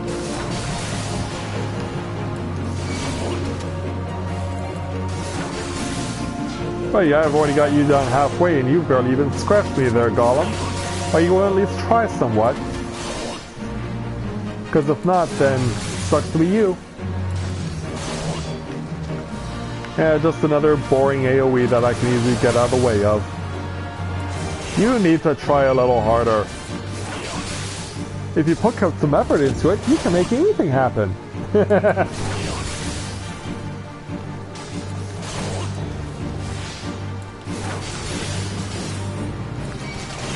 Oh, look out.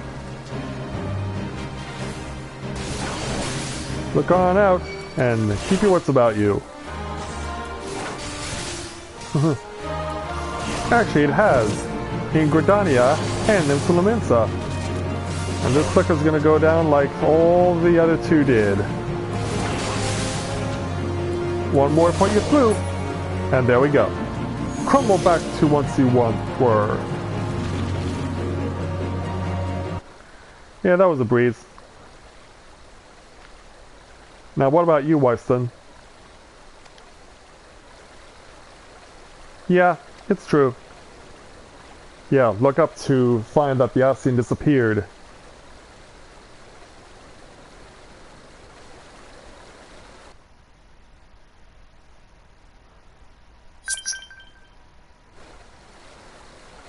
Oh, more content. Oh, hey, Thancred. Damn, seems I've missed all the fun. I see you didn't need my help this time. Yeah, I've gotten a lot stronger since I met you a few hours ago. Oh, echo time. Yeah, time for the first experience of the echo for Ul'dah. So let's see how this goes down.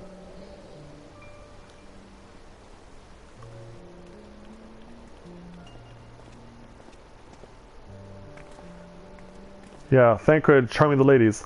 I would compose a ballad in your honor, but I fear no words would do you justice. The songstress of Ul'dah herself cannot rival your beauty. Oh, stop it! I've oft heard that it's said that Blossom's beauty can move a man to love and long, but I never truly believed it until I met you two desert roses. The charmer that he is.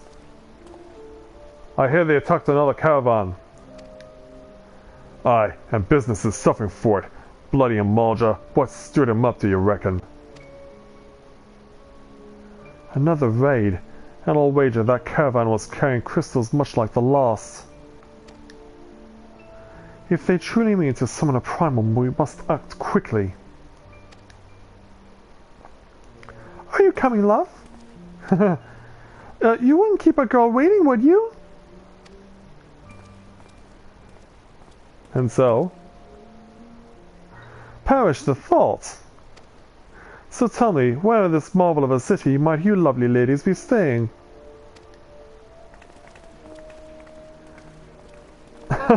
Ian puts his arms over them. Yeah, truly you know no bounds there, Thancred. But you have more information for us? So yeah, I guess after he ditched them.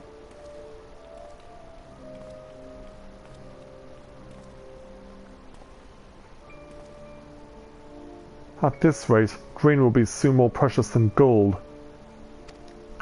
A result of the uncommonly bad harvest, to be sure. And to think we have you to thank for them, do we not?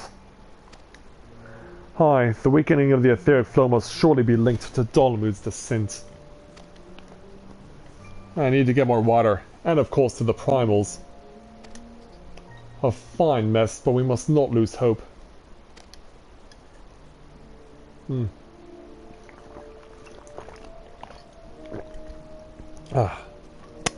There we go. Louis will know what to do. We need only trust in his judgment.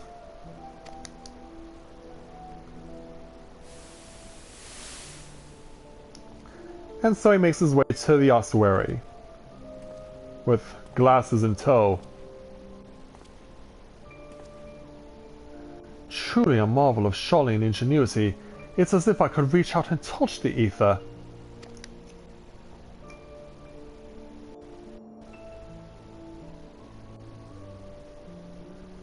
And so what are we looking at? Other than a big statue with a really curved sword. That looks like that was like a snake or something. Oh, I think he just went to pray. Because he's shown doing that in the opening movie for Reborn. If you haven't gotten the Heavensward expansion yet. Time to focus. No more gallivanting about like before. The Scions are counting on you. Have faith. Just have faith. You can do this.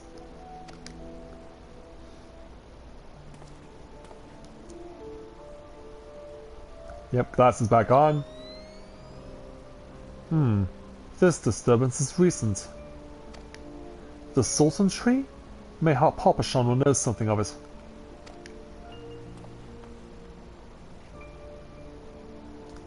And where he goes with his goggles still on. Like, take them off, man. See with the brass blades giving their fair share of pain. Looks like they gave you quite a thrashing. Can you walk?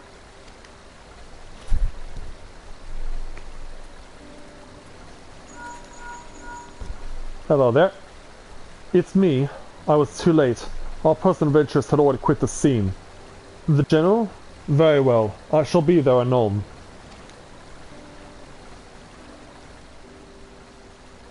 My colleagues went to great lengths to provide me with the means to detect etheric disturbances, but every time I find one you seem to be in the middle of it. I'm starting to wonder if it might not be similar to just follow you around. Sadly, I have business elsewhere. Tread softly, my friend. The carefully laid trap you dismantled was clearly sanctioned by Lord Lolorito. I heard the blades mention him as they fled. Believe me when I tell you that he is not a man to be trifled with. The Sultana's enemies grow bolder by the day, and I suspect they have the support of outside forces. Thank you. If you hadn't come along, those bastards would surely have slaughtered us all. I would speak with you further, but it isn't safe for us to linger here. Find me at the Coffer and Coffin later. Until then, stay safe.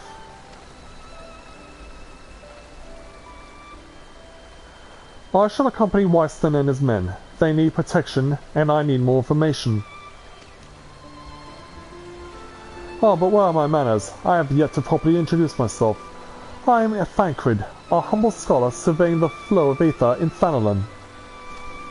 It is an honor and a privilege to make your acquaintance. I hope when we next meet, it is under more auspicious circumstances. Farewell.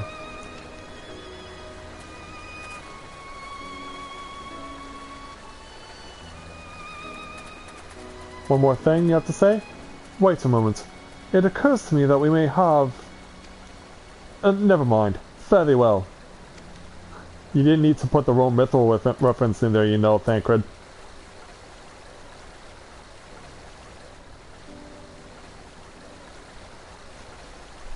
Alright. So he actually wants us up at the coffers, then we will warp to Blackrush Station then.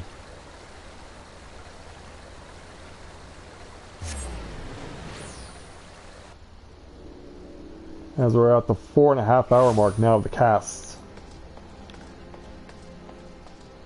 I guess I should get my stuff prepared too while I'm here. There we go. Alright, up to the Coffer and Coffin. You know, it's still dark around here. Hey there, Adelfunds.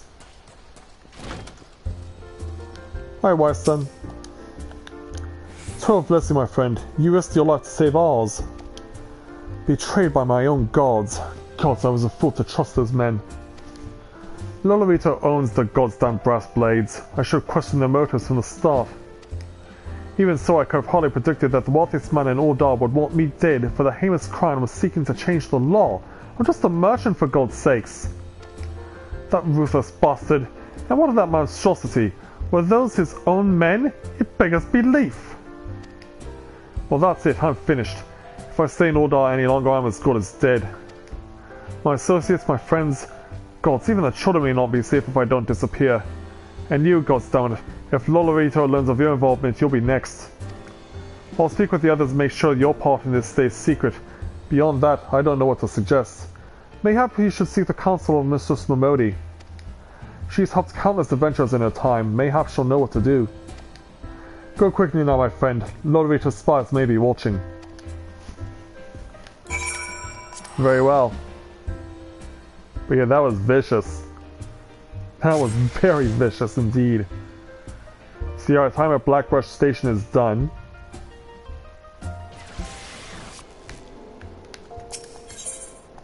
So let's make our way over to the Adventurers Guild. And let Momodi know the lowdown on what happened.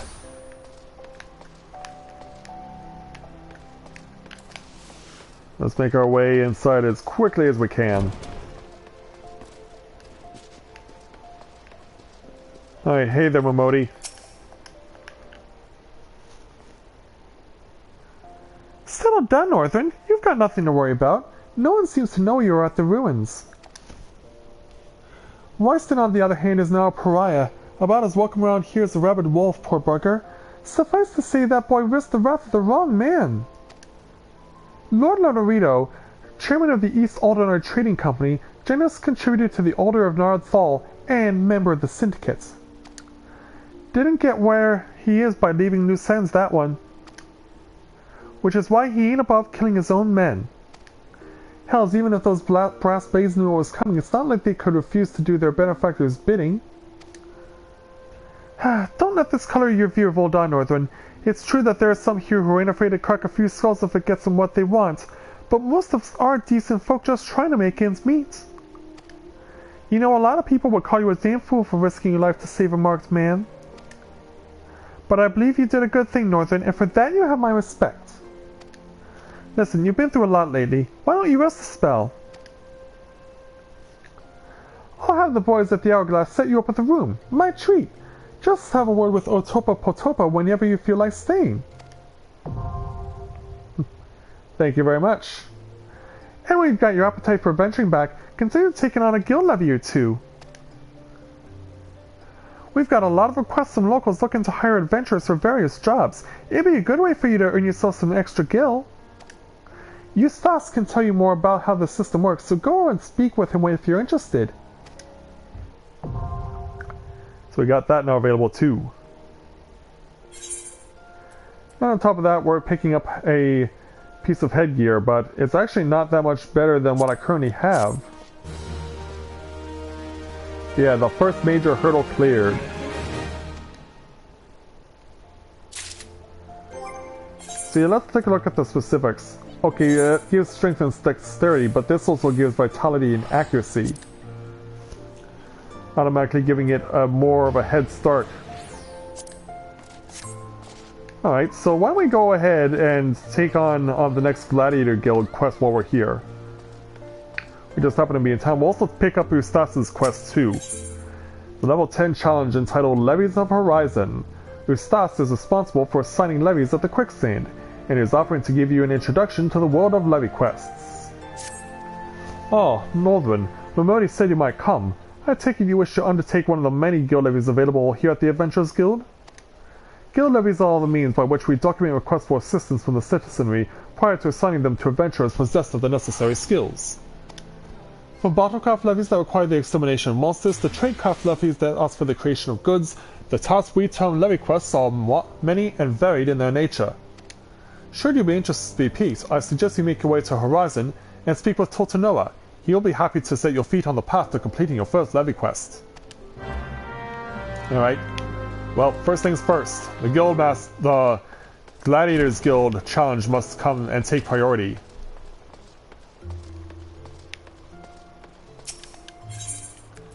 Alright, off to the Gladiators Guild!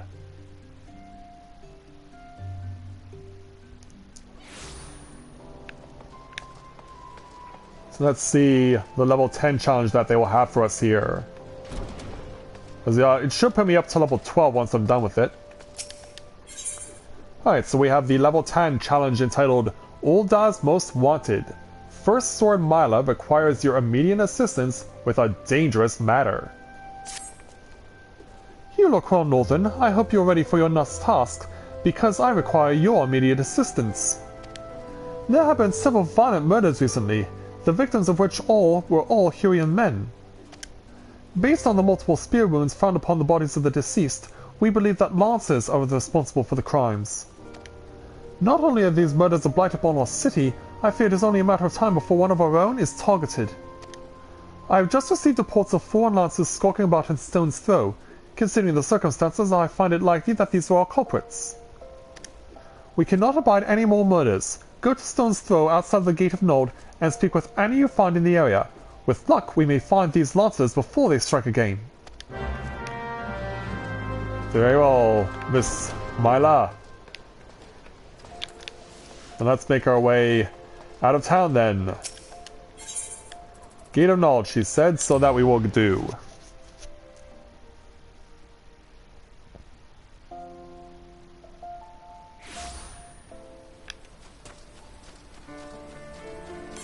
So yeah, it's a bit of a rock. It's a bit of a run. Yeah, I combined run and walk together at the same time. Yeah, I'm rocking. R-A-L-K. Gutless Gladiator, huh? That doesn't sound good right out the gate. Don't kill me, please. I'm not the one you want. And then, all right, we found you. Now we gotta stop you. We found you, and now we gotta stop you. And hopefully before too long, we will have you guys taken care of, and we can move on.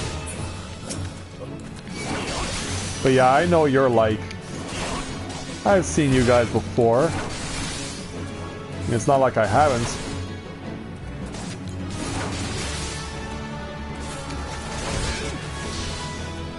I don't know why you use that one.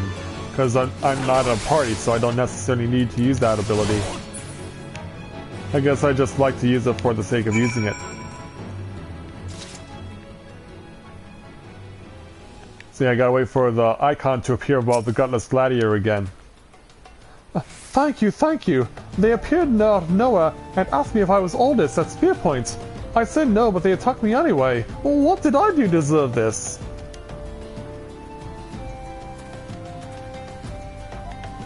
So yeah, we gotta go back to Myla and let her know what happened.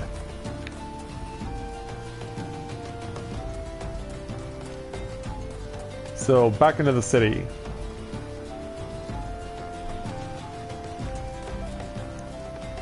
As the sun has now dawned on a new day here in Ul'dah.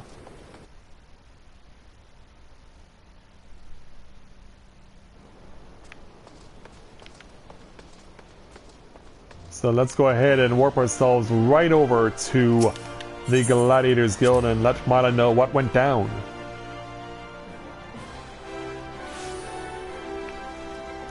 Alright, this way. Right over here. Let's speak with the Guildmaster and see what she has to say.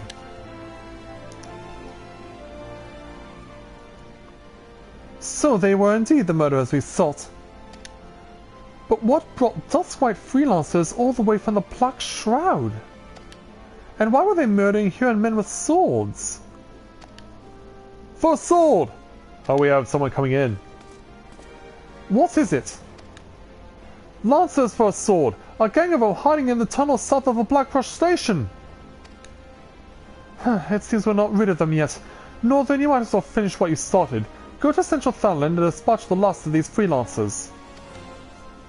Bruce, accompany Northern. See that he doesn't die. Well, I can't keep the bloke from getting skewered, but I'll patch him up best I can. Northern, defend Bruce. He knows powerful healing magics, but he cannot employ them unless you keep all your enemies occupied. Do not forget to use your flush technique. Yeah, so that's where the encouragement of that is brought in. Aye, I'm counting on you to keep those bastards away from me. Watch me back, and I'll watch yours. You have your orders, gladiators. Send these freelancers to the 7th gate.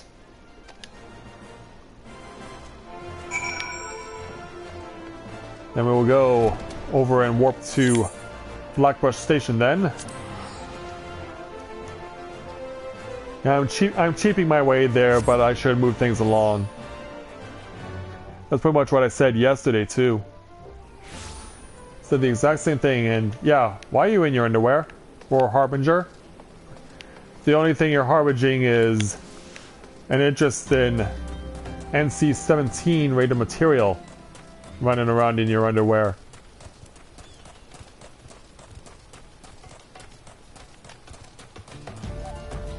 Let's make our way over to where the freelancers are supposed to be. Yeah, this is quite an interesting thing we got going here. Bruce the Big, huh? Hopefully not too big for his britches. Let's take on the challenge.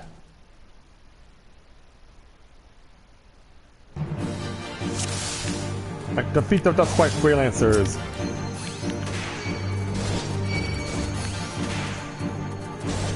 Alright, yeah, all eyes on me, uglies. All eyes on me and I will take you down.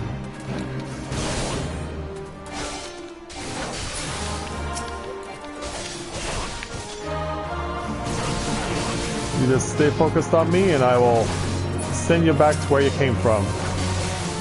Well, actually, in this case, I won't be sending you back to where you came from. I'll be sending you to death.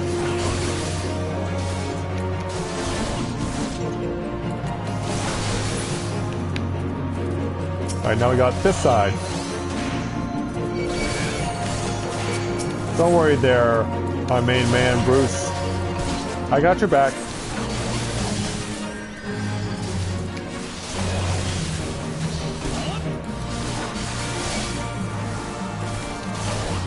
I've got your back, young man.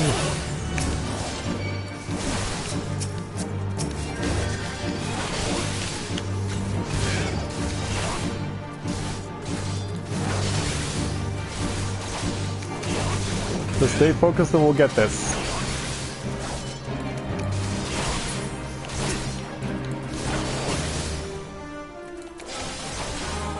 We're doing pretty well so far.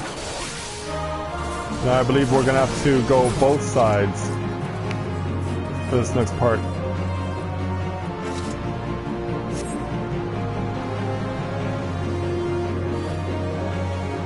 Yeah, now where are the rest of them?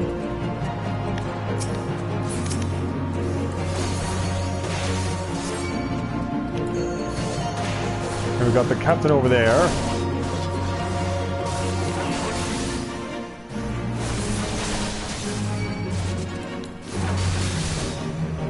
Yeah, don't worry there, Bruce, we got your back. It's gonna take a while to chisel through all this HP that this captain has. But it's nothing we can't handle. Yeah, I'm questioning you because I question your ability to hit me with AoE. I didn't walk into it. Did I?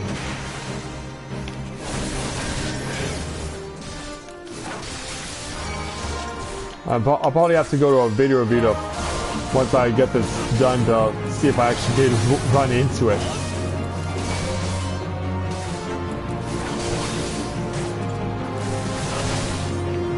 Excuse me. Alright, you're defeated. We gotcha. There we go. Try dodging a spear instead of walking into it.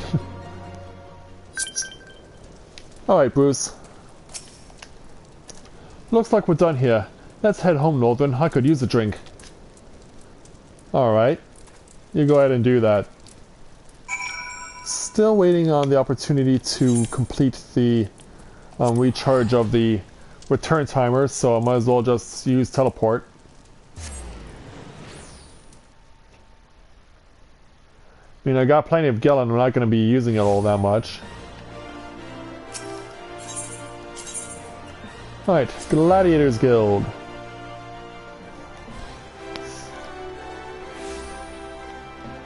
And let's speak to the first sword.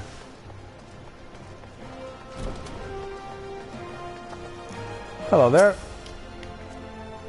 Congratulations on a job well done, Northern. Bruce says you acquitted yourself well. You've shown tremendous growth since you joined us, and though it pains me to do this, you have earned the right. Northern, I grant you leave to join other guilds. As you doubtless know, Ul'dah is home to both the Pugilists and the Thaumaturgers Guild. However, there are also guilds where you may learn something of more peaceful traditions. You may even join the guilds of other nations, that is, if that is your desire. Know that I will respect your decisions, whatever they may be, so long as you do not forget that you are above all a gladiator. Before you head off, I wanted to ask you, Bruce believes the freelancers were out for a bounty. What is your opinion on this, Northern? I'll say that their motives died with them. I see. Mayhap it is best that we put this sort of affair behind us. Still, I cannot help but wonder. Yeah, we'll leave his name out of this for the time being. Oh, my defense will actually go down. In that case, I should probably take a pair of level 10 boots instead. And that's enough to put me up to level 12. Let's go ahead and equip my new sword. Oh, I already got a shield. Yeah, I've been due for an improvement on leggings for a while. In fact, I already had some, I just never bothered equipping them. Silly me. And there's nothing else of interest for me to put back on. Nope, looks all good here. Alright, then I guess we're fine. We're doing just fine, and so we're going to make our way now to level 12 challenges. But before we do, we're going to go back to the... Oh, wait, not the Aetheryte Plaza. We want to go to the Adventurers Guild.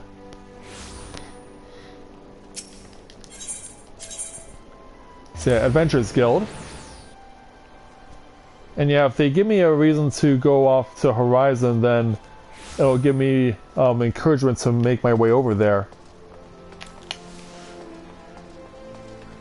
Alright, back over to the quicksand. And over to Momodi. For the level talent challenge entitled, Taking What They're Given. Momodi of the Quicksand has word of work for a wedding adventurer. Look what the Curl dragged in. Good to see you, Northern. I'd ask what brings you, but I reckon we both know the answer to that already. Well, have I ever let you down before? Wait, don't answer that. So happens I know a fellow by the name of Dadanen who needs a hand. He's a merchant by trade, selling precious stones to those in Ul'dah with the means to buy them. He's asked that I send any looking for work his way. You can find him over in Horizon if you fancy. That's in Western Fenland, mind you. Just cross the bridge north of Scorpion Crossing and the road will take you there. Knowing the circles he deals in, he'll have some talk with the royal family that'll interest you as well. And why not make use of a chocobo porter for the journey to Horizon? If you've got the go for it, that is. You'll find the chocobo stables just across the way from my quicksand. Find Mimigun and he'll set you straight. Well, off you go then. I haven't got all day to be holding your bloody hand. Wow. Well, at least we know that we now have a unified direction.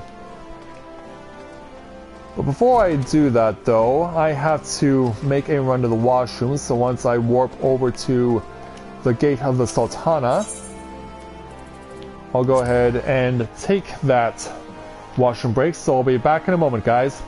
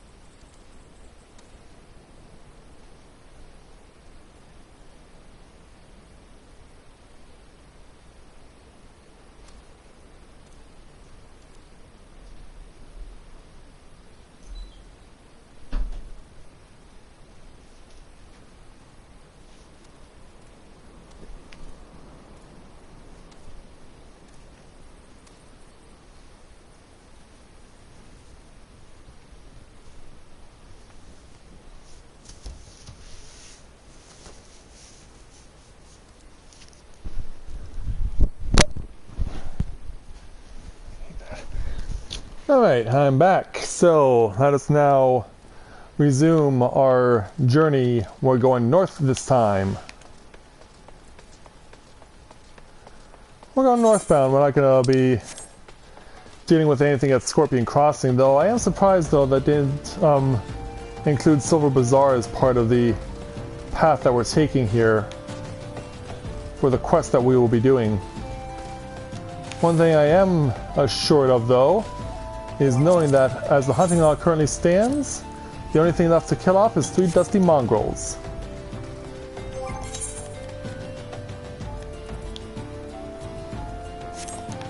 Alright, let's do this.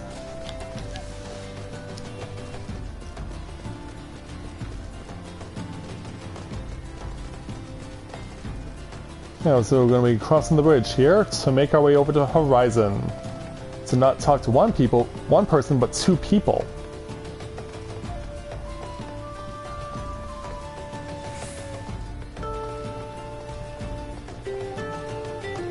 So now we're over in Horizon territory. We'll make our way around this crazy curve in order to get to where we go, but I also want to see if this fate over here is one that I want to actually take. It is.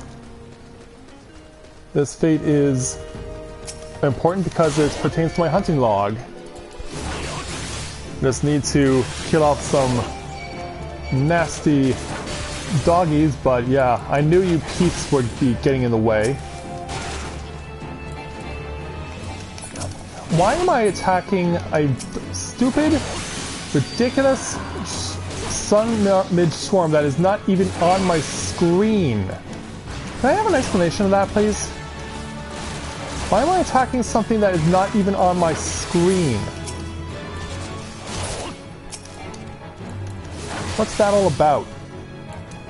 Okay, yeah, there it is right there. But still, that was ridiculous.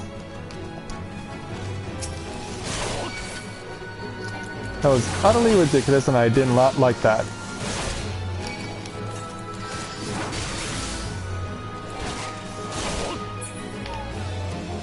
Right, you're down. And that gives me more opportunities to kill stuff.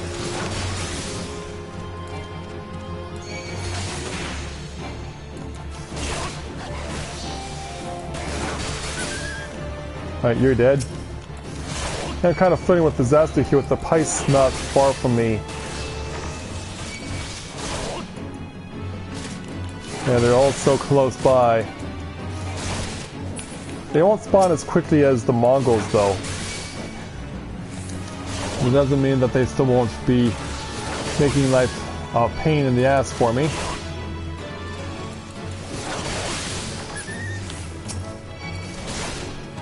Yeah, down, boys.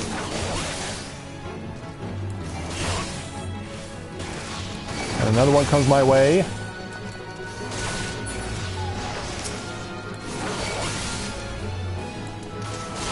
Yeah, no real life animals were harmed in the making of this webcast, but yeah, you think me to be quite the fiend, considering how much I'm killing.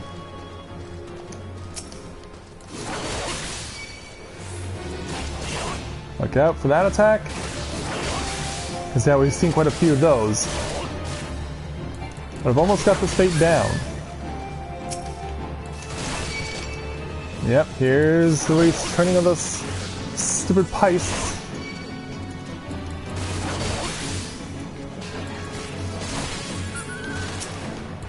Alright, now it's you, Pice. Gotta get you out of the way because you're a pain. You're a pain and you must go down right away.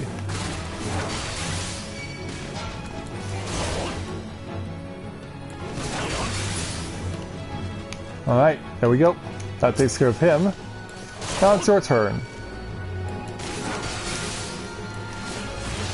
It's your turn and we will do away with you as best as we can.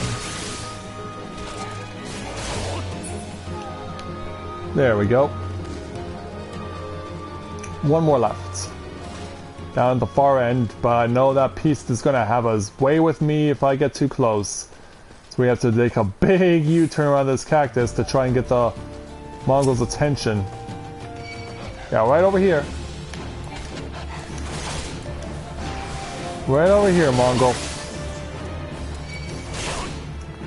Gotta put you in your place. There we go, that'll do it. Got the victory.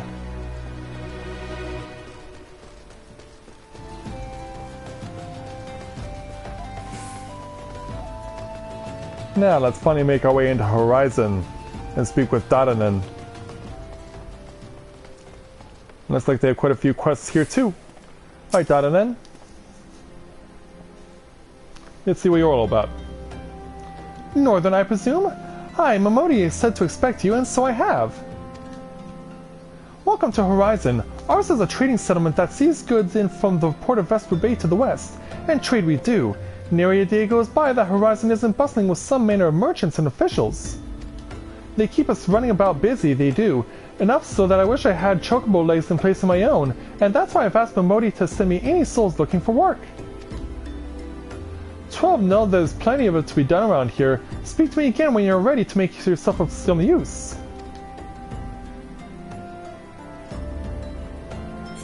And so with that, we'll go ahead and take a pair of leggings. All going in the right direction right now. 10, 10, 8, 8, 6, 10. And my sword is also a 10. So yeah, all going in the right direction, but I also want to come here and visit with Totenoa as well. He's another important reason why I'm here. A fine day to you, adventurer. My name is Totenoa, and I'm in charge of assigning local levy quests here at Horizon. You will come here at the behest of Eustace, are you? Excellent. Allow me to set you to your first task. It shall be a simple one, mind you. Before I can permit you to undertake official duties, it is essential that you prove yourself of sound body and mind. Take a moment to review the task outlined in this skill levy. Do you believe it within your capabilities? Alright, so we'll take care of that. What Pice crave. Marvelous! A word of warning. When near death, Pice are wont to flee to their kin. Slay the beast quickly, lest you become a meal for its mates. Alright. Well, it goes to the west. So it goes past the tunnel over here. We'll have to deal with that then quickly, won't we? And being that I'm playing as a melee attacker and not a mage, this will put me at a disadvantage because of the fact that I need to be able to move right away and stay in front of my opponents so that I can score on them.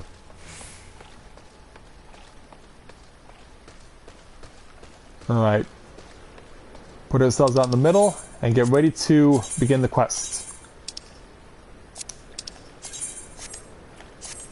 And go.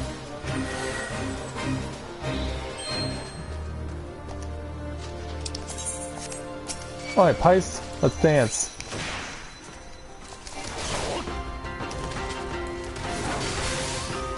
Now I wonder how far you'll go in order to get to where you need to be.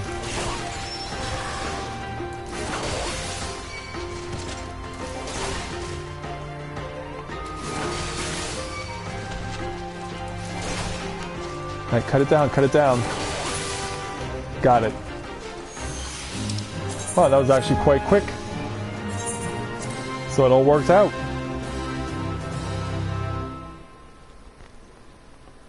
Alright, Totenoa, I finished what you asked me to do. But of course you triumphed. Here's your well-earned reward. Got finished on difficulty and speed of completion. We got that. Given your stellar performance, I see no reason to deny you our official levies. An industrious individual like yourself could earn a great deal of coin here in Horizon. Thank you. Yeah, I really don't want to take away from the chest protection that I'm currently getting. Because, yeah, it's losing 2 here. Well, maybe I can get something better if we go along.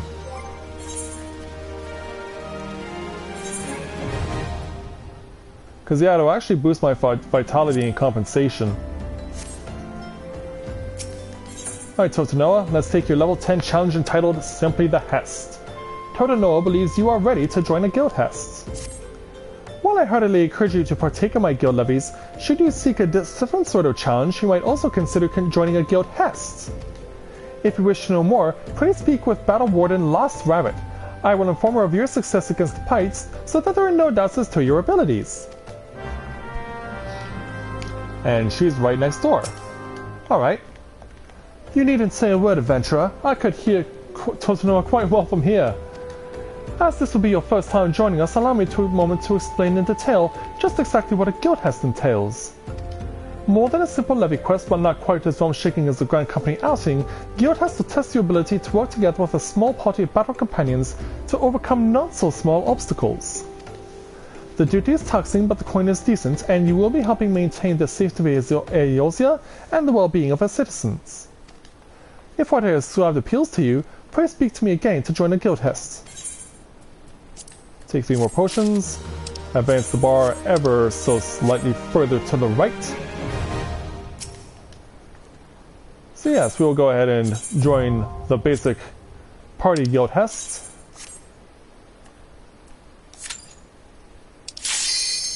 And since I am a tank, getting a Q will be a lot faster than it was playing yesterday in Limsa with Kikiru. All we need is just to have DPS number 2 come and show up.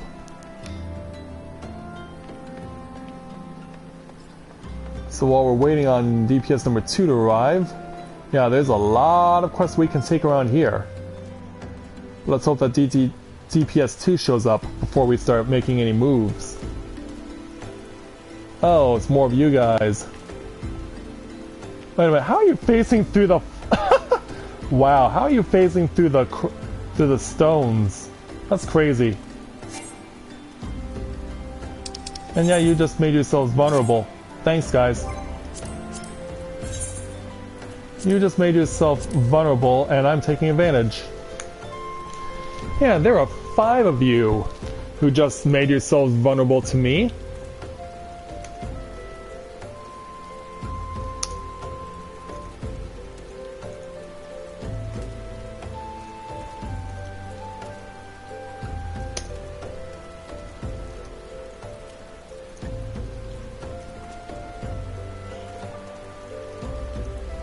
Yeah, phasing through the ground and exposing yourself to me, bad idea.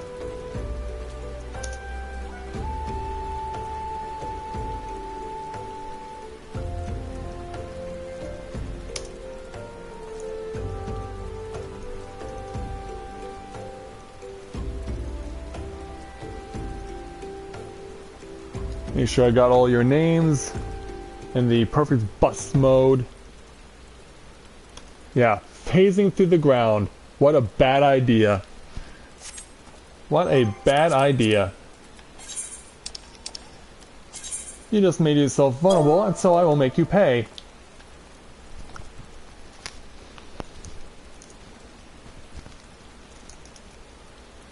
Come on there, keyboard. Here. Work with me and we will bring these fiends to justice.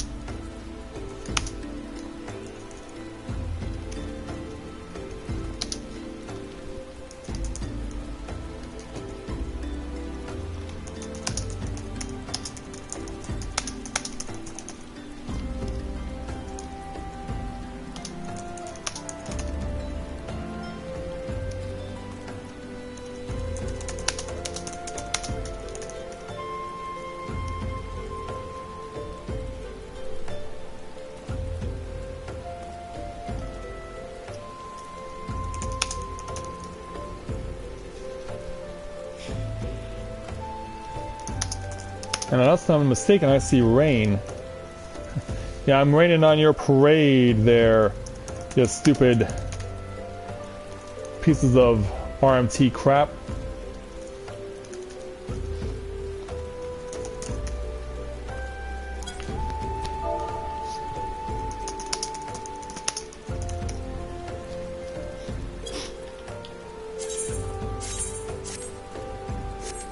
Yeah, you lose again. Yeah, phasing through the ground, that's not how you keep yourself hidden. Alright, Dadanen, let's take your level 10 challenge entitled Supply and Demands. Dadanen would like you to deliver a message to Copperbell Mines. It so happens I have a situation that must be resolved post-haste, and I do mean post-haste. I'm plumb out of premium product and my latest order is yet to arrive. If I keep my customers waiting any longer, this could irrevocably damage my reputation. What's worse, I paid my man in advance for his services. Despite his assurances that it will be a simple affair, I've heard nothing since he departed for Copperbell Mines days ago.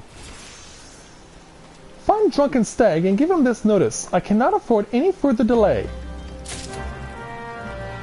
Alright. While you're doing that, let's go ahead and reset the Guildhest's queue. And yeah, it is raining around here as the day comes to an end in Ul'dah. Yeah, it's very rare to see rain in Ul'dah, or in any part of Finland for that matter. But it doesn't mean it's impossible. Alright, Drunken Stag. I wonder how you got that name. Oh, exposing yourself again, huh? What do you want? Dadanen's product? Yeah, this one. He can send all the notices he likes, but it won't change a thing. The concern has closed the mines due to some incident in the depths.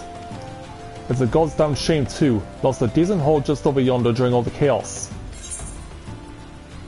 Well, I already took a pair of level 10s to myself, so yeah, we'll go ahead and move up to level 13. But yeah, you saw how those guys took off like a jet. Definitely hackers. But first, now that we're over level 13, let's go ahead and take our training roulette. Hopefully it'll actually work this time. Let's take the Guildhest and hopefully it works. Because if not, I have a right mind to just keep on plugging.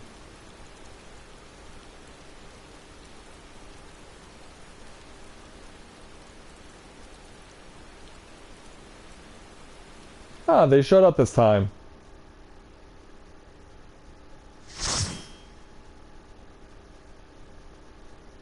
Well, let's go ahead and show them what for.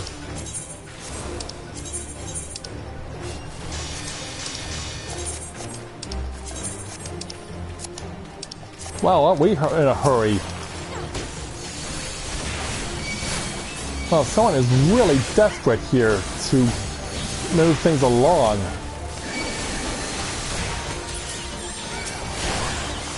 Yeah, won't even give me a chance to build up my MP because they're so desperate to fight.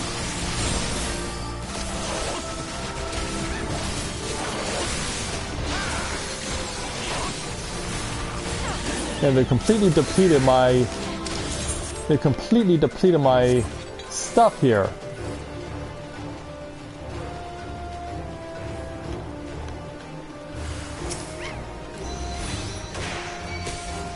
Yeah, I knew this monk couldn't be trusted with anything.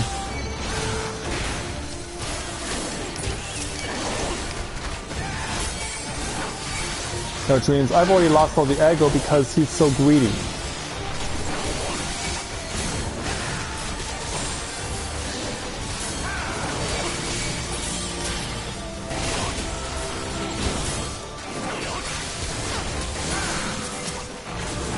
Well, I know who to not give the commendation to.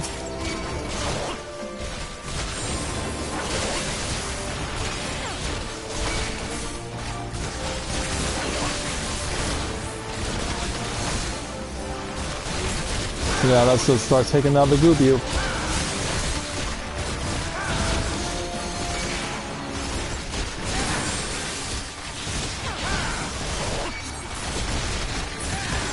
And that takes care of him. And let's give this to Koki Lorraine.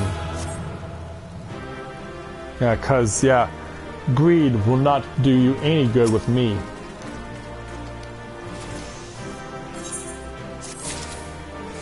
And there we go.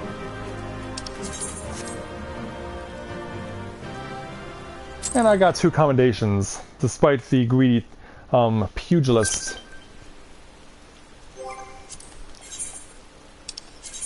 Alright, so let's go ahead and activate Duty Roulette Guild Test.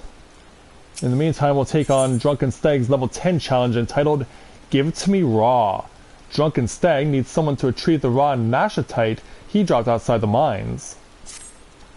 The product you heard Dadanen going on about is a valuable gemstone known as raw nashatite. I managed to dig up a goodly amount just before the mines were closed off, actually. Packed it up and hauled it out even, but then them 12 damn goblins came along, not like any goblins I've seen before, and hungry only for the good rocks. They had eyes for my gemstones, so I had no choice but to oblige. The stone torches had their hands full evacuating the mines, so they ignored the beasts. Even now they're only concerned with keeping people out. Please, friend, if you're willing to face the goblins, would you bring me my nashatite?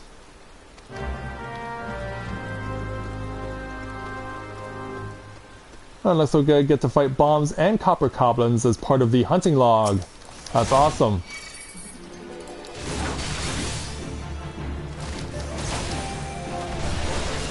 So let's go ahead and start diffusing bombs, so they're not so bomb-like. Alright, there's one down. You're next.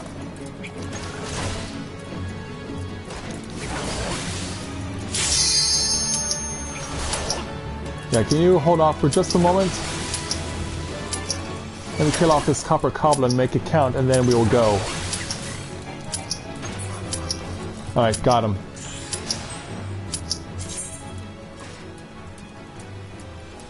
But once again, we're waiting on a DPS.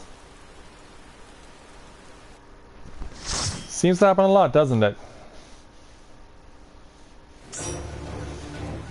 And we're right back here with a different cast.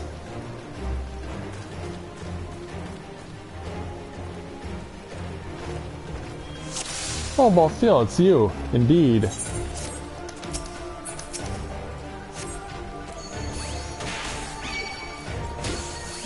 Alright, let's start taking care of you guys. Yeah, I flashed you, you come back.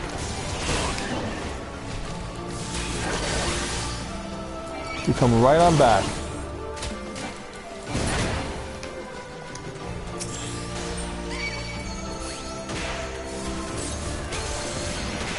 You get 2 doses of flash. And then we'll take on the remainder of you guys.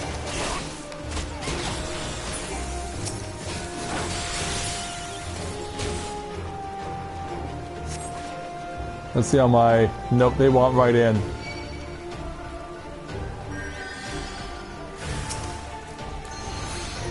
So we gotta flash everyone.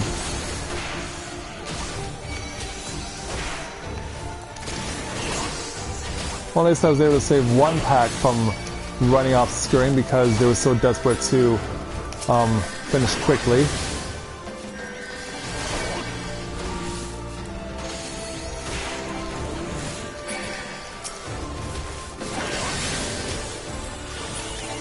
Oh, we are getting changed, that's good. That's always helpful.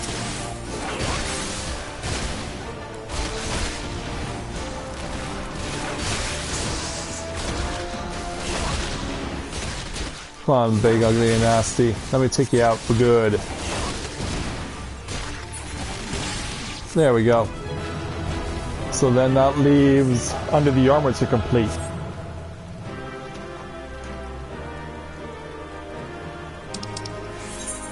Balthiel, I'll only give it to you because of the fact that you're not at an elevated warrior class. And really, that's the only reason.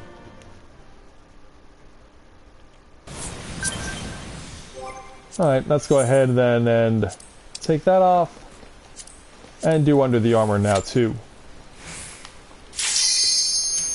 Oh, that didn't take long. Yeah, and there go the crazy... Oh, it's a new set of them. Yeah, it's a new set of those freaks. So yeah, they had some of their guys, but then others weren't too far behind. Thought it was just a pack of 5? Think again. Yeah, watching them sprinting off from one side to the other.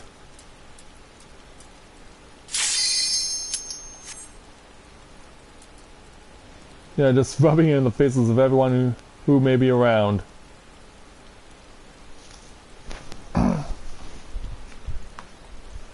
there they go, sprinting off. Yeah, like they're hopped up on caffeine or something.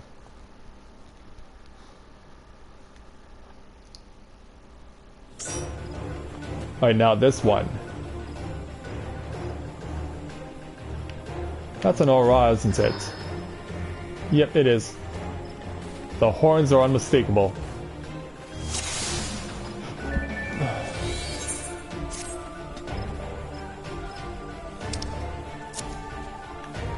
I guess we're gonna go in no protect. I hate it when a tank does not offer protect right away.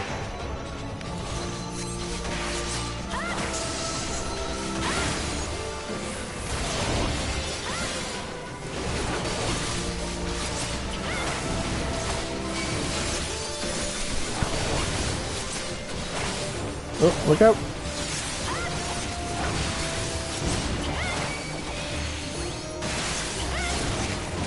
Stay right over here with me, Magic Bones. I'm gonna give you a good time.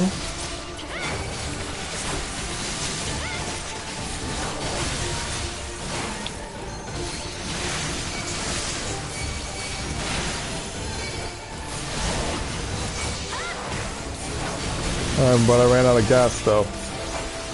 Doesn't matter, we got this, but it would have been nice to at least have a key to know that they're supposed to cast Protect at the start.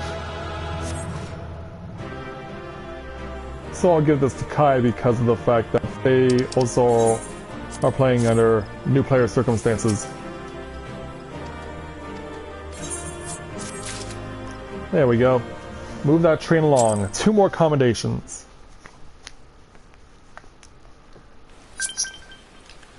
Alright, and while we're here we might as well keep killing goblins and bombs too.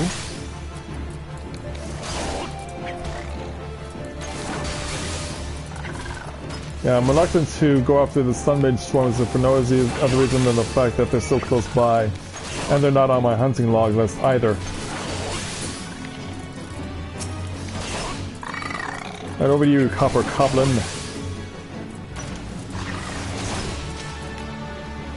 Let's make an example out of you. And we'll advance ourselves further along. Okay, so yeah, it says I thought you bombs are also part of it.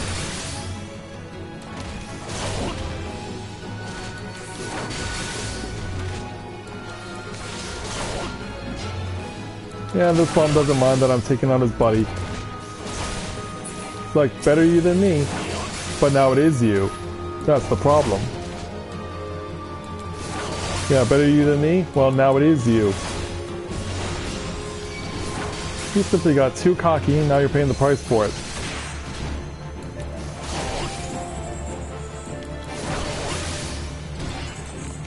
Look out.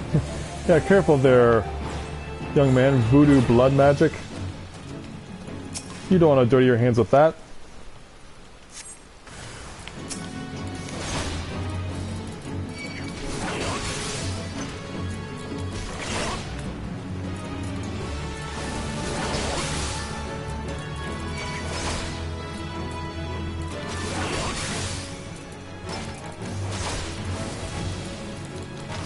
Alright, so now it's time for you prison goblins to be laid waste to so I can get the raw Nashtite. Yeah, I'll stand over you and tower over you as you look at me breaking every single one of the crystals that surrounds your body.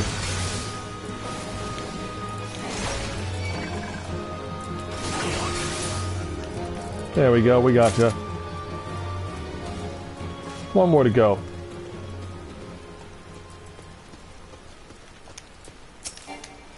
Oh, yeah, I gotta inspect it first. Now we fight you. While your Copper Goblin companions watch on nervously.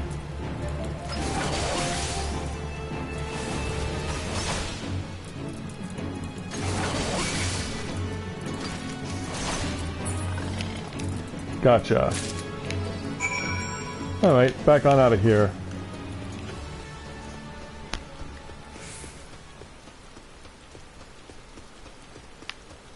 Let's go again and give this stuff to Drunken Stag. Heyo. How did you fare, friend? Did you find the raw Nashatites? There you go. Beautiful, isn't it? Rarer than many stones and more expensive than most. They say the green is the same as the eyes of Nanasha Ul'dah, who once ruled as the Sultana. They should save Dadanan from his troubles if there's enough left. There's far less here than what I found. I reckon those goblins made a meal of this stuff. Bloody waste. And so you'll go ahead and give us our next challenge at level 11 entitled The Perfect Swarm. Drunken Stag wishes to repay your kindness with some useful information. You'd like a chance to make some money, right? Then I know just how I can repay you for your kindness. Swarms of sun midgets have been harassing travelers along the road connecting Horizon to here. It's gotten so bad that the brass blades have started paying folks to keep the roads clear. If you find it hard to believe that swarms of tiny midgets could be so troublesome, then you've never seen a chocobo driven into a frenzy by one. There have already been some terrible accidents. Do your part and slay a few swarms. After that, let Fufulupa know. He'll reward you for your trouble and maybe even offer you more work. And maybe even control these freaked out, possessed, stupid hackers. Now where am I? Oh, they're up there. They're up there for some reason. Alright, let's go. Okay, let's see how many start disappearing off the map because of hackers. Keep your eye on the minimap to see which ones fall faster.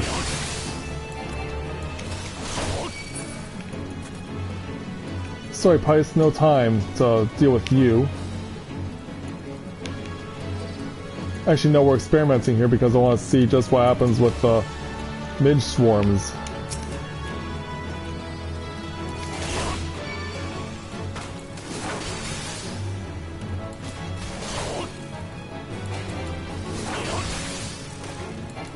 Yeah, because I know that those crazy things will get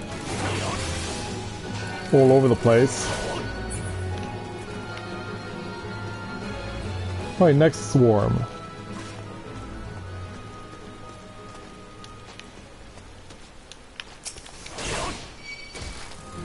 Let's go ahead and take them out.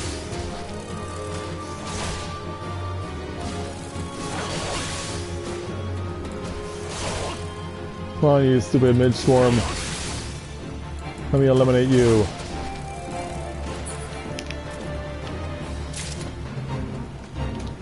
One more to go. Well, thankfully the stupid hackers stayed away.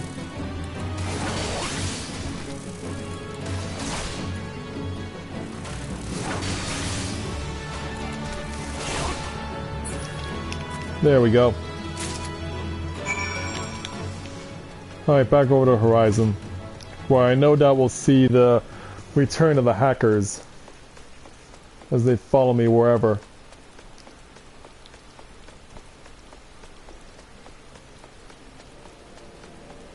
Well, there's one of them at least. Greetings and salutations, adventurer. To what do I owe this? You've seen how many swarms of sun midgets? You are my sincerest thanks. The brass blades have been struggling to keep them in check, so your assistance is greatly appreciated.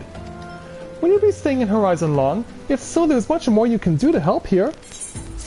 Well, that's kind of the point, as I'm now up to level 14. Huzzah!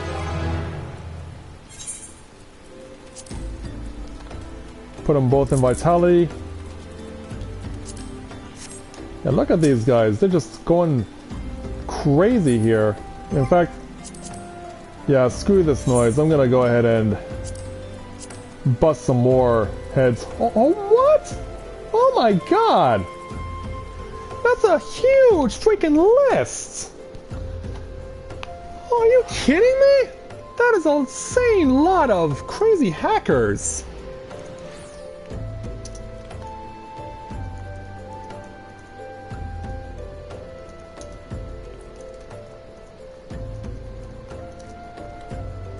Holy cow!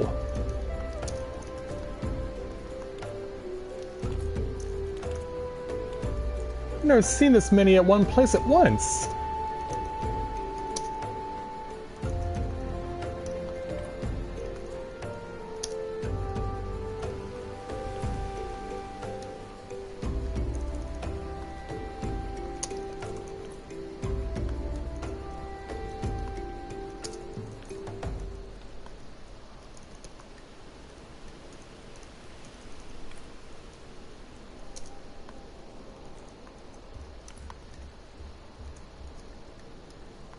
Wow.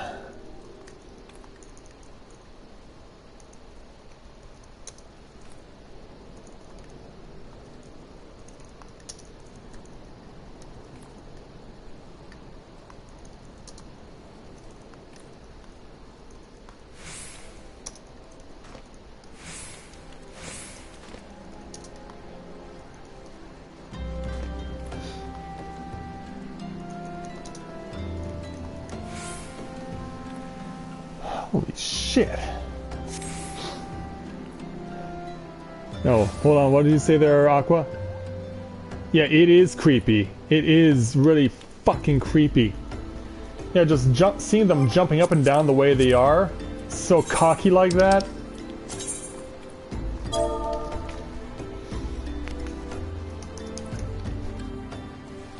That's ridiculous.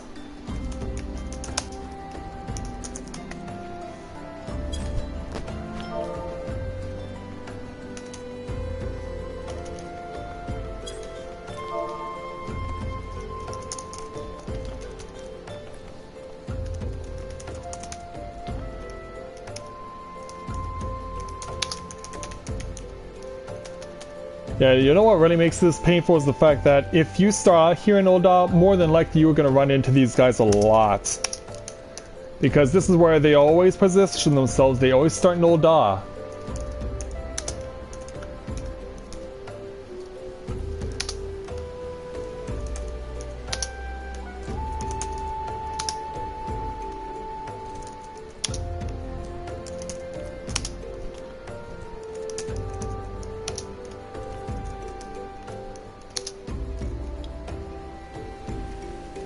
Yeah, this is just out of control. Oops.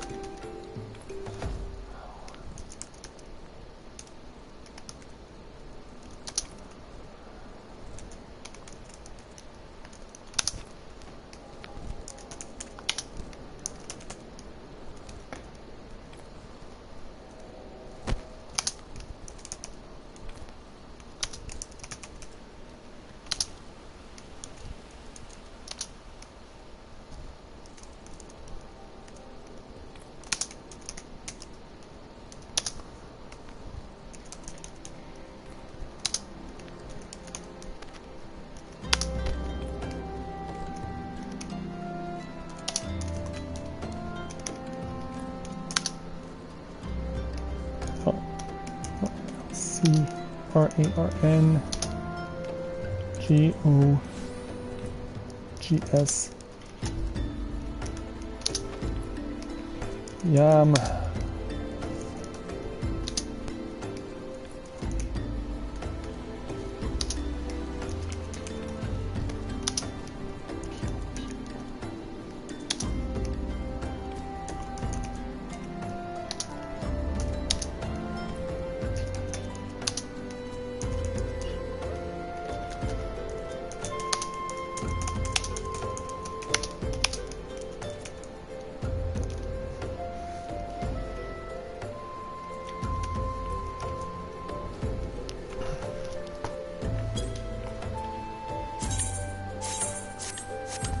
Ah, that was ridiculous. That was absolutely ridiculous. Yeah, remember those days? So yeah, let's take on the next main story challenge as they continue to spawn like crazy. But yeah, I just busted these guys. So let's take the level 11 challenge here entitled Last Letter to Lost Hope. Fufalupa wants you to track down a missing courier. Pray allow me to enlist your aid, brave adventurer. I would have you ascertain the whereabouts of a missive I sent to Lost Hope the other day. Captain Leofric is stationed there. Ever since he was transferred, we've exchanged letters, but never before has it taken this long to receive a reply. And so I fear that the courier may have met with some misfortune en route.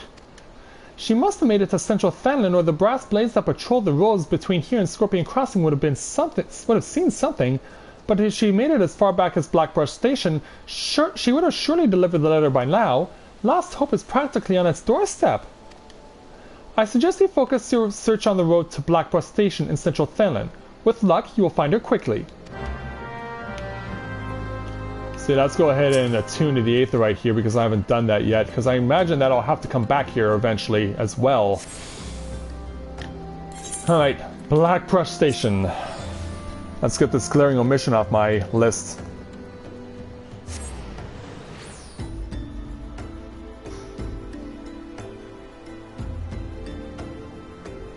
But yeah, they make themselves so easy to be exposed. Yeah, and even doing so here on the Aetheryte. Dang. Where else can we bust? Well, it looks like a lot of these guys are people I've already busted, so yeah, I can't really do much about that. But yeah, they basically did the same thing I did. They warped over here.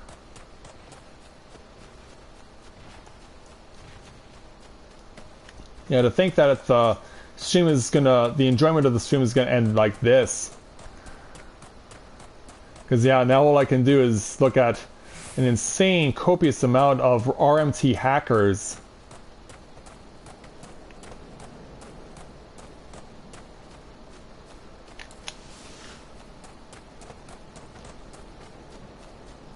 Let's make our way over to where this next quest is going to be.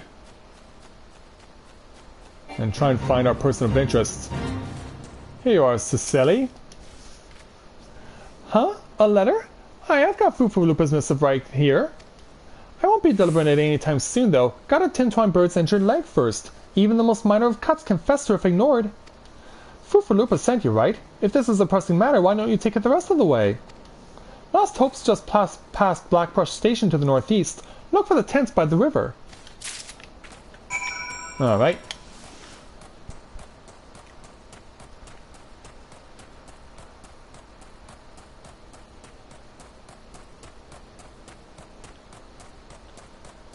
Yeah, to answer your question there, Aqua, the only reason why I have this much time on my hands is because it's a holiday today in Canada.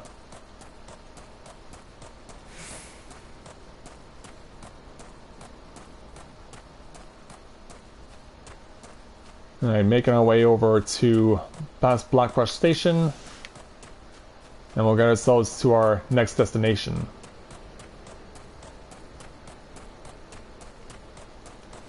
Alright, last letter to Lost Hope.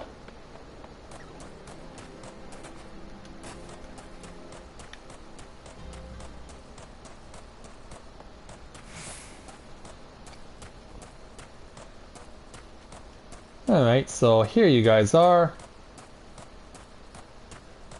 Let's speak with Leofric at the end here. Oh, he's sitting down, alright. Next to the cookpot.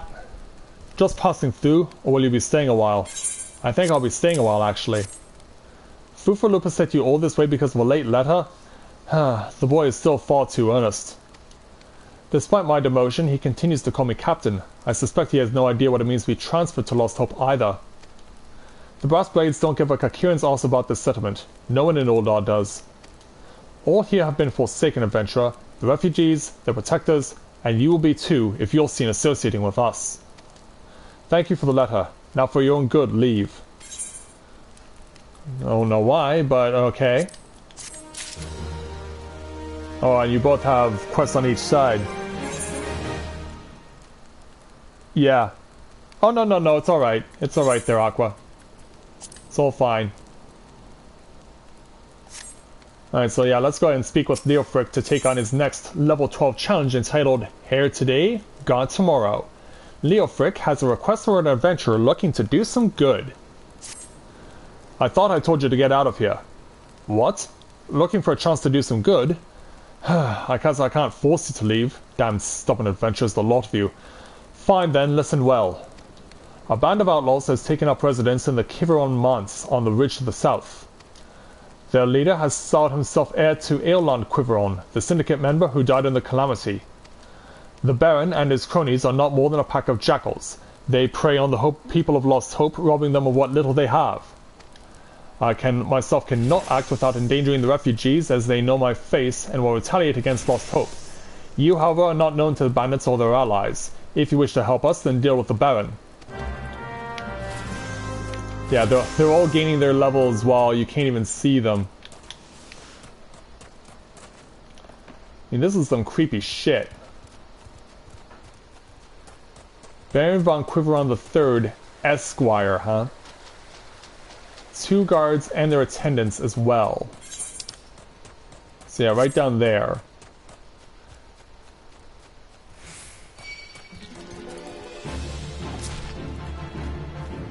Yeah, it's pretty ridiculous that I'm even seeing their alerts as they get all their levels. Oh, I can even take on Cockney Cactuars while I'm here, alright.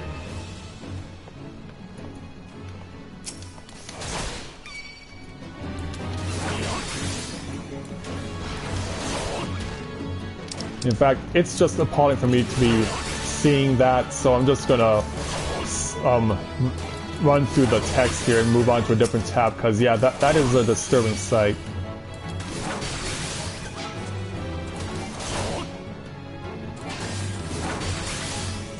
Yeah, come on there, Cactuar. Bring it on. Alright, next.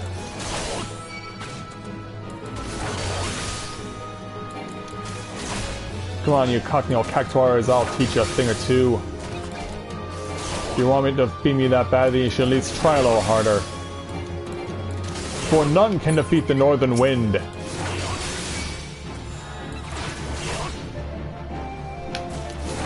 And I mean no one, you hear me? Well, except for that one time when I underestimated myself and I had a bad miss and a fate.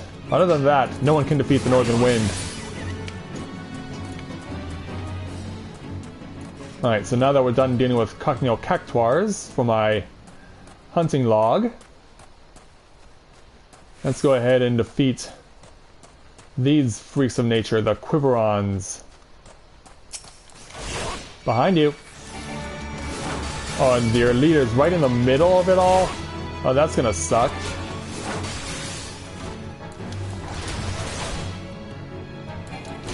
Yeah, a danger area for me to deal with. Will not be fun.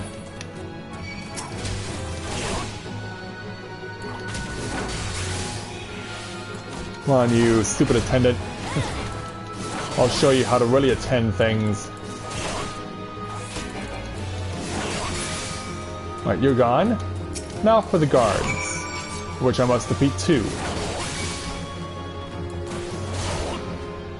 But yeah, I can only imagine how hard this is going to be for someone like me to kill these guys off.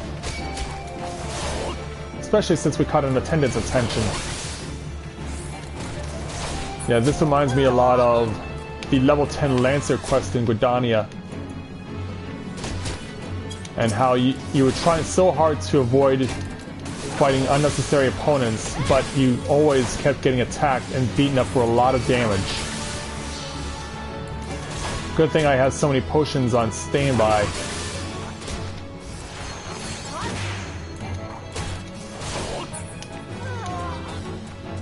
Alright. I should probably go behind this guy in order to trigger the scene. Yep, here we go. Baron von Quiveron III, Esquire. But yeah, that guy is just shutting off on the fire, so I'm not gonna bother wasting his time. And somehow I dodged the paralysis. Hooray! Alright. Beat the Esquire. We still have to defeat the guard. We still have a guard that must be slain.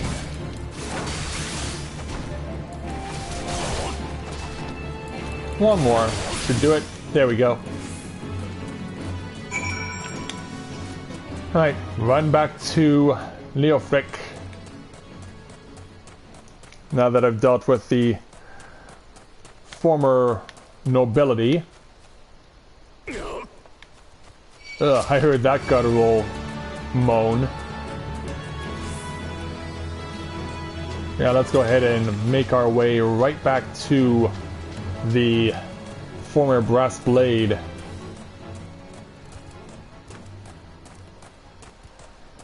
Have no fear, Leofric, I'm coming.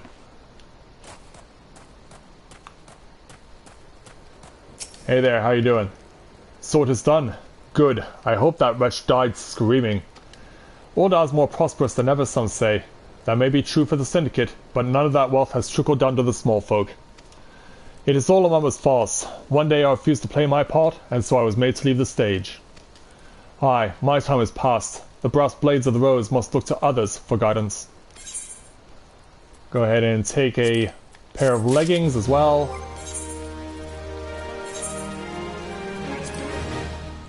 There we go. Alright, Leofric, let's take your level 12 challenge entitled Passing the Blade. Leofric would like you to deliver an item to Horizon. As you may have noticed, I'm in no shape to leave Lost Hope right now, so in my stead, I would like you to return to Horizon and give this dagger to Fufalupa. Although it's just an old ornamental dagger, it belongs with the brass blades of the rose. Aye, I should have given it to the boy before I came here. Well, that won't be too hard to do.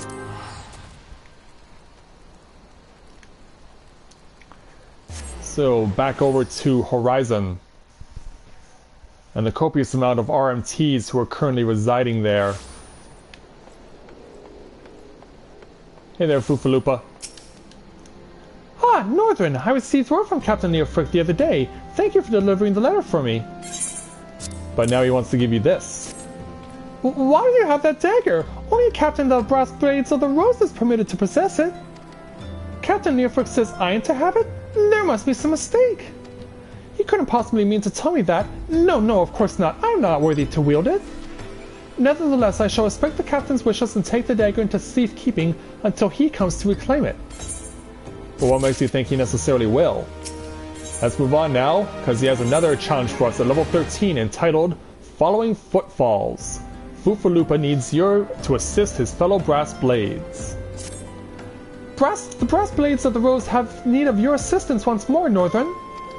Thaumaturgists from the ossuary are presently surveying the footfalls for ancient relics.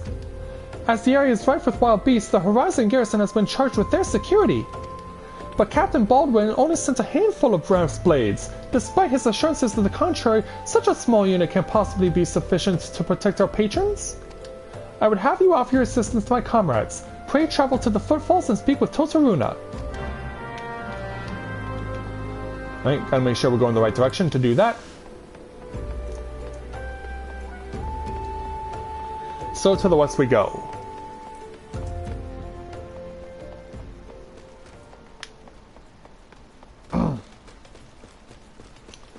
So now dawn has come up on Ul'dah once again. And so we will go ahead and find Totaruna. It's actually not all that far from where we need to be. Alright, yeah, there she is, along with Nunu Zofu. And some brass blades. A fleet adventurer come to help? I ain't heard nothing from Captain Baldwin about this. He said trusted men only. Anyway, we've got this under control, and besides, this operation ain't got nothing to do with Fufalupa. Boy's got a stick up his arse the size of a saber tender. It's no wonder the captain told him to stay at Horizon. So I see.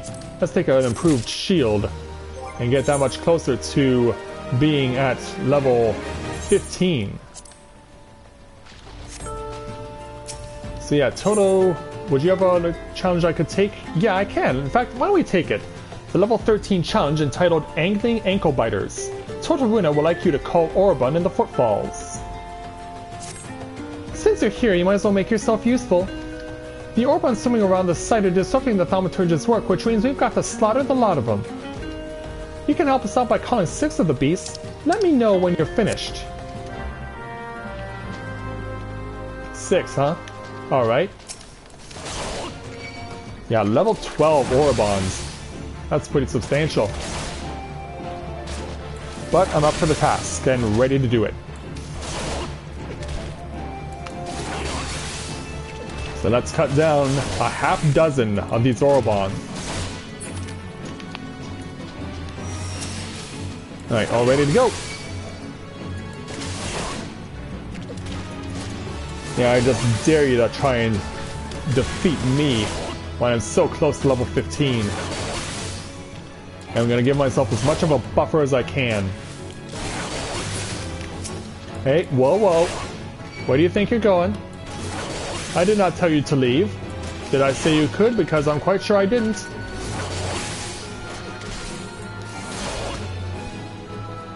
Alright, Orobon, come on, go down there, you. We almost got you out. There we go, halfway home.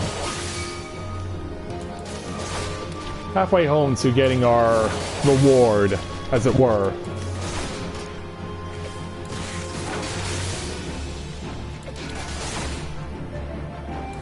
I'll teach you, Orobon, some manners. And I need to kill 2 more. Oh, but it looks like, yeah, I guess who's all over it? The RMT. Yeah, I had a feeling you'd be showing up. Bunch of jerks.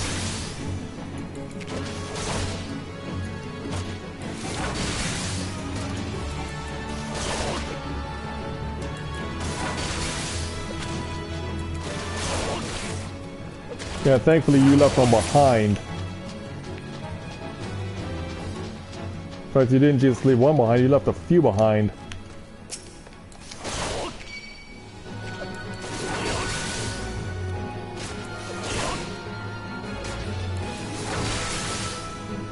So let's kill these Orobon here. Get the last one done.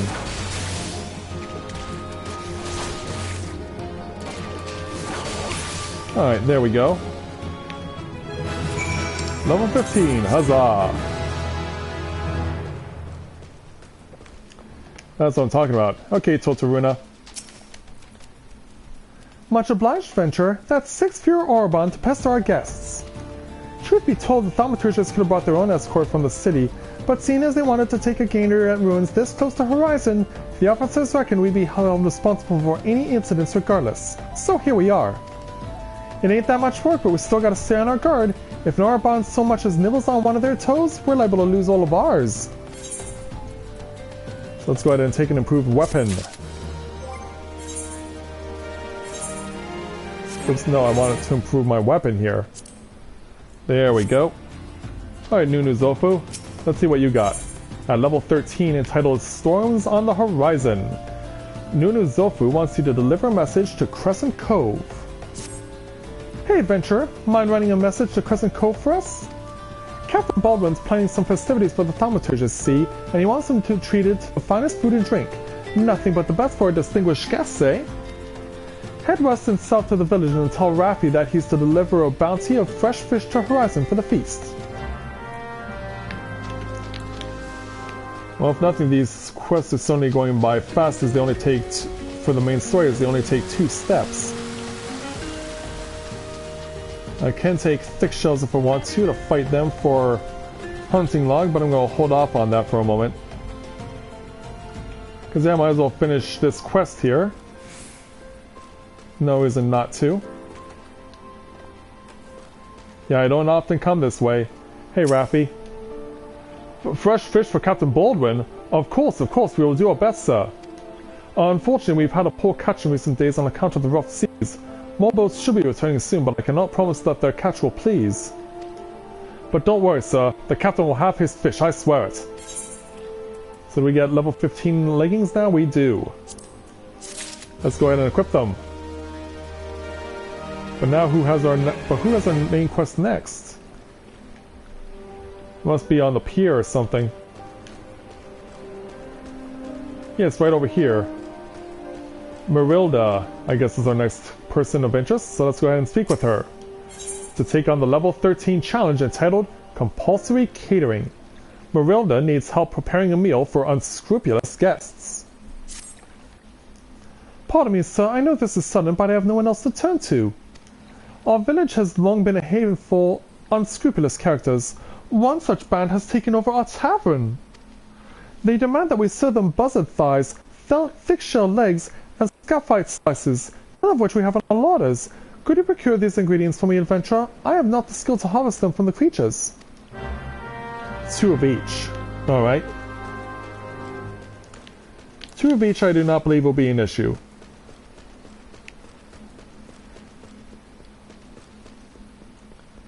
So yeah, we were required to kill thick shells, so let's go ahead and start killing thick shells. And we'll add them to the list of the ingredients.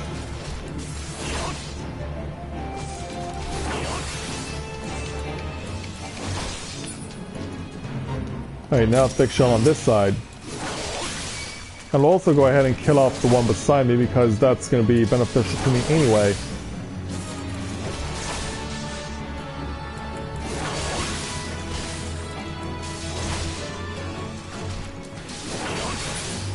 Alright, you're down.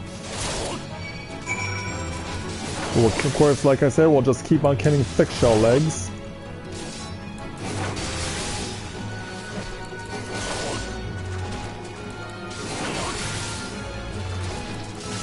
Get them taken out here. But how many do they want me to kill? Oh, that's enough. Alright. Now on to arbor buzzards.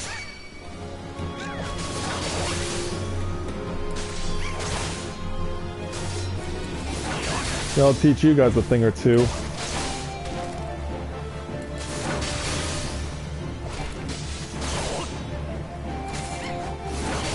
Oh, almost gotcha. There we go.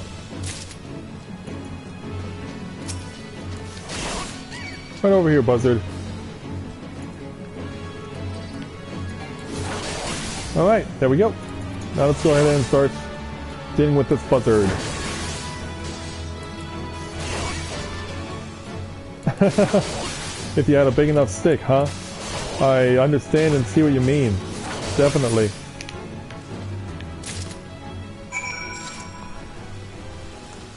Oh, welcome back, Wayne.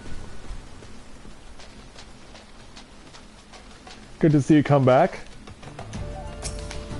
Right, scaphites, or scaphites, or whatever the heck you're supposed to be called. Your turn. Well, why are we taking slices off of scaphites? Because they look like giant sentient rocks that have moss growing on them. Which is probably exactly what they are.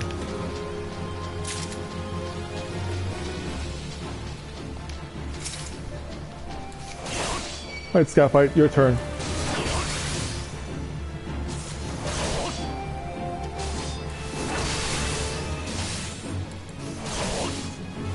Let's go ahead and lay waste to a lot of you.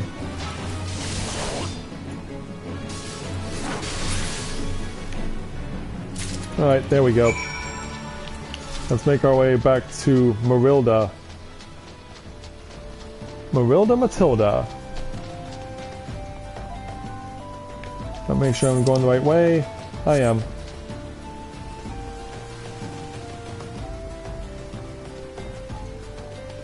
So yeah, let's make our way back over here to the, where Ul'dah is. The Crescent Cove, yeah. Like, is this actually what they, call Crescent Cove? And yeah, it is. Wasn't sure. Where did you go, Ul'dah? Ah, there you are. Let's go ahead and give me a talking to. Oh, wonderful. Thank you there, Wayne. Have you the ingredients? If we fail to satisfy the bandits, they will take their displeasure out on us. So yeah, here are all your ingredients. Oh really? I'm sorry to hear that, Aqua. So anyway, bless you, adventurer. Bless you. We may yet pass this day without incident. Though I know not what terrors tomorrow may bring, these outlaws do whatever they please, and we've not the strength to stand up to them. The brass blades of Horizon Vesper Base see no profit in protecting a poor village like ours. Most of them pretend we do not even exist. Worst of all are those in league with the bandits. Let's go ahead and take a helmet, as we get ourselves ever closer to level 16. Let's see how this looks on me. Yeah, now Northern is looking more like a badass with the Salada on. Alright there, Ul'dah. Let's take on your level 14 challenge now, entitled, "O Captain, My Captain. Ul'dah may have stumbled upon a secret." Yeah, now we're getting into the nitty-gritty now. When the bandits were in their cups, I overheard them discussing their plans. It seems they've come to collect gemstones stolen from Copperbell mines. Nashtite, I think I heard one say. Oh, what? Is that really helping them? They're to meet with their co-conspirators soon at the Footfalls. What did you say? Yeah, surprised. Illicit exchanges and shadowy dealings? The brass blades cannot abide such maleficence. Forgive my eavesdropping, Northern. I came to Crescent Cove merely to thank you in person.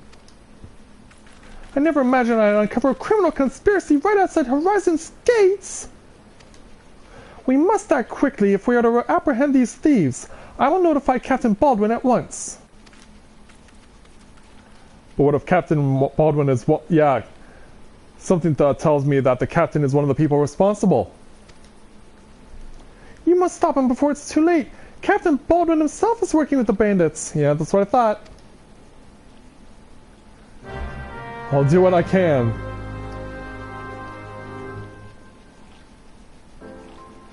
But yeah, that's not good. Yeah, like we hear of him, but who is he and where is he? But turns out he's in league with those guys. He's conspiring with them. Sorry, Arbor Buzzard, ain't got time to play. Cause yeah, Captain Baldwin must be held to account. Oh, Captain!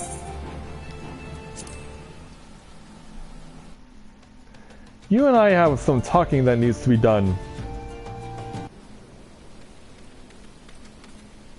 Captain Baldwin, sir, I've discovered something shocking, terribly horrible. Someone has been stealing gemstones from Copperbell mines and... Wait a minute, what? Wait, those gauntlets? Those boots? Why, you're one of Quiveron's men! Sir, that fat man is a thief and scoundrel! And what of it? His coin's good, and that's what counts. What? Captain Baldwin, are you working these men? It cannot be! But it is. I told you to stay here in Horizon, Fufalupa. It didn't have to be like this. They'd get their Nashtite, I'd get my gil, and none would be the wiser. But what if your crimes are uncovered? What if Lord Lolorito finds out? You goddamn fool, don't you see? I'm acting under the authority of Lord Lolorito himself. No, that can't be true! Why do you think people join the Brass Blades, Fufalupa? To serve and protect? Ha! We're not the bloody flames here. We do this for the coin. You there, adventurer. Do you remember me? Well, I remember you. I am Sir Baron von Quiveron the Fourth, Esquire. You killed my brother, and now I'm going to return the favor. Yeah, this is news to Northern Wind. Well, that settles it. It is clearly in everyone's best interest that both of you die. I'm afraid I'm going to have to prevent that. Yeah, now who should I kill first? Oh, there are brass blades in the vicinity as well who are serving as archers. Well, let's deal with the little Baron first.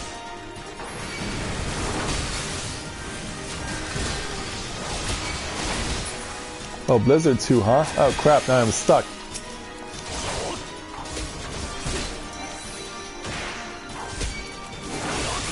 And let's get rid of these little brass blades here.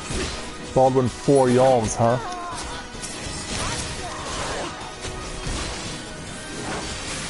Yeah, looks like we've exposed some pretty crappy stuff going on. Alright, you're next there, Baldwin.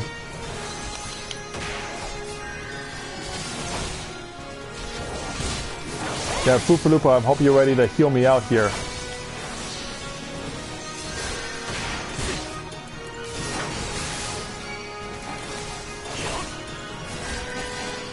Okay, you do heal me. Good.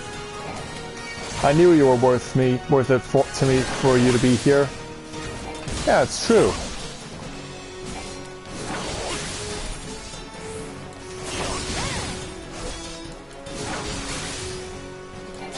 But yeah, I'm afraid that I'm gonna hurt you badly and you're not gonna like it. That's kind of the idea. You came across a lollipop with a conscience and an adventurer who just wants to see things done right.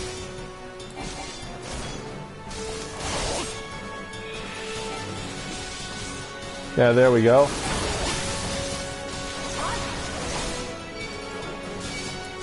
Oh, now you're just going full AoE here, huh? Well, we can't have that now, can we?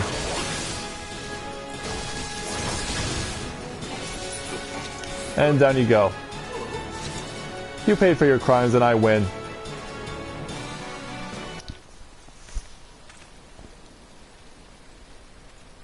That's enough, Baldwin.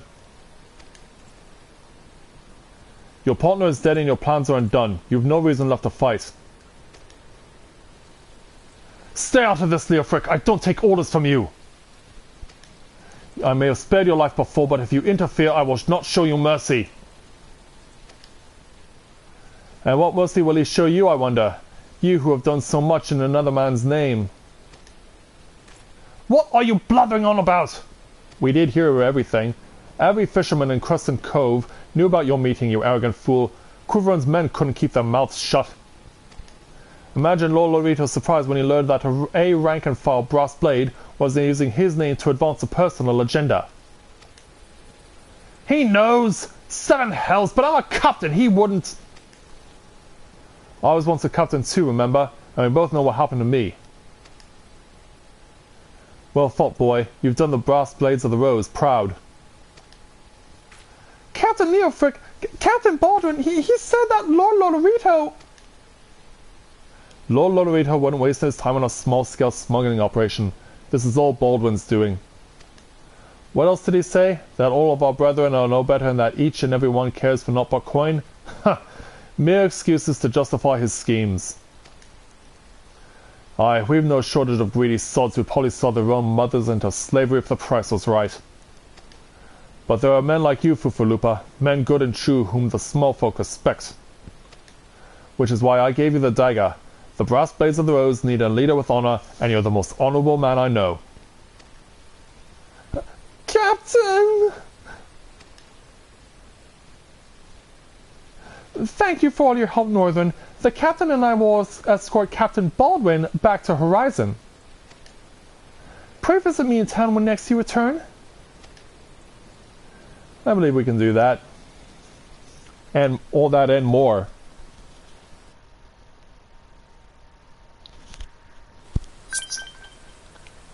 Alright. Let's warp our way back to Horizon then. Expedite ourselves there.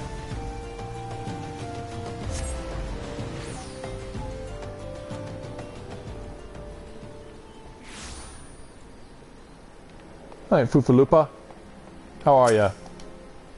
Welcome back, Northern. So much has happened.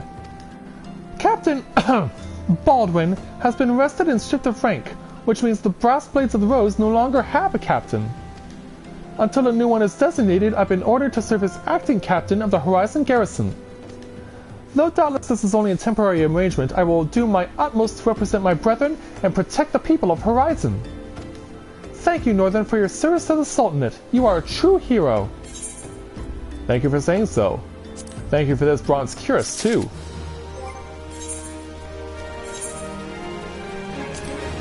There we go. Alright, Fufulupa, what do you got for me next? Secrets and lies, huh? At level 14. Fufulupa would entrust you with a matter of grave importance. I salute you, honored friend. As acting captain, I should be much obliged if you would grant me a personal request. In efforts to ascertain the full extent of the former captain's corruption, we've been poring over his personal correspondence. Our search unearthed this sealed letter addressed to a man named Owen. But he is one of the Sultan's sworn elite. I can think of no reason why he should have any dealings with Baldwin. We now know that the former captain was consorting with a coalition of criminals. Could it be that Owen was too?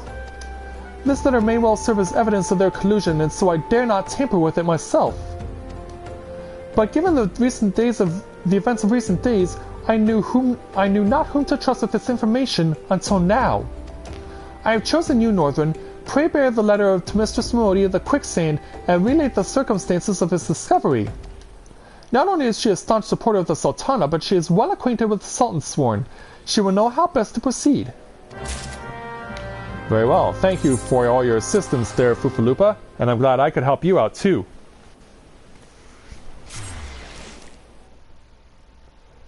Oh yes, I am there, Wayne. I am actually a fan of them. Yeah, I consider Ray Lewis one of my personal sporting hero, if that gives you any indication.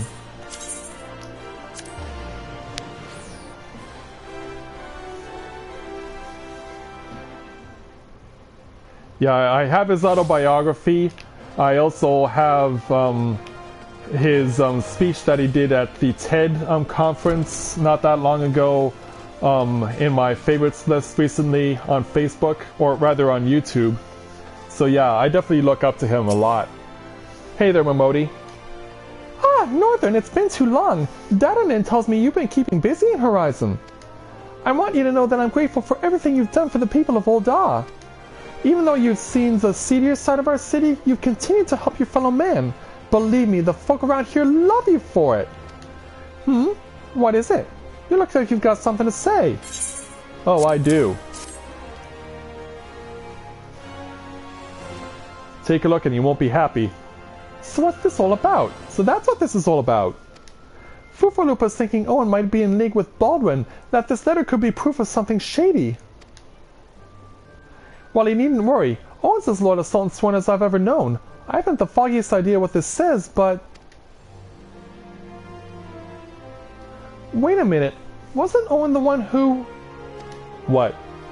Oh, hells, I've got a bad feeling about this. Listen, Northern, I think I know what this is all about, but I need you to swear to keep it quiet. If you'd rather wash your hands of this business, I won't hold it against you, but if you're determined to see it through to the bitter end, say the word and I'll explain. And I'll take a pair of level 15 trousers to boot.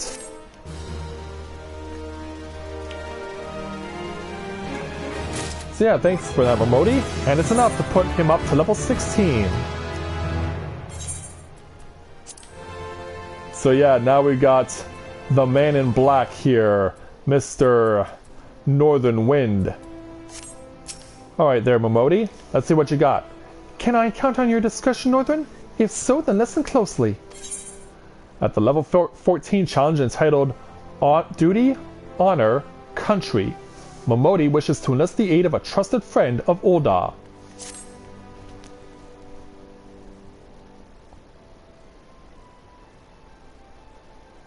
So go on.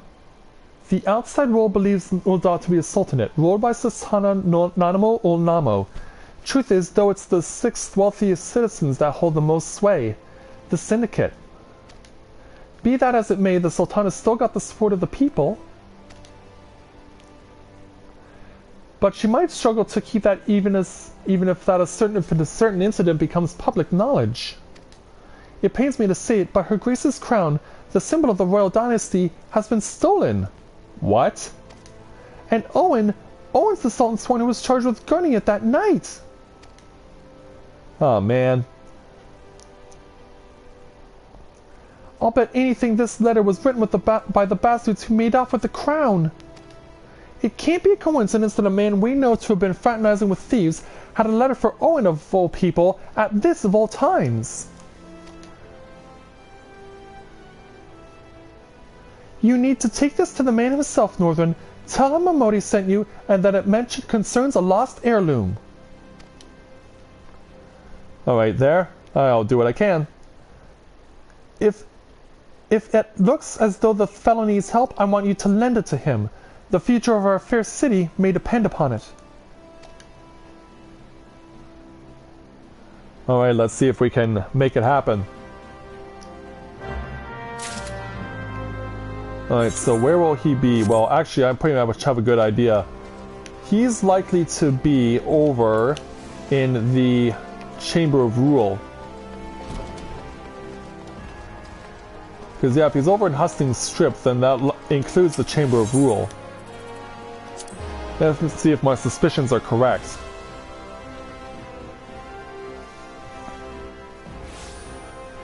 Yep. Now, where is he exactly? Okay, he's off towards the direction of the... I need to verify. Yeah, he's right next to the Alchemist Guild, actually, is where he is.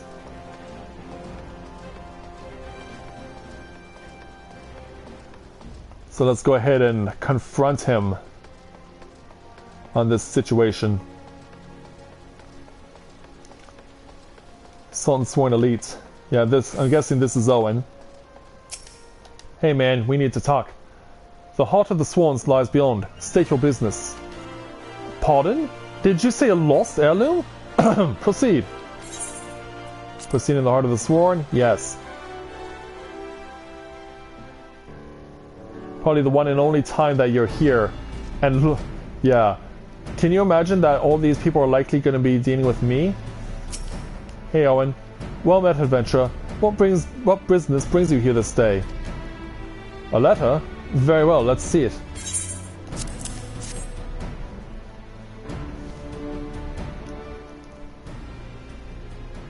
Have you read this, adventurer? No, but Momodi has. I see, but you have some inkling as to its contents, I think. Mistress Momodi has doubtless explained to you the significance of the crown and what its loss could mean for Her Grace the Sultana. The theft shames the Sultan Sworn and me most of all. The blame is mine, you see. I grew lax in my duties in a moment of carelessness. No, it will do no good to recount the tale now. Since the hour of the theft we searched frantically for any signs, any whispers as to the whereabouts of the crown. We have found nothing. The identity of the thieves and their motives seemed fated to remain a mystery until you arrived, bearing this ransom note. In it, the criminals state their price for the return of Her Grace's crown. And though it pains me to say it, I fear I have no choice but to acquiesce to their demands. Too much is at stake to do otherwise. The crown symbolizes Her Grace's birthright and identifies her as the custodian of the Ul'dah legacy. It must be recovered. I will travel to the unholy heir and pay them their ransom.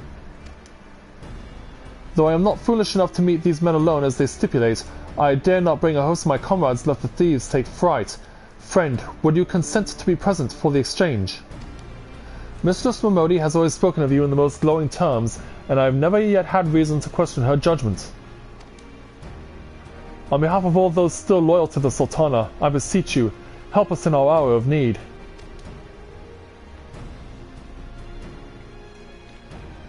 So let's go ahead and do just that. At the Unholy Heir. Now where is that? Central Thanlin. Central Thanlin it'll be.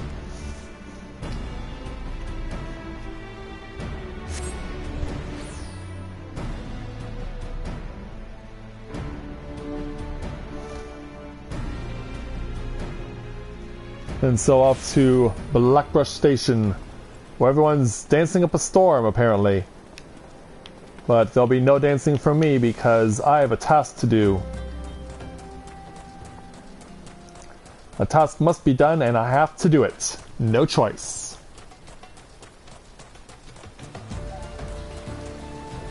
I'm going to spring in my step as much as possible in order to make it over to the Unholy Heir. Which is out on the far side, but actually not all that far. Yeah, I guess they're calling the territory close to it as being part of it. And right down at the end of the road is our inevitable confrontation. Let's go ahead and engage in it. But yeah, I imagine Owen may be one of the people involved, considering the crap that we've seen been going on so far.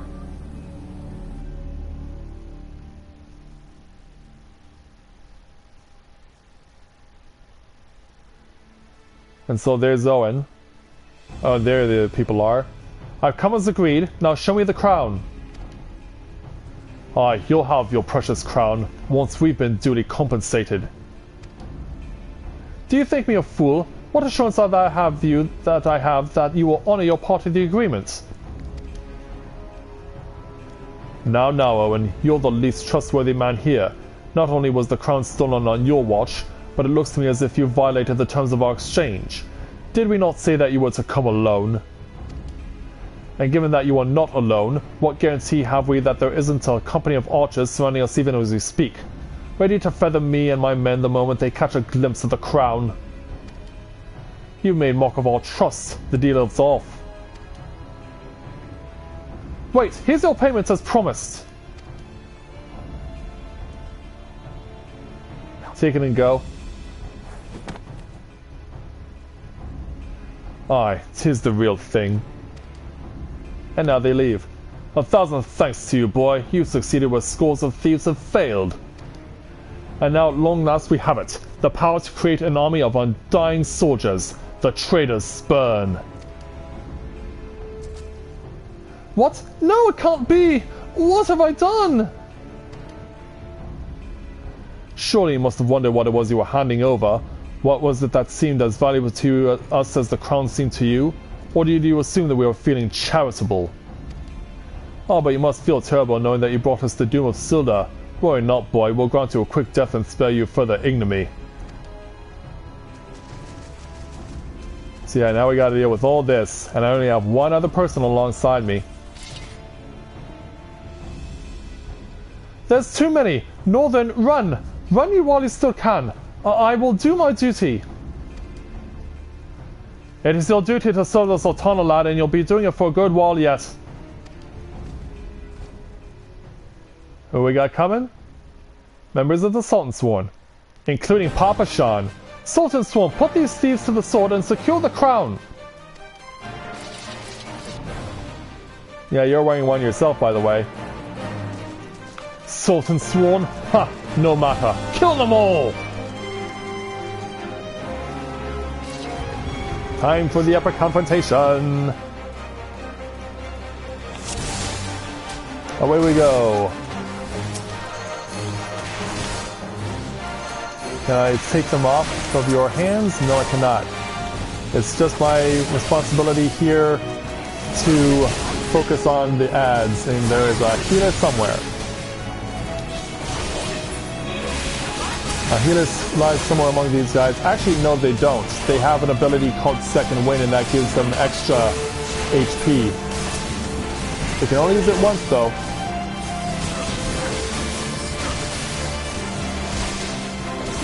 Now quit healing yourself.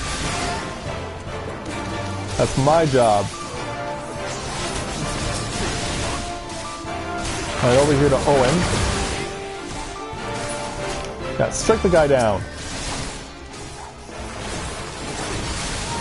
Hang on tight there, Owen.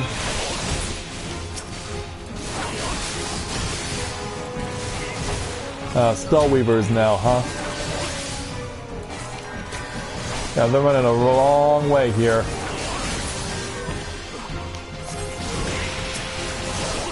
Focus on the Spellweaver, I guess? Because, yeah, I don't know what they're dealing in here. They are the curer. They are the healer. We'll also take care of some other guys as well. Ah, crap. He froze me in place for 7 seconds. No! There are 5th fighters that have to be taken care of on the other side, too.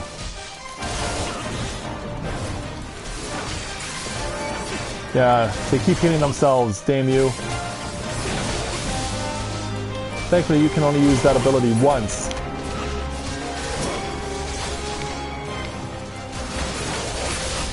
Alright. Oh, don't I? Don't I? And that just leaves you, Garibaldi. Until, of course, Blanca shows up. Yeah, it is. Don't worry, I've got this guy. Ooh, look out for AoE.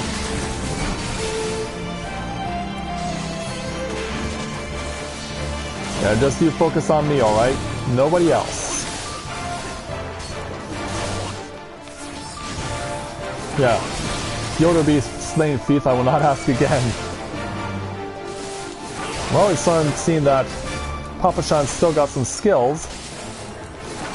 But yeah, Garibaldi is gone. I didn't want you guys to get involved because now you're going to get nailed by AoE. But we got it.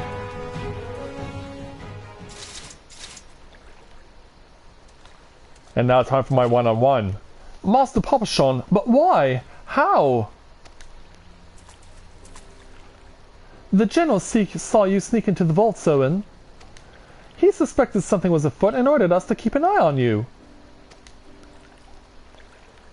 The Flame General, he ordered you to look after me?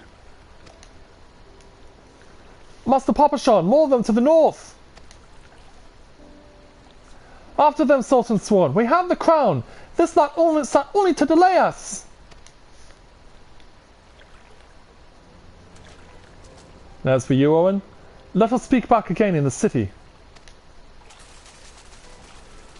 So as the Sultan Sworn all run away, here comes my one-on-one confrontation. Hey there, Asian, I know you were looking for me. I knew you were waiting for me. Yeah, you mentioned that yesterday too. Hi. Yeah, and I'm not happy with you. So yeah, now he goes and does his ritual summoning, enshrining us in darkness. So out comes the gargoyle.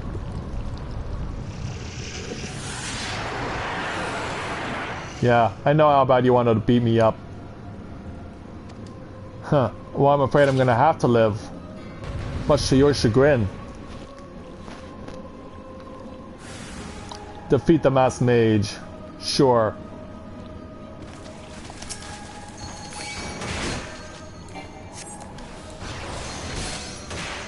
It's a shame I can't put him out on his back with what I've got as far as blinding him is concerned, but that comes later, I guess, once it becomes stronger.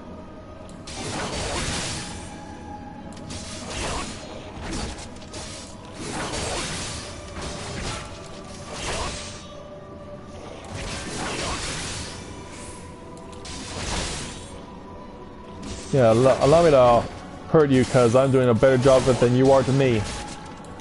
Even though I've been poisoned, it doesn't matter.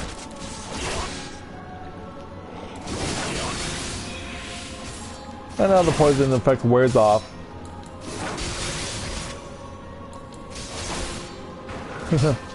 Yeah, you asked that yesterday too.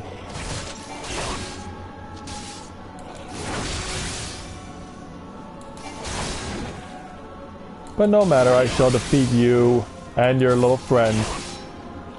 All in due time. Gargoyle is simply nothing more than someone in the way. Hi, Thancred. You certainly have a knack for getting into trouble. I'm afraid I do. And now... Oh yeah. Even though I killed off your little friend. Hey, I'm the one who killed your friend. Shouldn't you aggro on me?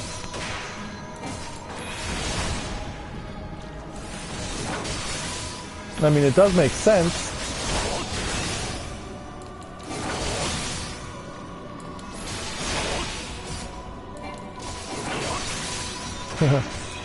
Well, unfortunately we do, and you've underestimated your own abilities.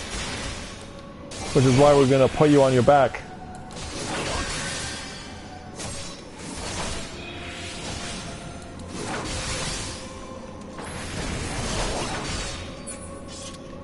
There we go. Go ahead and drown in the lake. Drown in the lake for me, please.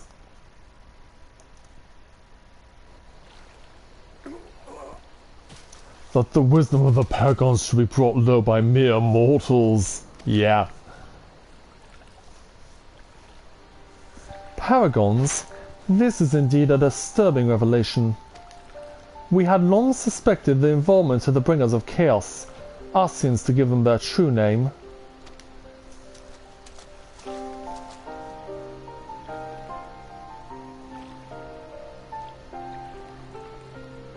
but we cannot be sure that they were responsible for the recent disturbances until now, as if the Sultanate needed any more enemies. Well, we also found more information. Have we Charlians crossed paths with Austians before? Well, we've certainly... Wait, I don't recall telling you about my homeland. Ah, yes, that's right, you're one of the gifted. You know, this marks the third time I've found you in the midst of trouble. If I didn't know any better, I'd say you alone stood for it. Anyway, I'm glad that I started following you around. Who knows what grand conspiracy you'll stumble upon next. I jest. Had I truly been watching your every move, I wouldn't have taken so long to intervene in your latest altercation. But all's well that ends well, eh? Our masked friend is no more, and while I very much doubt we have seen the last of his kind, his demise will likely grant us some respite. And on that note, I must away. Until next time, Northern.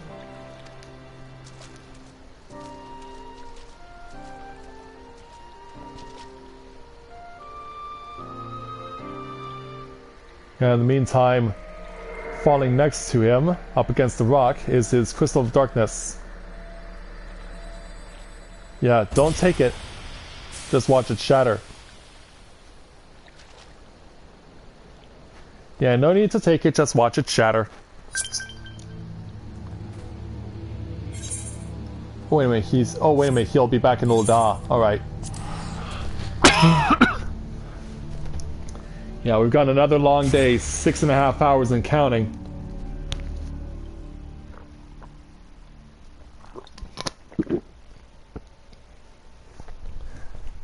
So since I cannot afford to skip through everything as far as the story is concerned, let's make our way to the Alchemist Guild.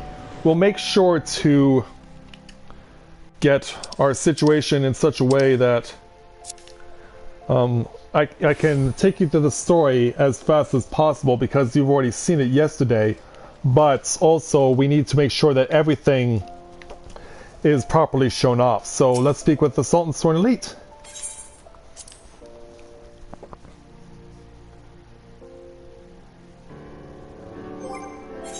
Alright, should take off my helmet here to show my respects to the Sultan Sworn. And complete the challenge. Because by doing so... Does it surprise you to see me dressed so northern? I was once a Sultan Sworn, you know. It's been 15 years since I put down my sword and took up the role of Station Master. It is a capacity in which I am none less proud to serve, lest you doubt. Whenever Her Grace ventures outside the gates, I have the honor of protecting her person. Never before have I seen her so despondent when news of the crown's theft reached her ears. But thanks to your valiant efforts, she has returned to her former vibrant self. You have the gratitude of every Sultan Sworn, Northern. And this must be when the Sultana herself arrives? Exalted vessel of Novaura, guardian of Thanalan, 17th ascendant to the throne of Ul'dah, Her Royal Majesty Nanamo Ul'namo presides. Long live Nanamo! Long live Glory Nanamo! to the Glory Sultana! to the Sultana! Forever may she Forever reign! may she reign! Hello there. They regaled me with tales of a champion amongst champions, one whose tireless service to the crown merited the highest honor we might bestow. Never did it occur to me that it might be you. Bring it forth!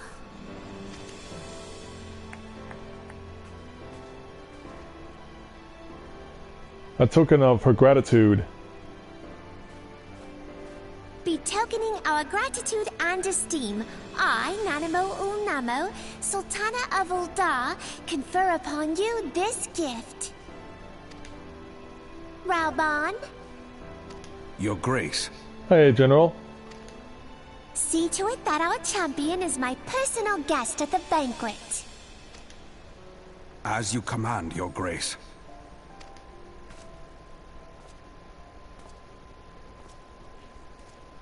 It's nice to meet you too there, General If what Reborn. they say is true, Ul'dah owes you a great debt. I am Reborn al-Din. With the consent of Her Grace, I oversee the affairs of the Sultanate. Brave souls are few and far between in these times. I count my blessings when I find one. Her Grace invites you to join her at the coming banquet. I trust I will see you there. An honor, Huzzah! indeed. Come, hero! Until then, for the sake of Her Grace and the glory of the Sultanate, may you walk in the light of the crystal.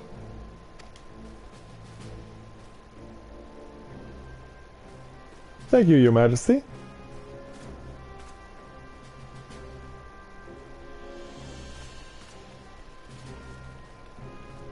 So away they go.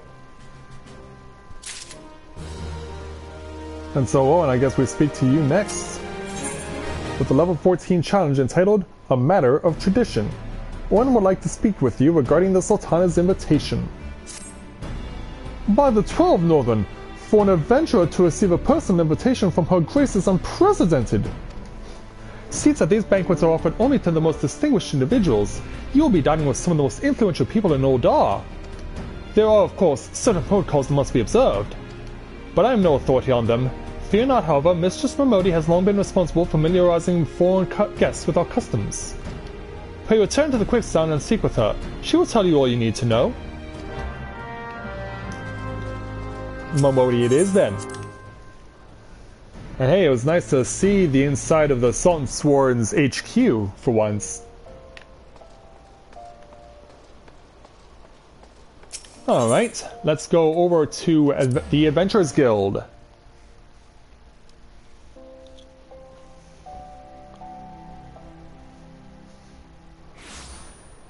Yeah, because Momodi's going to have us the vital piece of stuff to take to the banquet with us. Look at me, I'm just running around like crazy. Hey, Momodi. Welcome back, Northrend, and congratulations on your invite to the big soiree! To be honest, I never imagined I'd be explaining these procedures to you. It's usually only foreign dignitaries who get to hear me prattle on and on about royal traditions. Anyway, I know you're a busy man, so I'll keep it short and sweet. In accordance with ancient custom, all guests to this banquet are required to wear a pair of ceremonial earrings made specially for the occasion. They're meant to symbolize... Actually, forget about that. This was meant to be the short version. Ahem. Being a design unique to the occasion, the earrings serve as a security measure. The Sultan Sworn won't let you near the hall without them. Your set should be ready and waiting for you at the Goldsmiths Guild. Mistress Serendipity is expecting you, so you want to head down there now. Once you've got them, bring them back here and we'll continue. Alright, Goldsmiths Guild it is. Come on, Northern, you can do it. Move, you big lug. Alright, Goldsmiths Guild.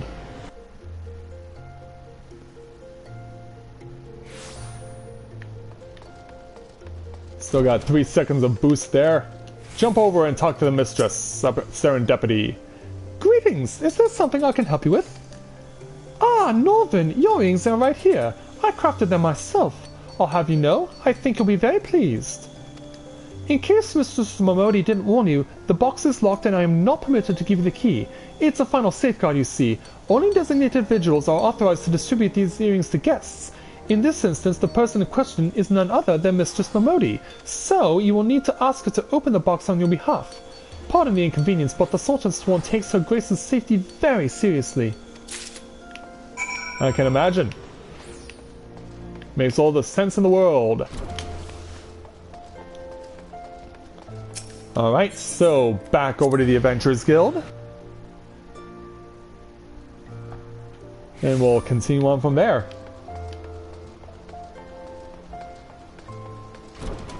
Let's charge through over to where Momodi is.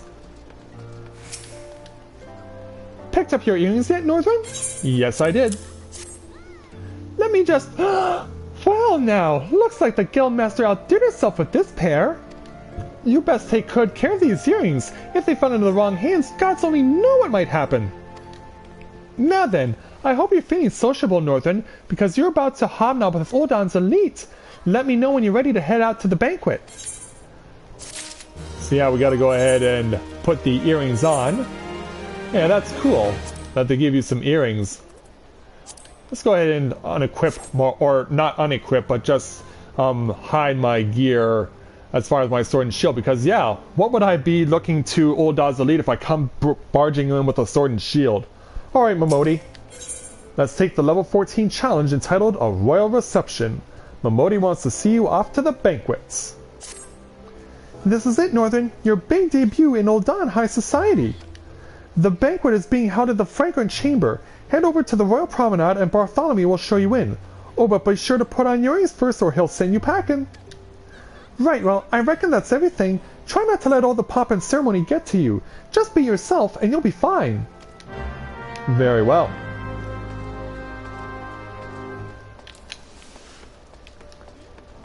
Then let's make our way over to the Chamber of Rule and go where we need to go.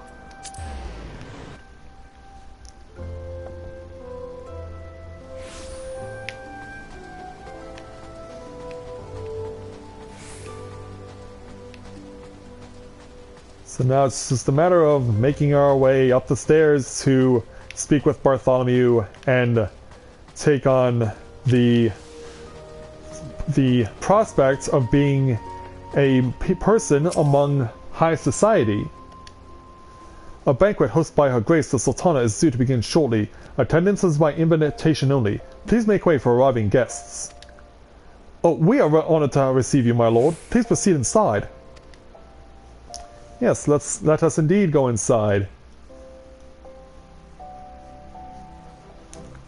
So here we are in the Fragrant Chamber, home of so many main story points. It's not even funny. So much has happened within these walls, within the Realm Reborn storyline. And hey, even Papa Shan is here.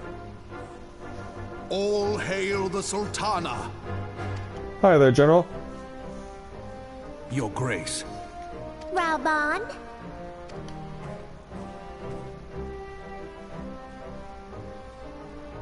Yeah, I love it when he does that. The Royal House of Ul, I, Nanamo, 17th of my line, have summoned you here.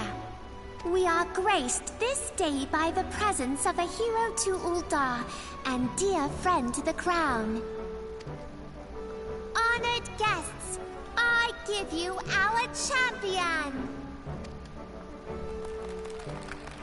Thank you, And Your with Majesty. that, I bid you enjoy the feast.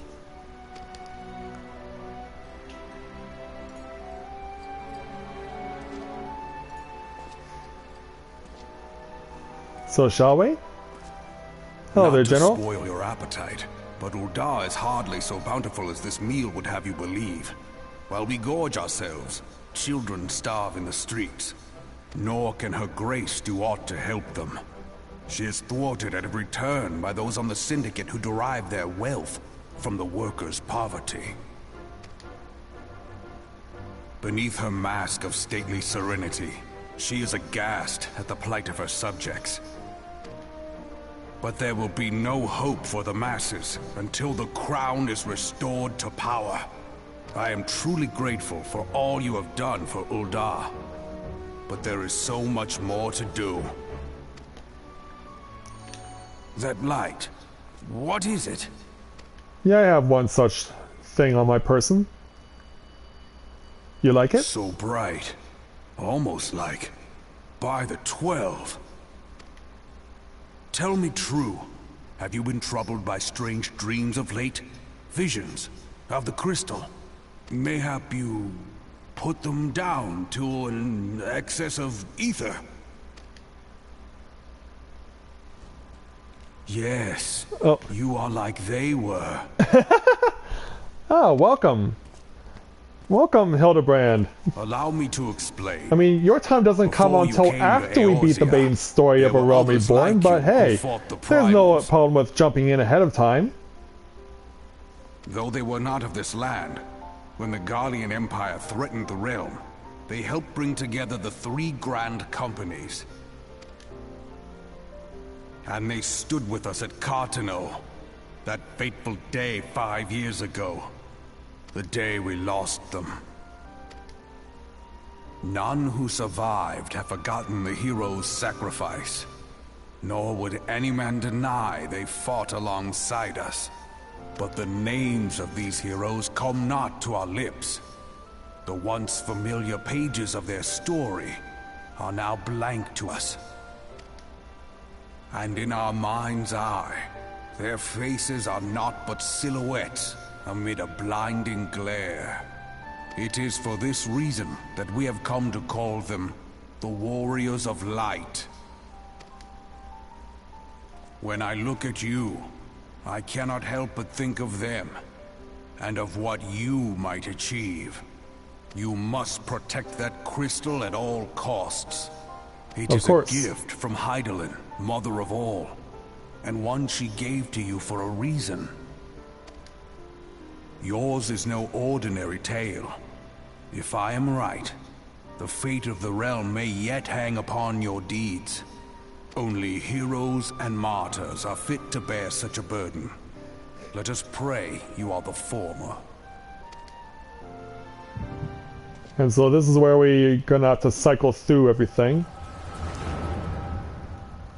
Well, actually, I know a better way to deal with this. I have an idea. So let's skip through this, because we've already seen it. And then we'll look upon what we were doing in the Unending Journey, which is the book over here. Here you are.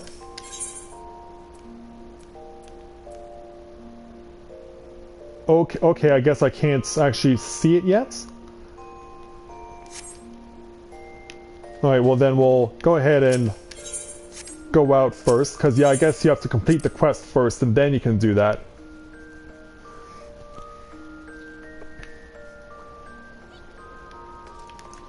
So yeah, we'll see Momodi in a moment with that particular quest. We'll make a mad dash now to the Adventurers Guild. No, not the Adventurers Guild, the Hall of Flames. Oh wow, I'm already that far to the left? Alright. Might as well just move on.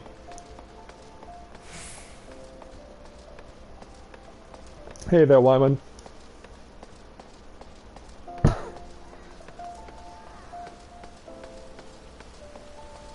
Alright, so yeah, here he is. Gonna be right here in the Hall of the Immortal Flames. Hey there, General. I've been waiting for you, Northern. I trust you are fully recovered. Good, because there is much work to be done. Work that I would have you do. Alright, but before you do, let's go back to the previous cutscene. Just so that I can say I showed it off. Alright, Adventurers Guild.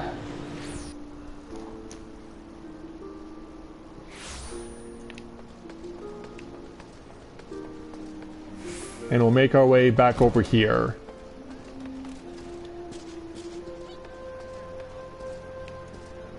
Alright, I wanted to use the inn, so I would need to speak with Otopa. There you are. We are retiring to an inn room.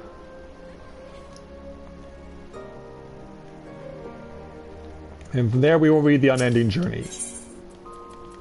Okay, here it is. Royal Reception. Cutscene 3. So after witnessing the calamity for myself... How you feeling, Northern? Yeah, been a bit of a bad day, I guess.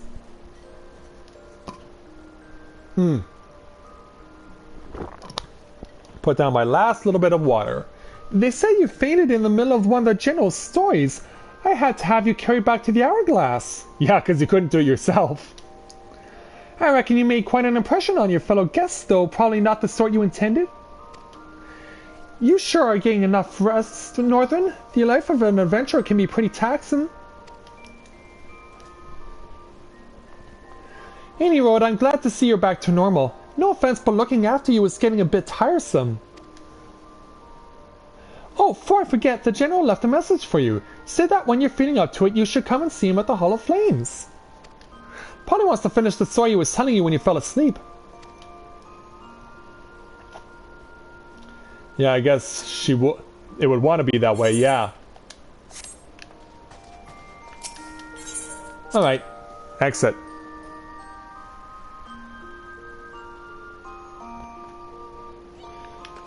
Okay. Now let's make our way back to the Hall of Flames. Alright, Hathaway Plaza. And then we'll hustle over to the hall.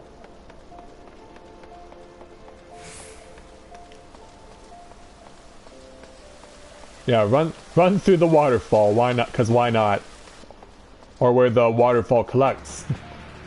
Alright, General. Listen well, Northern. This will take some time to explain. Alright. As we take on the level 15 challenge entitled the Ul'dah Envoy. Reborn means to trust you with a task of the utmost importance.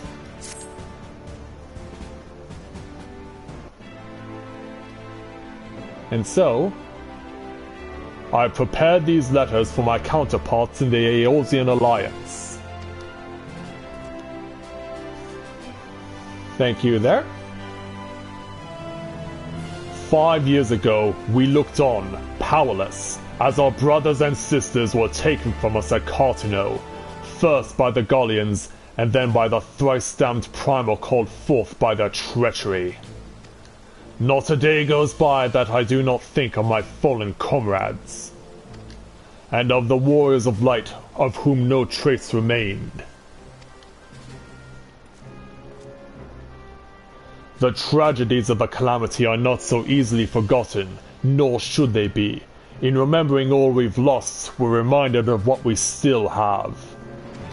And so I mean to mark the 5th anniversary of the Battle of Cartino with a memorial service honoring the fallen.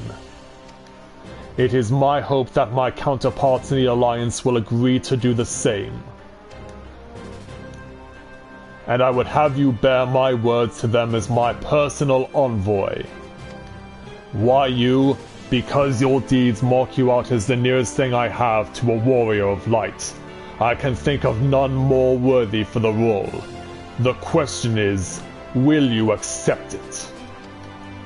It's why I'm here, there, General. Then it is agreed. You will journey to Gridania and Limsa as my official representative. Now that's a many great moms to travel, but I've neither the time nor patience to wait around while you do it on foot. And so, I hereby grant you permission to use the airship routes connecting the 3 city-states. This pass serves as proof of your privilege. Gone are the days when airship travel was available to all.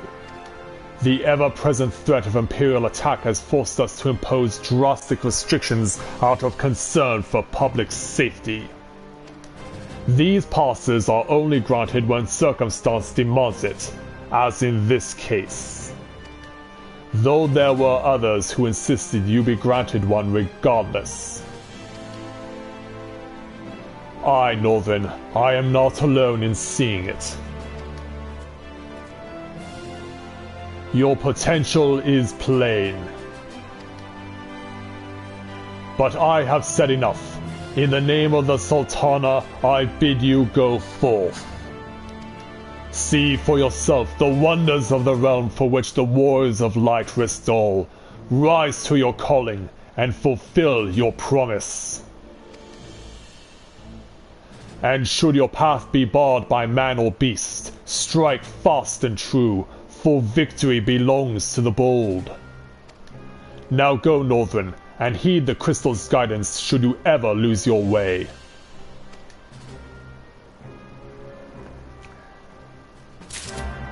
And so now that we've done that, we have to warp ourselves back over to the Adventurers Guild. Going in a yo-yo effect like no one's business. Bring on the rain, huh? Yeah, to be honest, please. Because we don't see enough of it these days. And we need it to ensure the well-being of everyone who is alive. Yeah, everyone loves the sun, but too much, in my mind. It's so easy to take the rain for granted. Hey there, Momodi. Ah, back from your meeting with Reborn, are you? What did the big man have to say? Well, you had to say this. Is that a fact? Yeah, that definitely got attention. Personal envoy of the Flame Journal himself! So you'll be bearing the great man's words to the leader of the Alliance, will you? And by airship? Bugger me, that's an honor and a half, that is. But I can't think of anyone who deserves it more. I'm proud of you, Northern, I truly am. Now, I dare say Reborn told you this, but not many people get to go on airships these days. In fact, most go to their graves having never once seen Eorzea from above. Poor buggers shovel off to meet Thal having never known the blues of Limsalomin's shimmering seas or the myriad greens of leafy Gridania. But not you, Northern. You'll see those sights and more and everywhere you go. You'll find fascinating folk with fascinating tales to tell. The people you meet, the places you go, savor these experiences. For they are priceless all. Saying that, it'd be remiss of me if I didn't remind you to be careful out there. Ul'dah ain't the only place you'd set by troubles, as you'll discover when you visit Limsa and Gridania. Truth be told, that might well be exactly what the General wants you to realize. I think he knows what kind of man you are, Northern. And what kind's that, you ask? Why, the kind that can't resist sticking his nose in other people's business, of course, and don't you ever go changing. Sorry. Safe travels, Northern. I'll see you when you get back. Thank you very much, my lady. And so now that the sun has risen on a new day in Gridania, so does the sun rise on new possibilities. Off to the Chamber of Rule, because that's where the airship landing is.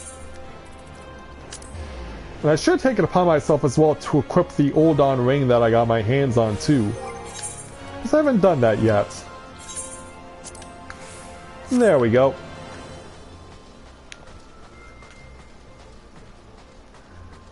Make our way over to the airship landing.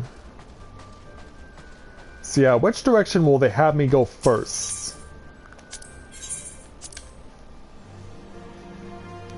Yeah, it'll be interesting to see what they have me, where they have me go. Alright, Eleonora. Greetings, sir. This is the reservation counter for passengers traveling to Limsalominsa.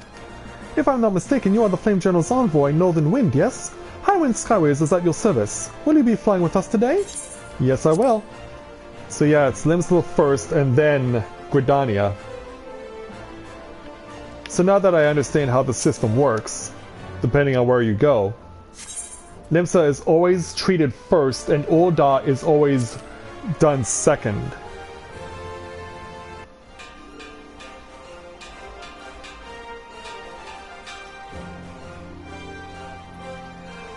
So yeah, we're about to depart for Limsalominsa.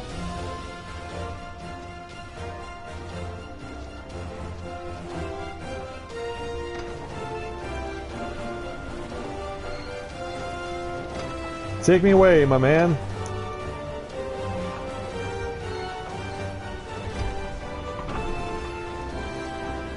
And thus the departure begins.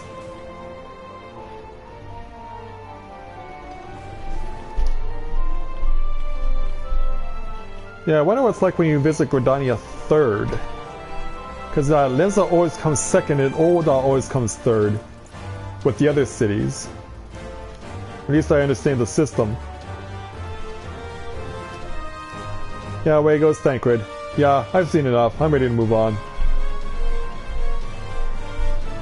When we first met beneath the Sultan tree, I sensed there was something unusual about him. I wonder if they will feel the same. Oh, okay. The Sultana was Lilia, or Lilica in disguise. That's who she was. Godspeed, Northern! Godspeed! If I'm right, they'll be singing your praises from here to the far reach before long. May you always walk in the light of the crystal.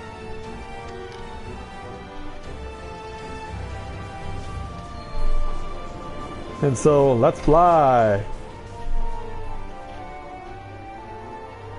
I'm surprised they didn't send me to where it was closest.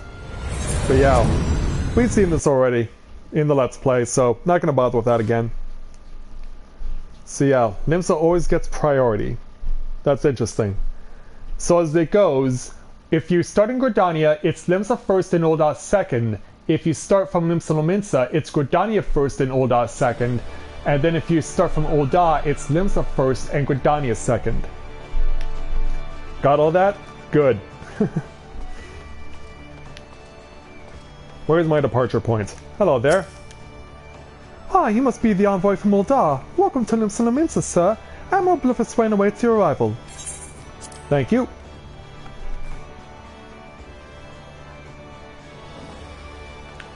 Hello there, ma'am. You are the Ul'dah envoy. Welcome to Limsa Lominsa.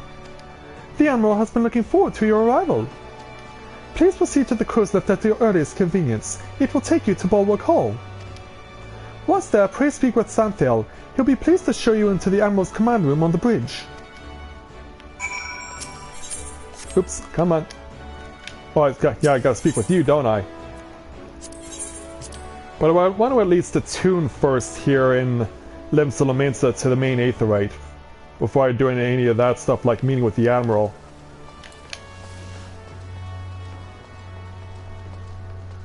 Yeah, look at the beautiful day here it is here in Limsa Lominsa. They couldn't have picked a better day for the envoy to arrive.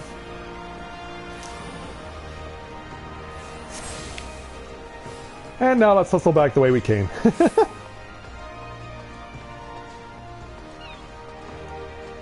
Alright, I see Mr. Xanthel who will want us to go ahead and speak with the Admiral. Hello there, my man. Greetings, sir, and welcome to Alfell City. If you'll permit me to examine the seal on the mist of Ukete. Yes, everything seems to be in order. My apologies. We cannot afford to be complacent, you understand. Please, step this way.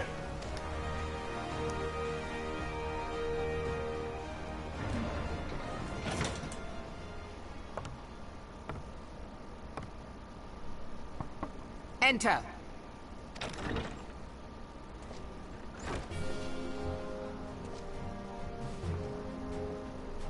Greetings, Admiral.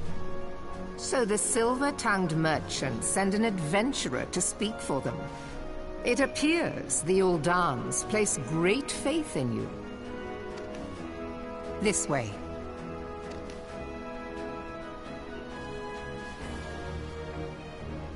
I bid you welcome. I am Melvib Blufuswain, Admiral of Limsa Lominsa, and Commander of the Maelstrom. Now, what news from Thanalan? Well, you're about to find out, because yeah, it looks like the rain has started to fall. A memorial service to honor the fallen.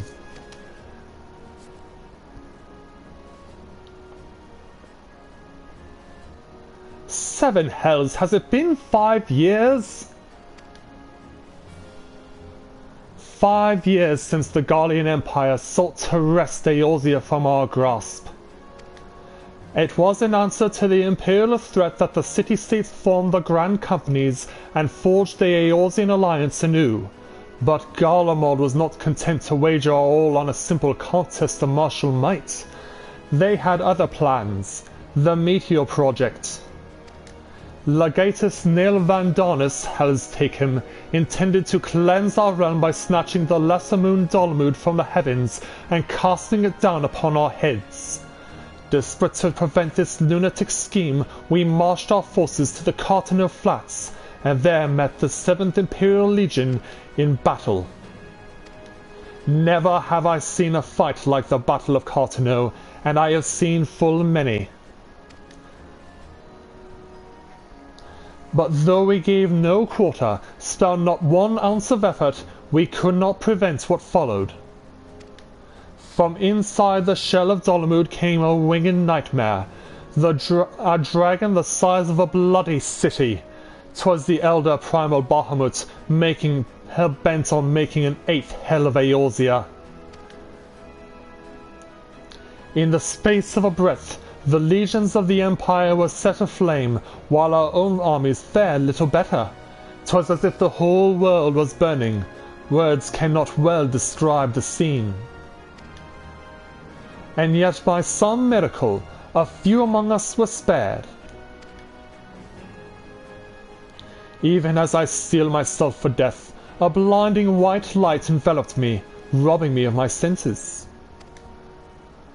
When I regained them, the dragon was gone, and the still smouldering land was warped beyond all knowing. Were Archon Louis Soir still with us, he would doubtless shed some light on those unfathomable happenings. Alas, he is not, and I fear we will want for his wisdom in the days to come. For while our nation struggled to recover from the devastation, the beastmen call forth their damned primals to torment us anew. Unless we put aside our differences and rebuild now, our foes will catch us unprepared. And I speak not only of the beastmen. Do not imagine that the Empire has forsaken its claim on Eorzea. The Imperials crowd our borders waiting to strike. Damn it all, we need champions to replace those we lost. But such thoughts are worse than worthless. Time is short, and none will save us, save ourselves. It is the duty of every soul who survived the calamity to work together for the good of Eorzea, and this memorial service may be the very thing to unite us. Reborn has the right of it. I accept his proposal.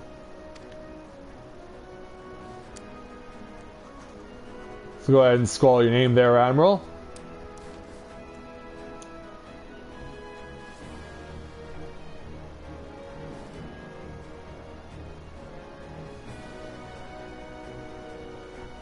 Away they go. Your duty is done here, adventurer. I will see to it that the Flame General receives my reply. You travel to Gridania next, yes? What will I be telling the Elder Seedseer? Pray give my regards to the Elder Seedseer. Oh, and tell her the wolf has been sniffling around the stables. A private jest in one in poor taste, but I would have you tell it all the same. Fare you well, Northern. May the Navigator guide you on your journey. So the Admiral tells the same joke no matter if it's to the General or to the Elder Seedseer. Oh, Admiral, you can be a mean woman at times. Alright, back to the airship landing.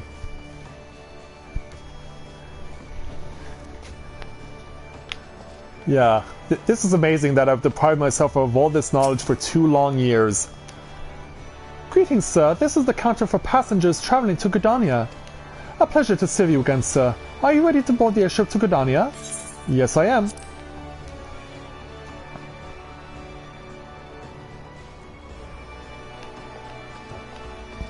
On to the gangplank.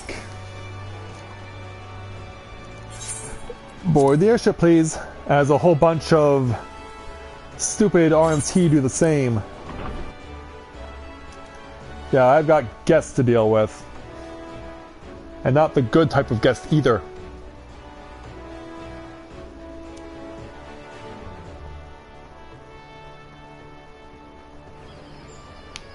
Alright, arrived in Gridania.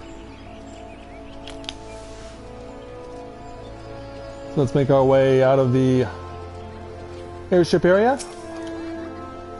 Ah, you must be the envoy from Ul'dah. Welcome to Gridania, sir. The Elder Seedseer awaits your arrival. Thank you.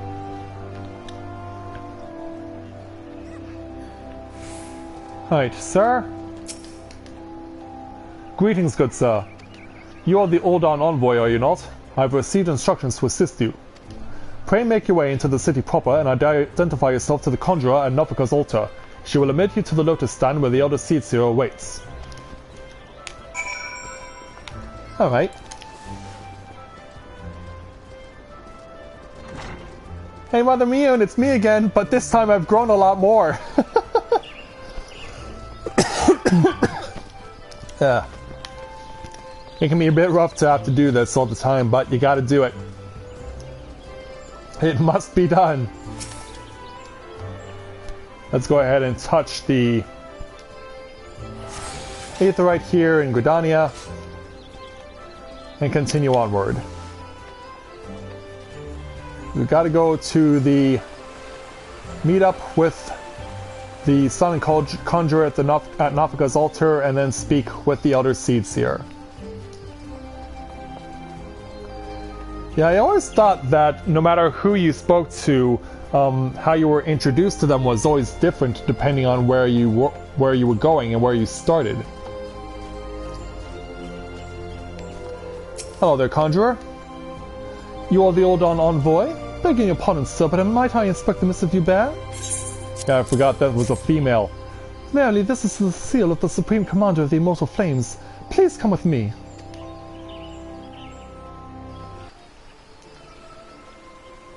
And so now it's time to meet the other seeds here through Ul'dah circles. So you are the Ul'dah envoy. On behalf of our fair nation, I bid you welcome. Please.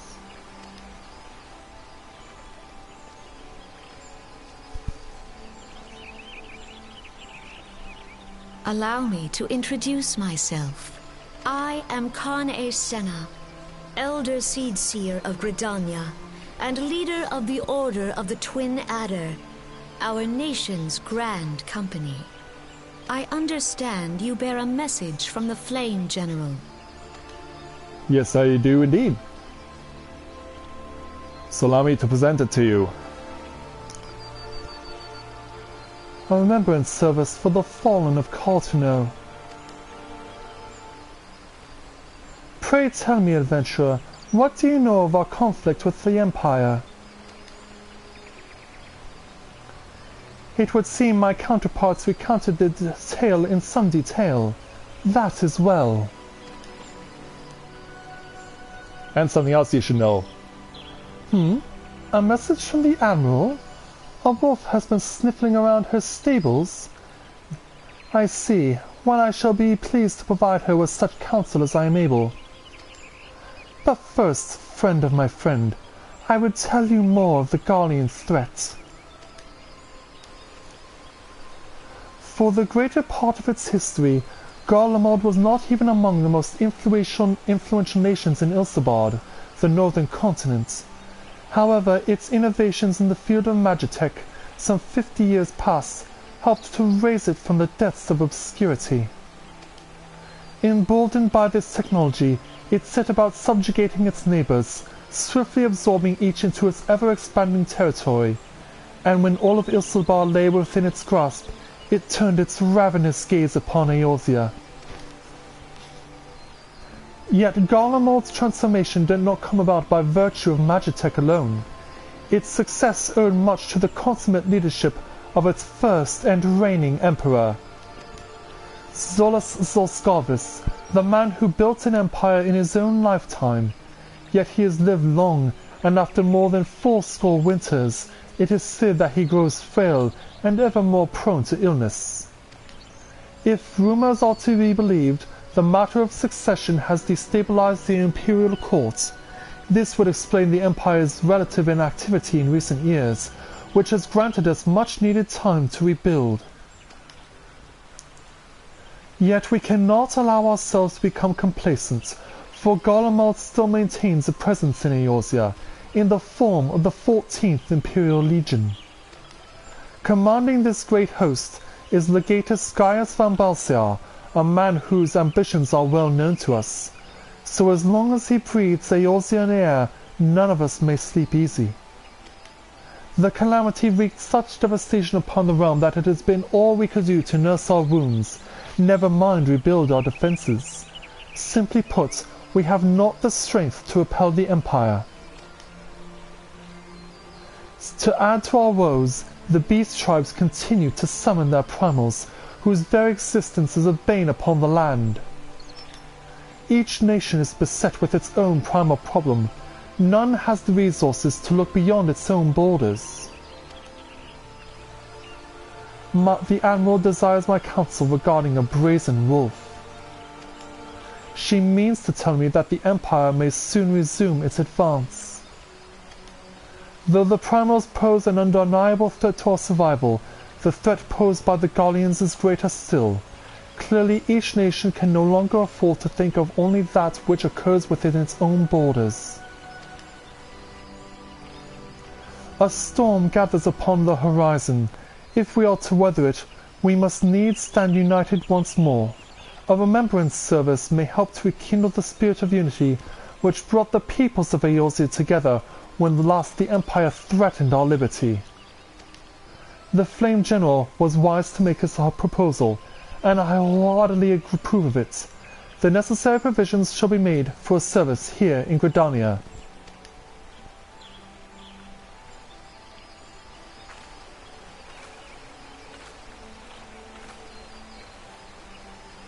Yep, take my staff, please.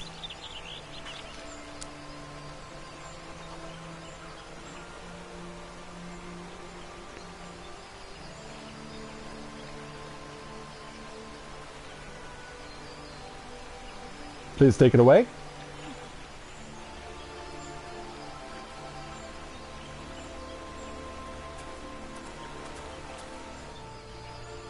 And so now, your work here is done, my friend. I shall send my reply to the Flame General forthwith. I thank you for coming. May the 12 see you safely home.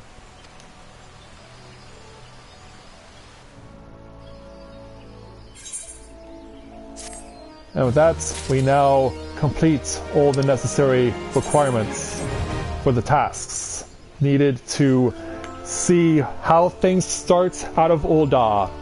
And so, this crazy journey, which has gone on for a combined nearly 15 hours over 2 days over this Canadian holiday weekend, finally comes to a close.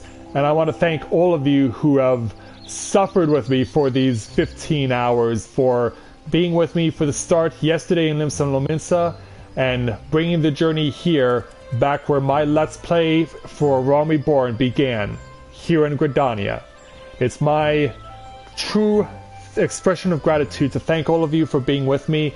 I'm glad that all of you enjoyed this experience along with me, and I would certainly encourage you, if you haven't picked up the game yet, to pick it up for yourself and come enjoy this experience with me and so many others, because it has been so worthwhile. So thank you very much everyone for watching, and so I think I'll end this particular day by staying over at the Aetheryte Plaza, where my very first Realm Reborn journey began.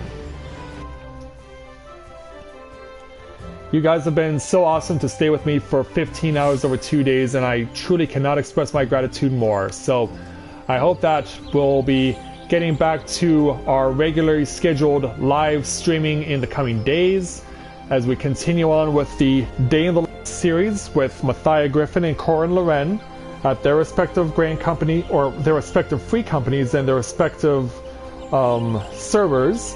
And of course, we still have lots of Let's Plays to do, including the continuation of the #Elite 6 series, which will hopefully start next month with the start of Let's Play Okami. And of course, we're still doing the continuation of Let's Play Shining Force 2, so I hope that you'll be sticking around to enjoy all that as well. So yeah, there's been a lot going on here at Let's Play Novaura Autism. I thank you for all of your support thus far, and I look forward to seeing your support in the continued projects they will be doing in the coming time in the future. So thank you everyone for watching, and until I see you tomorrow with another episode of Let's Play Shining Force 2, This is Matthew at Novaura Autism saying take care, and I'll see you soon.